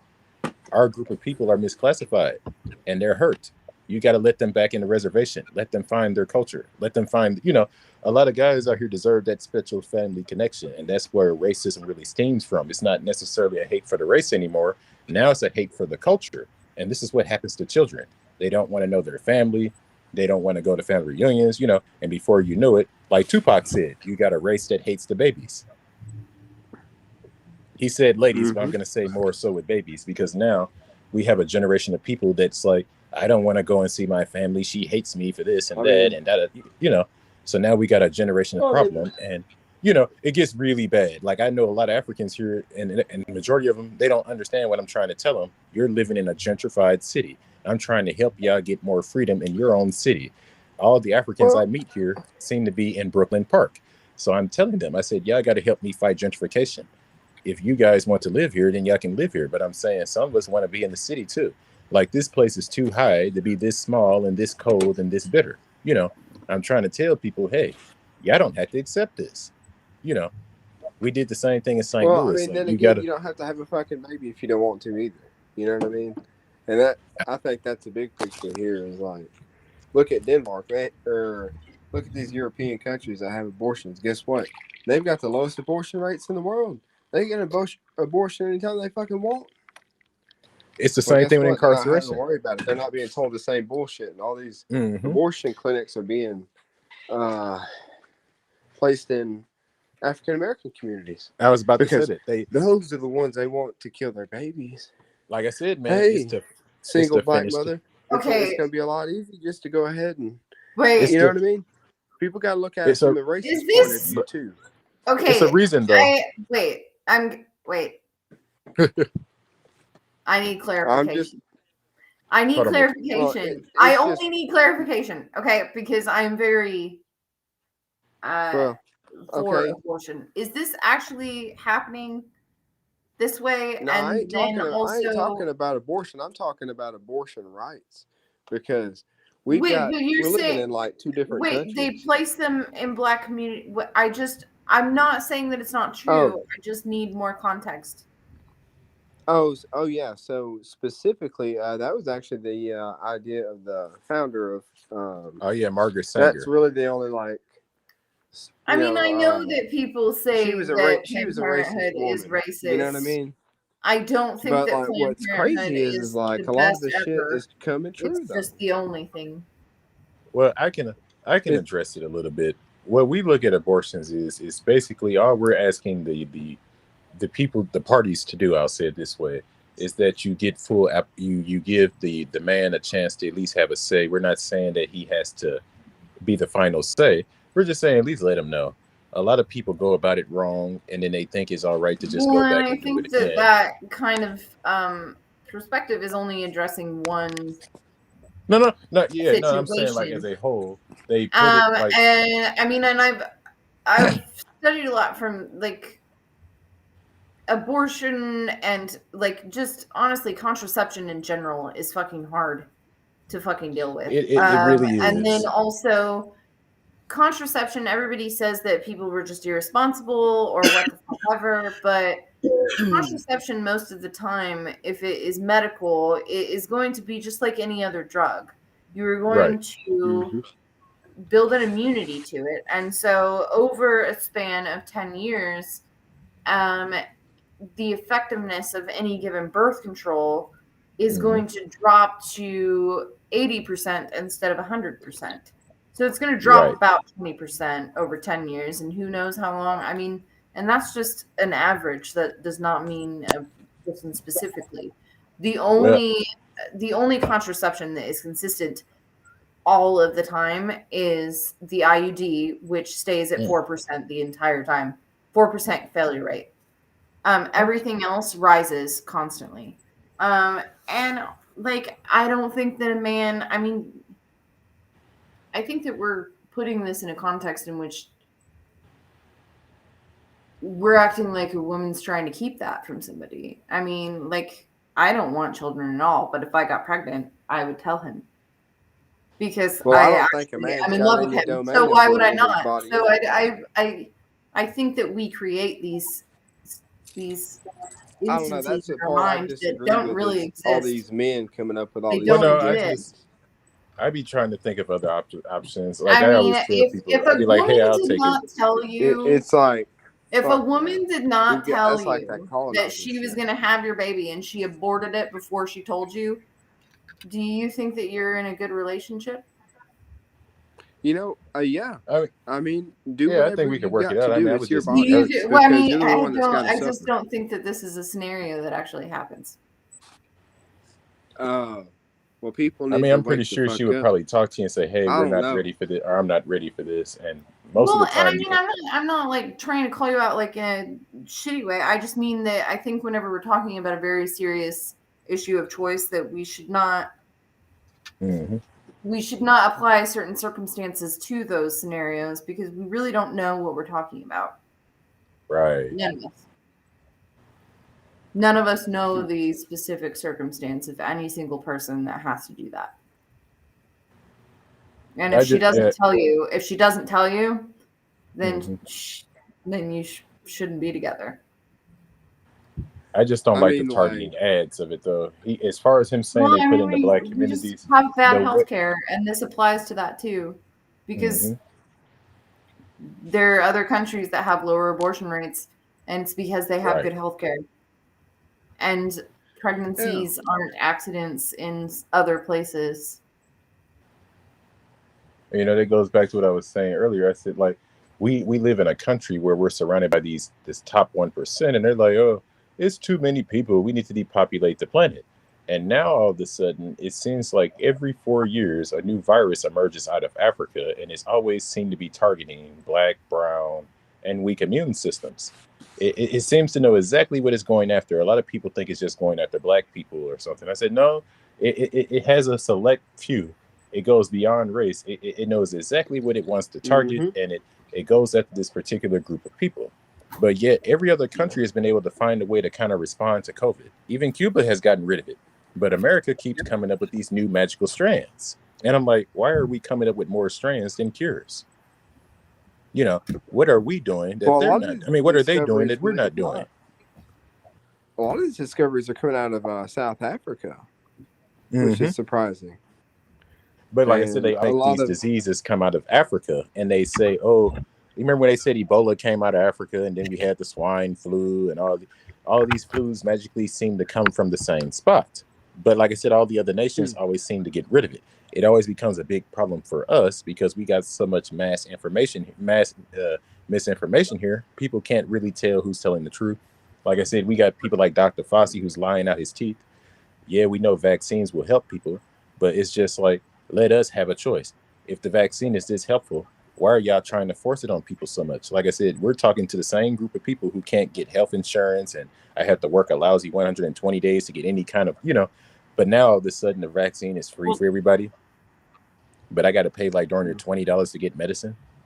I mean, just seriously, I know that's probably not a lot of money to some people, but it's just, it'd be the little simple stuff like that to a black person, especially, we're like, oh, now you care.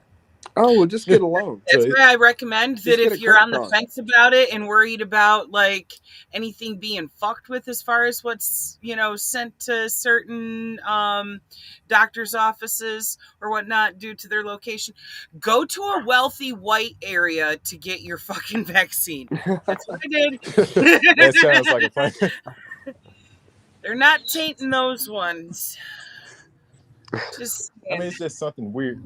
It's something weird going on with some of these COVID things. So, for example, I pay attention to these numbers because I want to make sure, after I heard about them spiking numbers in some cities, I wanted to make sure they wasn't doing it here just to get a scare out of people. And it's just amazing to me how, like I said, I know the population exactly here, but every day it's at least 1,000 and something cases. And I'm like, okay, I know we went over 1 million people now. So who are y'all counting? The same people? Like, I mean, it's kind of hard to explain. I wish y'all could just see the news every day the way I would see it. And I promise y'all be like, that shit is nuts. And it's like, they say these are new numbers. So it's like, I don't get it. I said, so is it the people with the COVID vaccine that are getting sick because they're, it's going to hit them sooner or later and they're getting other people sick? Or is it the unvaccinated? Because that's what they keep saying. Or I'm trying to figure that out because I'm like, where is these numbers coming from? Well, I mean, as far nothing as makes like sense. nationwide, the majority of cases have been unvaccinated. But when it comes to people who are vaccinated who have still caught it, that's because a vaccine is not and never has been a magic fucking bubble around you that prevents infection. Right. A vaccine only helps you if you actually get infected with something, then it has already taught your immune system how to fight it off. So it increases your survivability. That said, Omicron is a very extremely fucking contagious strain, but it's Yeah. also milder than the others. So, that likelihood of survival is increased there too. That's something that happens with viruses naturally, that over time they do become less lethal of strains in some cases. It's not a fucking rule. It's just a general trend. There will be spikes of others that are severely deadly. But in general, most of them get to that point of like, because they need the host to survive. So if you kill off too many of your hosts, you're not going to survive. But with the vaccines though, that is just to make it more likely for you to fucking live through the shit. It's not Exactly. about How do you can think we beat still polio? spread it. Vaccines. This comes down to a lack of education in our public school system too, that Right. people are not taught in your biology classes in like high school. I or actually sooner that faked this is part of how my that way through works. this vaccine thing recently on my biology homework. Right, And like you have to be in college to even get exposed to it. No, it's I'm not sorry. hard. My Just do fucking it. teeth are killing me. We're all still alive. Right? I've been vaccinated. I'm vaccinated. I'm and still look at me, breathing. I'm still breathing. I didn't even have a I'm reaction still to breathing. it, dude. Not a fever, not even tired, nothing. My arm was a little bit sore and I had to do like this and wiggle it around to get the fucking shit I to got flow. sick on number 2. Yeah, That's I the hate whole that. point. Number 3, I was very tired, but that was all. I'm yet to get my third, but Yeah, I mean, your arm hurts, but I haven't that's got the my whole third point. yet. It I'm about to get my exposes booster. you to the symptoms of. No, the symptoms are coming from forming antibodies. It exposes you to a small amount of whatever. This is why No, I it's don't mRNA. study It doesn't biology. use, Okay. This is why you should listen to people that do. If you take the one and done, like I did, well, my degrees are I just know that I took them and that I'm still breathing and we're all still alive. So I don't know why this is political. I think it's because of the way they keep People need forcing it to on take- people, and it's giving Christians fuel. Christians don't need fuel. Christians are going to constantly hate the victims. Damn no No, matter I mean, it's giving them real fuel. They're Like, going off the wall Christians saying this are- is the mark of the Christians- beast. Please, I'm trying not to be. The mark of the beast has already came. That Yeah, they're going hard on it. It was the cotton. No, I'm saying they're gin, going hard was on the it. factory, I'm it not was an the tractors. atheist, but I hate Christianity, and so I'm trying not to be a bitch. I fucking hate this shit too for what it is. It ain't nothing near what Jesus Now I'm Christ saying the Christians is are all about, AWOL or about God, it. It or kills me. Allah, or I practice Muhammad, spiritualism though. I or can't, Moses, dude. I or mean, the Torah. these Christian conservatives that are white supremacists, Oh, fucking God. manifest destiny Mhm. motherfuckers, they don't need an excuse to be a victim. They'll find it wherever they fucking can. They Yeah. they look Right under their own every victims. single rock they can find, and they will be the victims until the end of time, until they destroy this entire world. Like Trump last week. Like Oh, you're prosecuting me for the crimes I committed. You're racist. What? What, you white privileged motherfucker? How he could possibly find the audacity to accuse a couple of prosecutors of being racist against him simply because they're black. Like, wait, what? No, now No, that I you're mean, telling me honestly, that maybe I'm wrong. Maybe that's when I was saying that not real. John is too enthusiastic because he's young, maybe I just meant that, like, I have seen the dark side and I can never get it out of my brain. I have too, and it's fucking It's like, scary.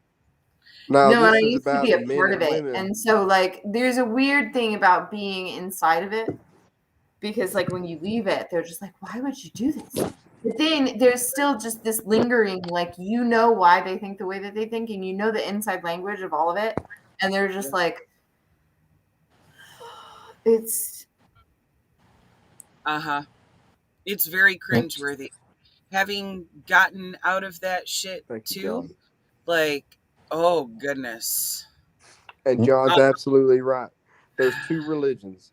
There's worshiping God, and there's worshiping this man-made machine that's killing this planet and killing innocent people.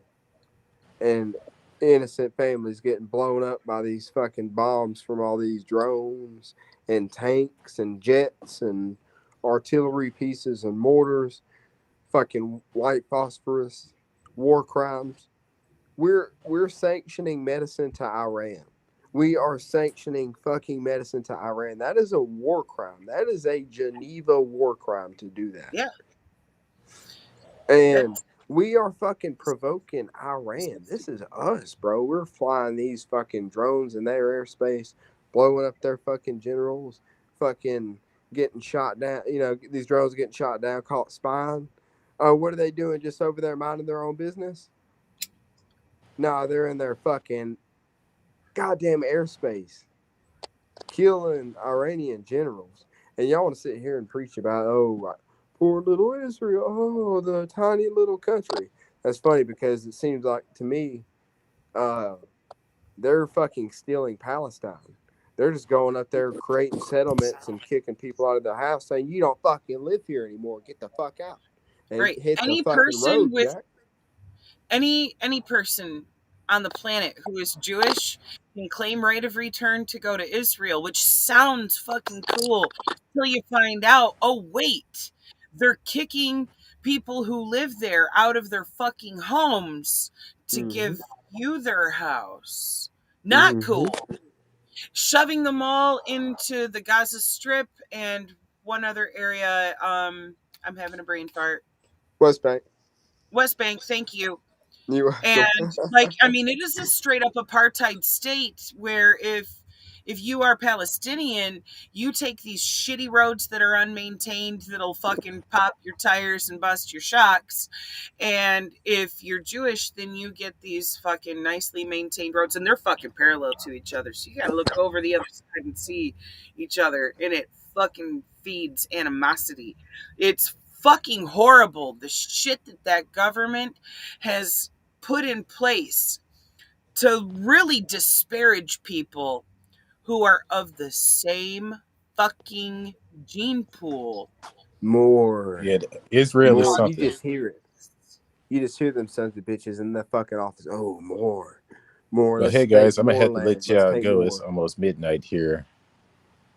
All right, Chuck. yeah, we've been it's going almost for a midnight long here fucking too. time. And see, John, you called it. You Learned said a it was lot. going to be another 3-hour tour, and I was like, no. And here we are. What time do I 4 start? hours. I should have Alrighty, really guys. started now. Thank y'all for having me. Thank you for coming on, Chuck. See you, brother. I appreciate it, man. Let me know next time y'all do a stream. I subscribe to y'all YouTube channel.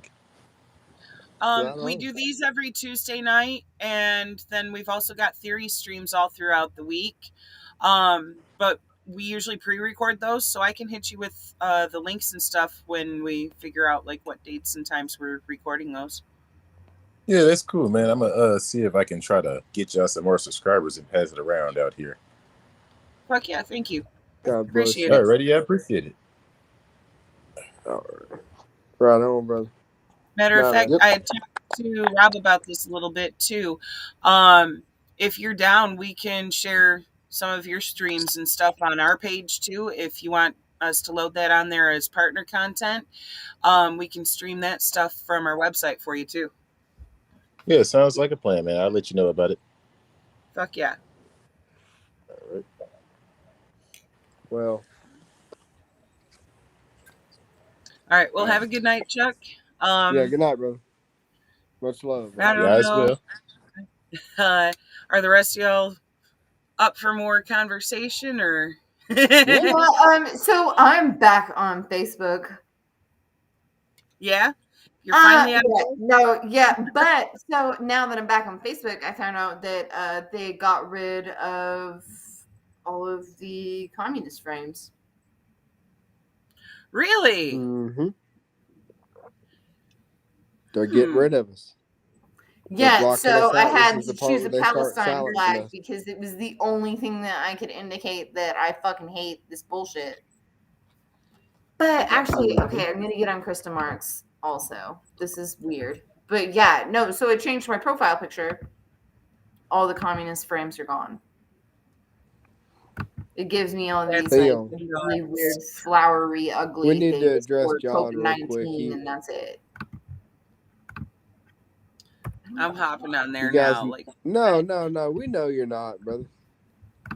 We know. No,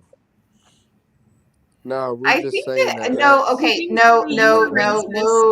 That's a fucking stink bug. No, I Matter of honestly, I said that I said that the concept itself was born from that, and I specifically said that you were not racist, and so I think that you are reactively saying that we're calling you racist when that was the entire pretext of what I said before or even after. It doesn't matter. If you listen to the entirety of what I said, I did not say that you were racist.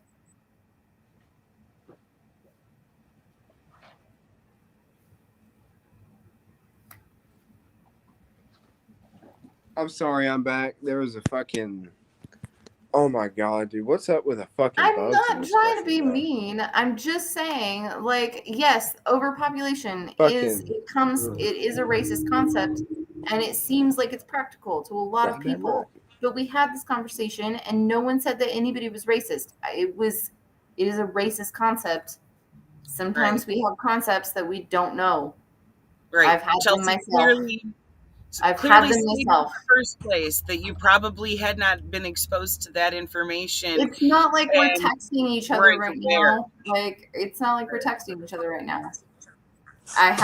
We had an entire conversation about it that if you looked at the whole thing, that was not what anybody said.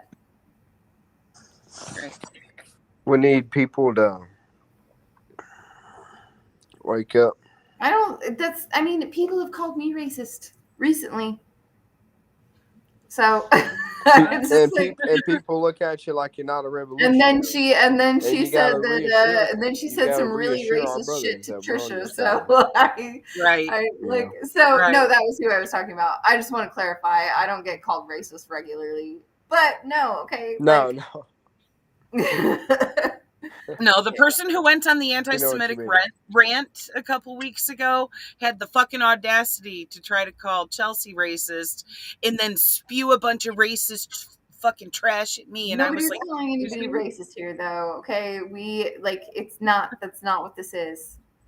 Right. I'm just telling you that overpopulation is not a legitimate concept because it's not real, and a lot of it is rooted in racism. Just like Darwinism was used for racism and it wasn't inherently racist. Right.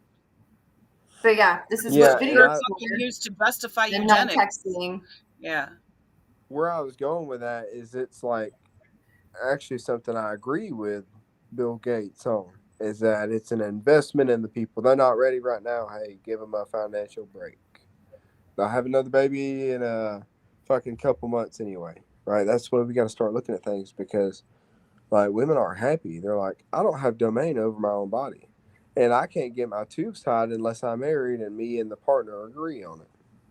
It's like you don't have domain over your uterus, you don't have domain over your abdomen. You got the fucking government telling you when, telling you what and when, and how much, and it's fucking bullshit. And people need to start speaking up for women's rights because it's the least underspoken fucking one, and it pisses me off. Like I was talking to somebody very close with me, and she was telling me that she couldn't get her tubes tied. She didn't want to have kids anymore, yada yada yada. But she had to fucking have her husband's permission. Isn't that fucking ridiculous? That's I say this is my fucking body, and I'll do whatever I want to. I want to get a tattoo, I'll get a tattoo. If I want to smoke weed, I'm gonna smoke weed. If I want to get a fucking abortion, I'll get a fucking abortion. But and then again, like I see it from like I understand that it's there are racist elements at play here, and we've got to be careful with what's going on in the world, and we need to start looking on things on an and existential, materialistic on way. that thing, I mean, from what I have seen, abortion specifically has always been targeted as a whole. I have not seen people actually just place abortion clinics in places where minorities are, because I really just see people trying to get rid of abortion completely, because they don't understand that sometimes women will die. You can't even get a hysterectomy unless you've had 2 kids and your husband approves. And if you don't ever so if you have endometriosis and you can't even actually have kids, they'll be like, no, you probably still could. Like, I mean, medically speaking, they will tell you that you cannot have children because you have endometriosis so severely, and then they will still not allow you to have a hysterectomy. You could be childless and never planning on getting married, and they will still tell you that this imaginary future husband of yours has more say over your body than you do, and you can't get a fucking hysterectomy because you might marry somebody who wants to have kids. And who is the vampire hunter? That's Pat. Who's he talking about with the hair and the pack and the hot topic? I get off my shit off of Amazon, bro. I wasn't allowed to shop at Hot Topic when I was 17. And hold up, I'm trying to get my camera right. Yeah. Who is the pistas, man? Who's those Pat? dudes are fucking I know cool. a couple of Pats, but I don't know if it's one of them or if it's actually a fucking troll. I don't know. But it's entertaining either way. Special handicap. Hi. He's making fun of me. He thinks I'm 21. I probably am. Joke's on you, bitch. I'm old as fuck. Not really, but sort of. It's Pat. Saturday Night Live, Phil. Fuck. We need to be more interactive with the comments. It's actually very entertaining. Maybe you should buy ads and let the trolls in. All right, you know what? I mean, you know that I'm down with the trolls. And honestly, I could say whatever I wanted and not get banned from Facebook by doing it. No, true. This is perfect. You know what? I'm back on, bitches. Okay, forget about it. Wait, what's perfect? Wait, let me get a beer first.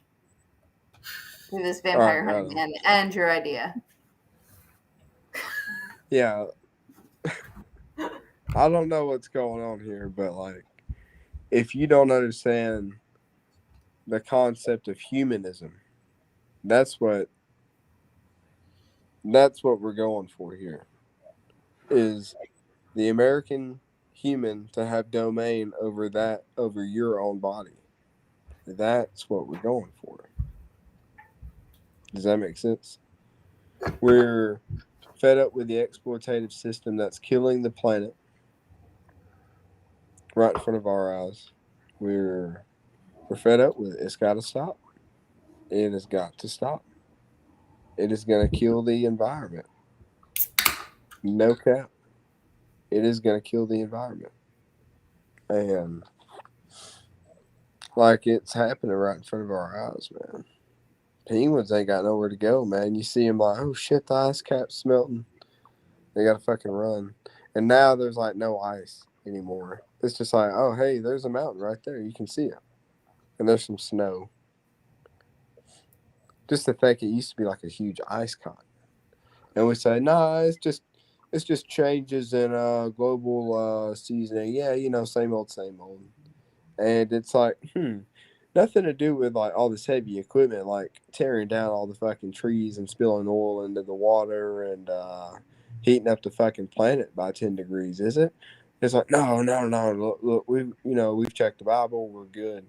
And it's like, dude, I think like people are worshiping machines. I don't think people are worshiping God anymore. They're worshiping machines, and they're willing to twist their ideologies to fit their fucking versions of their religious fascism to I don't extort see a their way of living. difference And we're having here. enough of it, and people are going to wake the fuck I up and don't worship realize. any fucking thing. I I don't honor either. nature. But like, I don't see a Hey, difference people here. around. I don't think that people should worship God or anything.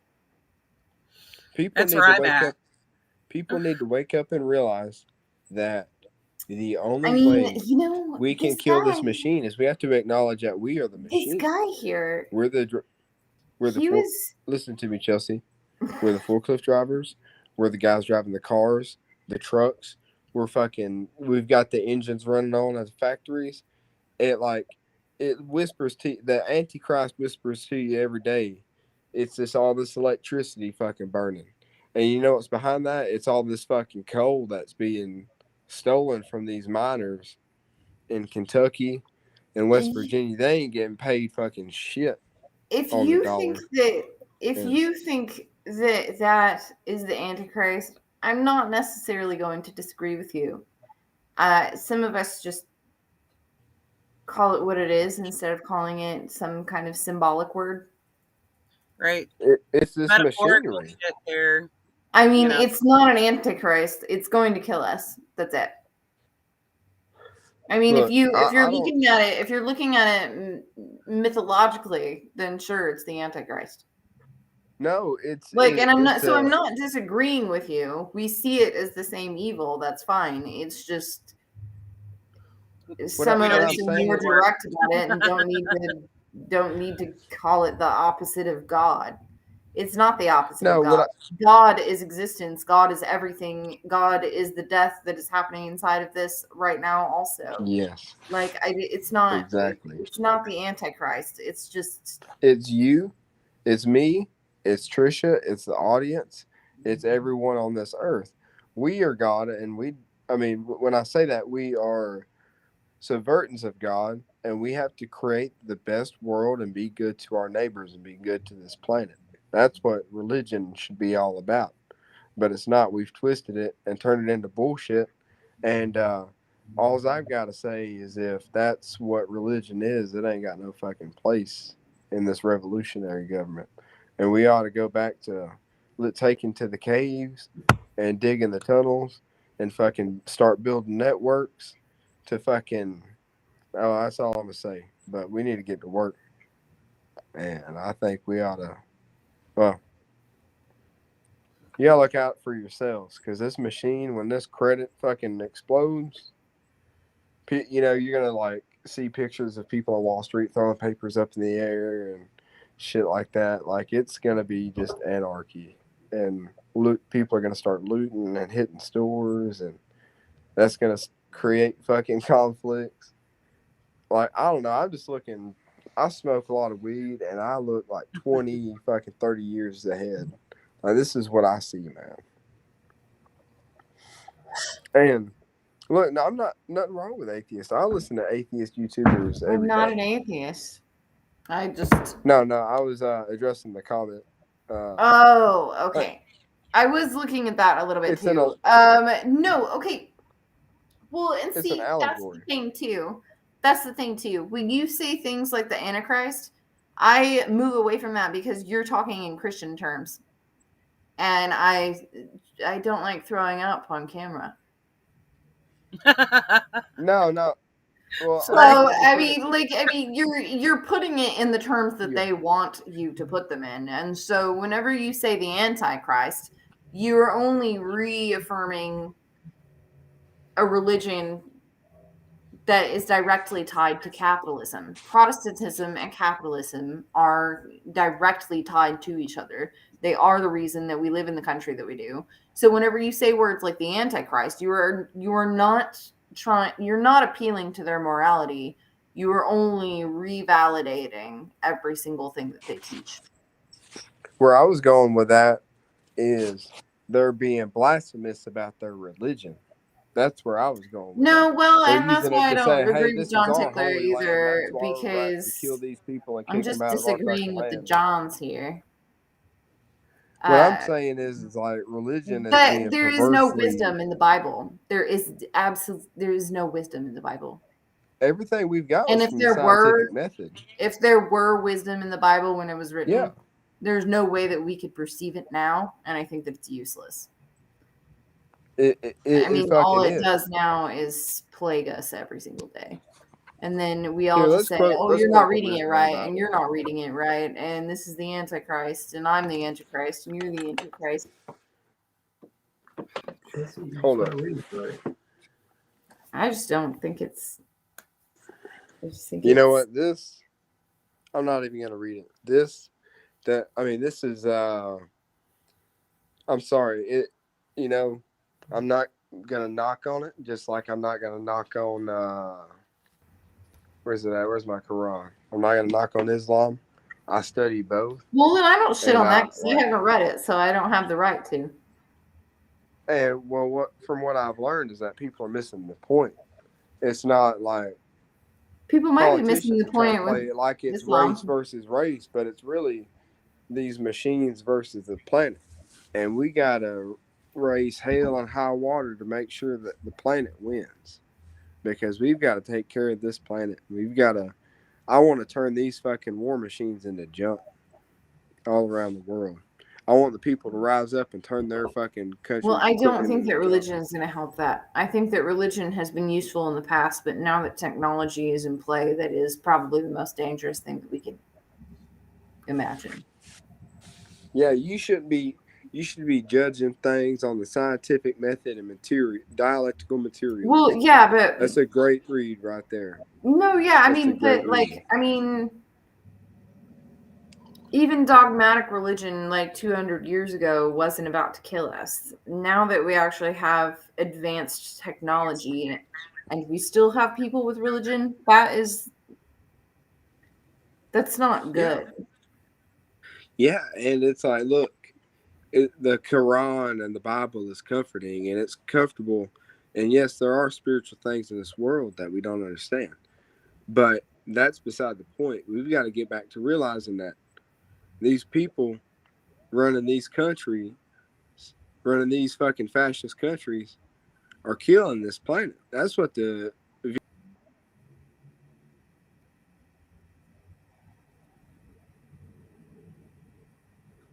out and mined out, destroying the jungle. And it's not you. It's just ridiculous, man. The South Vietnamese government was so brainwashed so corrupt.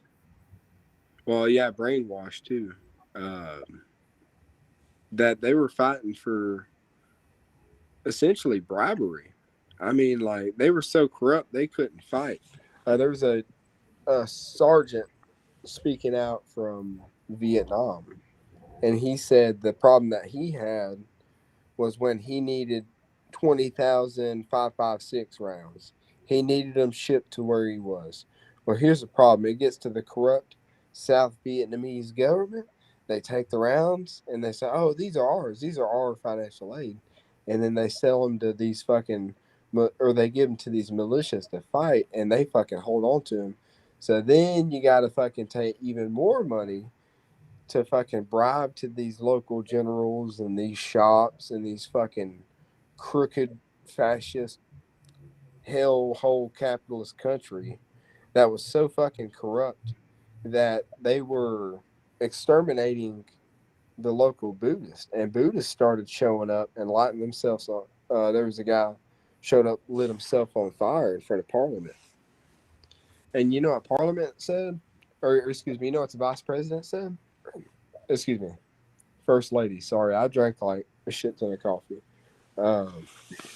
She said, "Oh, if they want to burn themselves, we'll give them the gasoline and the matches." And 20 people came out there eventually throughout the whole war and was burning themselves. And the military overthrew the government 9 times. They were so corrupt they had 9 military coups because the generals all had their fucking special interest. Well, I can make money off of this and get rich off of this. This will be like my little side hustle. And it was just all the way down in fucking ranks, and everybody just turned a blind eye to it because we had the money. They had the money coming in from America. They had the intelligence. They had the fucking troops down there helping them. Except the problem is that the American troops are fucking hands are tied. You can't go into fucking North Vietnam, and you can't go into Laos and Cambodia and fucking hit the Ho Chi Minh Trail. You see what I mean? They was trying to fight it like it was the Korean War. They didn't want to drag those countries in there. And this is just from like what I've talked to from Vietnam veterans and everything, including my dad. He was a Vietnam veteran, fucking badass paratrooper. Like fucking 9 years, man. I'm fucking proud of him. He's a fucking good soldier. But dude, the hell, man, knowing that they can't win because like they're just there for bullshit. Like they know the whole war is fucking bullshit. And you know, that's why a lot of soldiers started smoking pot in Vietnam, was because they realized, you know, like we're here and we're dying for no reason. Like we're here for bullshit, bro. And like that's why soldiers were so depressed. And you know, the anti-war movement started. The Civil War movement was going on at the time. Black troops and white troops did not get along with each other. I mean, it was a bad time. It was a fucking horrible time for nothing, for the most corrupt fascist dictatorship. What, to stop communism? No, this has been about resources. This is about all that lumber we was going to cut up in Vietnam, man. And the communists weren't fucking about that shit. But here we are. We're the good guys spraying Agent Orange in all of fucking Vietnam and giving our troops and these people cancer and all kinds of fucking horrible defects. Fucking their goddamn face melting off. Trees just fucking full of poison. And we're the good guys, man? Fuck no, dude. Fuck no. We've got to, if that's good, I don't fucking know what it is. It's going to have to take our American troops standing up and saying, nah, this is fucking bullshit. And we're not going over there and carrying out these fucking stupid orders. Because that's just fucking fascism. And that's what it's all about, is keeping those fascist dictatorships up and running. Keep that fucking resource river coming. Yeah, more work, more parts coming out. NAFTA was such a great deal, right? It's crazy how Ford is, we're seeing, you know, you go to Ford, Dodge, Chevrolet dealerships. You know, you go to, you know, I was a car salesman before. Okay. That's why I'm able to talk for so long, is because I used to be a car salesman. So, anyway, you look, well, one thing I noticed from going around in the lot, looking at all these new cars, you know, it's Japanese parts, 10%, Mexico, 10%, El Salvador, you know, like you'll see like all these non-American companies.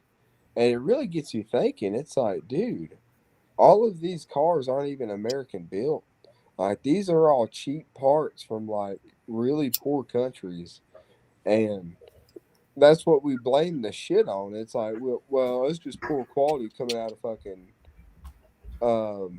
Mexico and yada yada yada. It's like, no, like it wasn't built in the same plant. You know, companies using different metals and shit. I don't know. I just think about that shit too much. It's people got to wake up and realize like this is like we're killing these people. Yes, John. They use competition to exploit people and break unions. Damn Yep. right, man.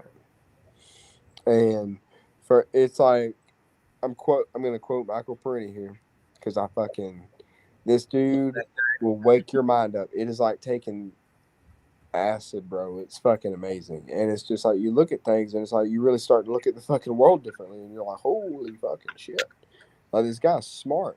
And you look at it and it's like, we had a lot of money in Russia. So when the Bolshevik Revolution happened, it was like, oh no, we're losing all those fucking resources. And the fucking president sent troops to Russia to fight him. America was involved in the fucking Bolshevik Revolution. We were the fucking reactionary forces. We were the guys going there to put that shit down. And it failed because the Bolshevik Revolution won.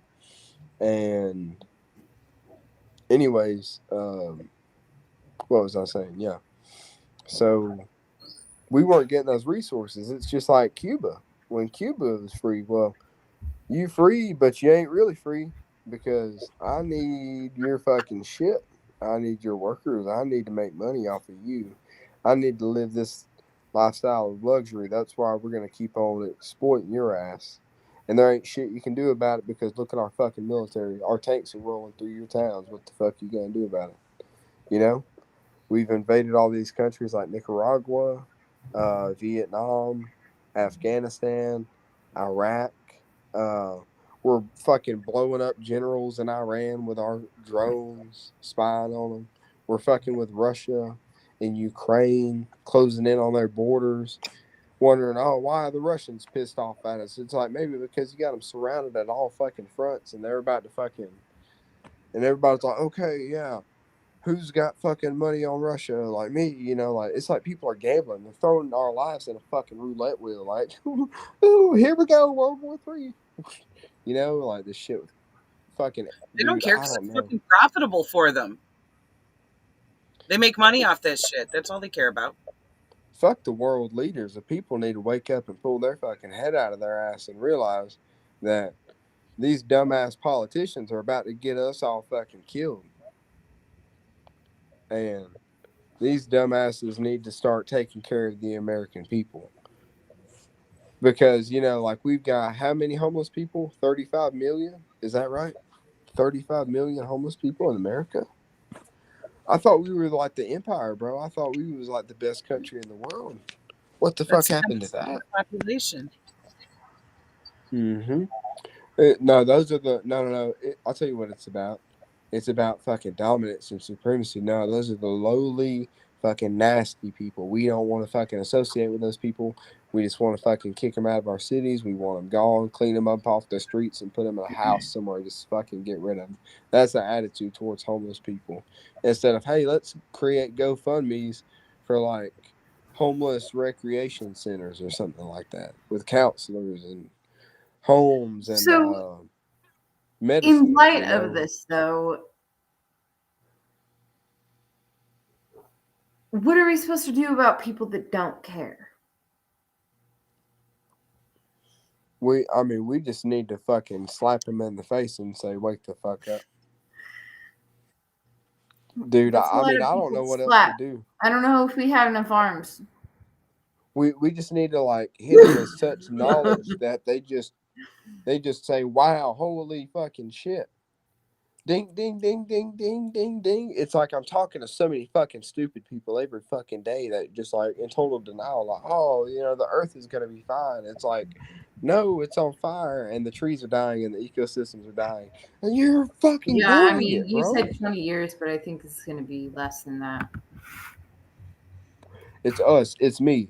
It's me with my coffee machine That's and my why heater I get very interested. and my every heater over time there and this somebody fan and these lights. fucking says they're pregnant. I'm just like, oh, that's cool. I'm sorry. I'm just get really I'm like, your kid's not gonna live. So I'm just like, I don't know. I get like real dark about it. Like, oh, hey, what's going on, you poor woman? Oh, are you wanting to get a fucking abortion No, because we're it's not paying about you that. It's just $7.15 that an hour it's the women that and you can want to have barely kids afford that to confuse support me. I'm yourself? just like, why do you want to have a kid? Because it's not going to be alive, like for very Exactly. long. We're gone. I think that we're No, gone. that's why we gotta come. That's why we gotta come together and fight this green revolution, bro. And all the people around the world need to wake up and realize we've got to shut these machines down. I wouldn't give a rat's ass if all these machines turned into junk tomorrow. That'd be the best damn thing that's happened to this planet in this history of this planet. Depends what machines it is. There's certain stuff that we don't need to be doing, Yep. like in mining lithium and drilling oil. However, when it comes to the means of production, seize those machines and put them to work. I'm telling you. You're damn right, Trisha. You goddamn right. You're right too, Chelsea. Hell yeah.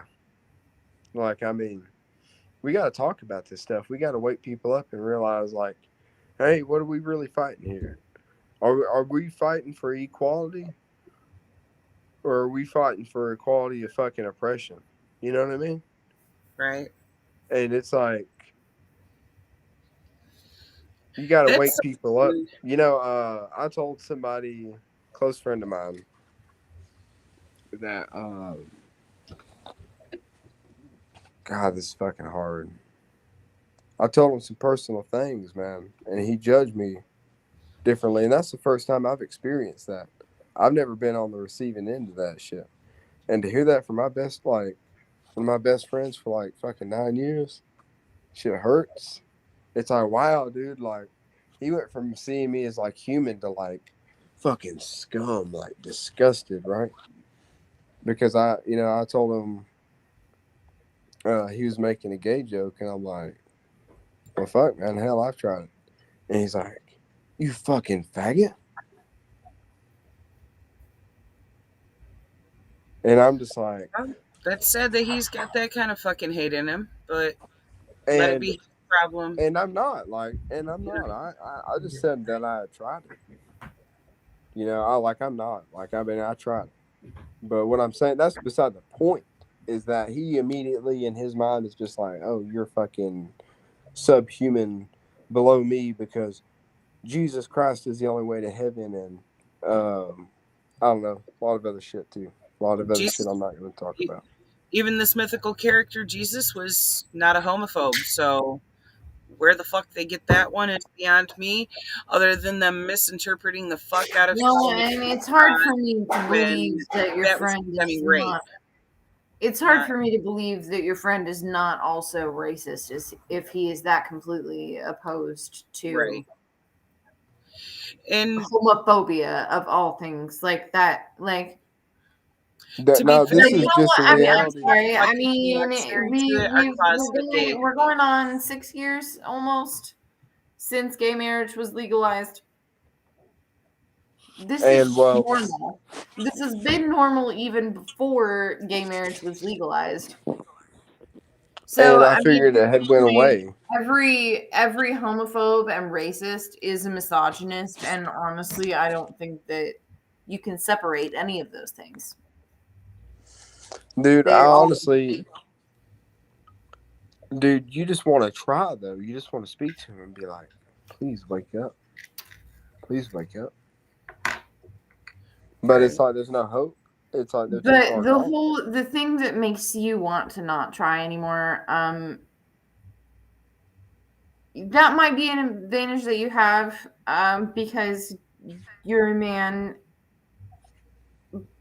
And I mean, sometimes it's not. That's not the complete reason that I'm saying that. But like, no, you're damn right. But when you say these things, nobody wants to listen to you, and you can hear it in the way that they disrespect you personally. Also, it's like, I'm not black, and I'm not a lot of the things that people discriminate against people for, because, like, I mean, I'm bi. I have to pretend sort of sometimes that I'm not, or people just assume, or whatever. So, like, I can pass for certain things a lot of the time. But you start to see that even in your own family, they start to disrespect you specifically also because of the things that you've said, and that's why your friend disrespected you. And I think that if you found that you talked a lot more about the things that you believe, that you would get disrespected personally a lot more often. And so they try to make it sound like it's not political and that they're not really racist. They just have a problem with you specifically. But really, the problem is that Mhm. they're fucking racist and they're homophobic and they're pieces of shit. They're fucking pieces of shit. That's just the fucking end of it. There ain't So nothing that's else to why I it. don't feel Damn any. right. That's why I don't feel any inclination to help them or to feel bad for them. There is no reason to. You just have to leave Right. them That's behind and tell them to go fuck themselves.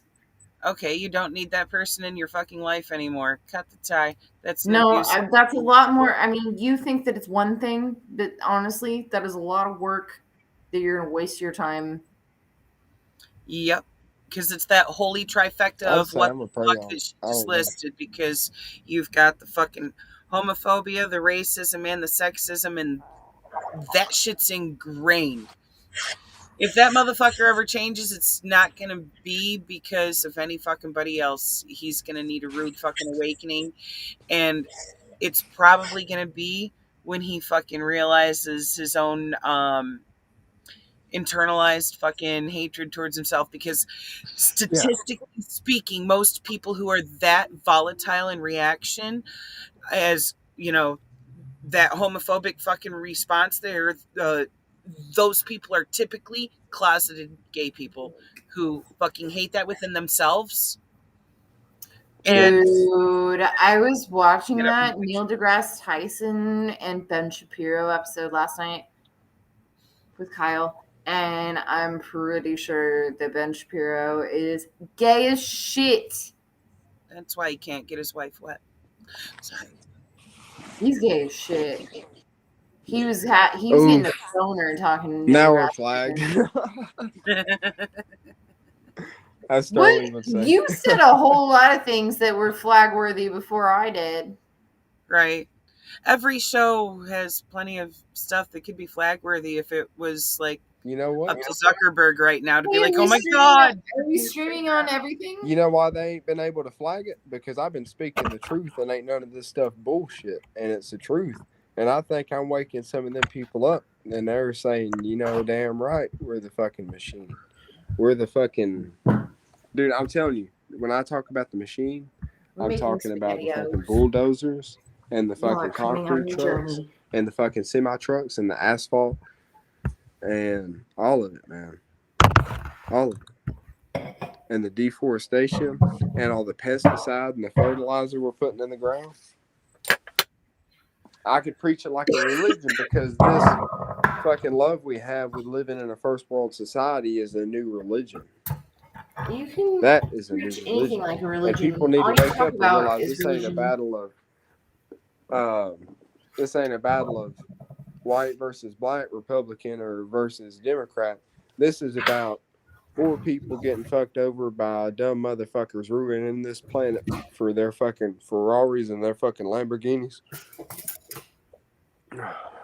Fucking scumbags. I'm getting more coffee because I'm getting pissed.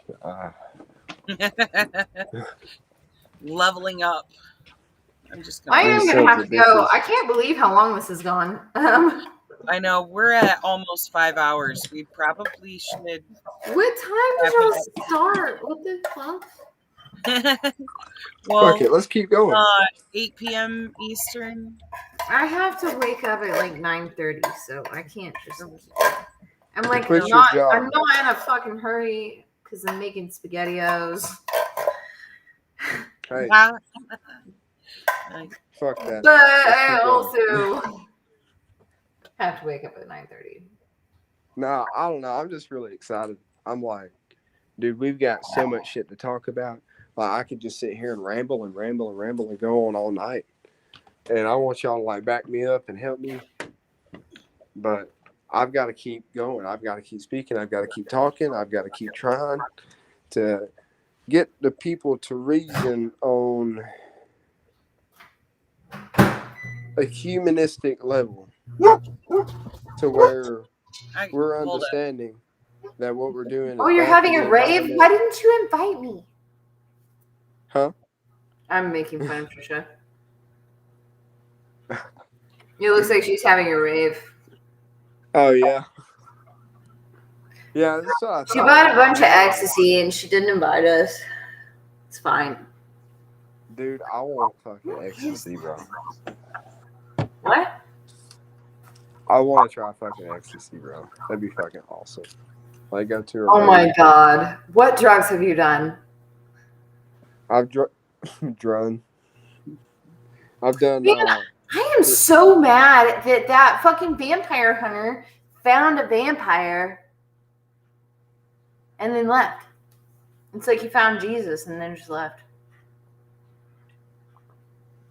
He made fun of my I don't hair. know. He said I shop at Hot Topic. I don't shop at Hot Topic. I'm 31.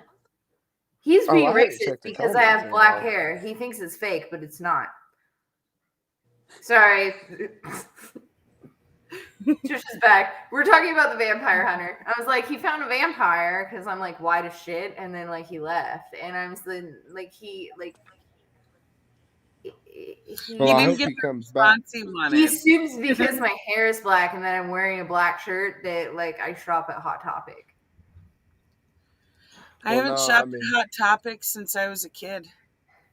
Hot Topic is gay, which is cool, but I don't know. I mean, it's like, so are we. But, So, you know. I don't know.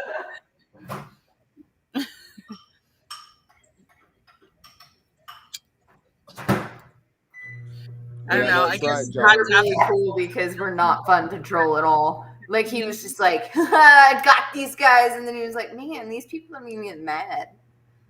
Right. It's like, okay, we enjoy that shit. Sorry, I interrupted John again because he talks a lot. No, I'm agreeing. Sometimes It's you just got I'm to. taking everything in. I'm taking the comments in. Well, John, why is gay pejorative? Because it's used to describe some people. Oh, that's the fucking gays. There go the fucking gay. It's the people same right reason there. why cunt is my favorite word. Right. I Yeah. love cunt. I also love looking at people, calling them a cunt, and then being like, can't What color was he understand doing? normal thinking. And you know what? We've got to start re-looking at the way we view society. You know?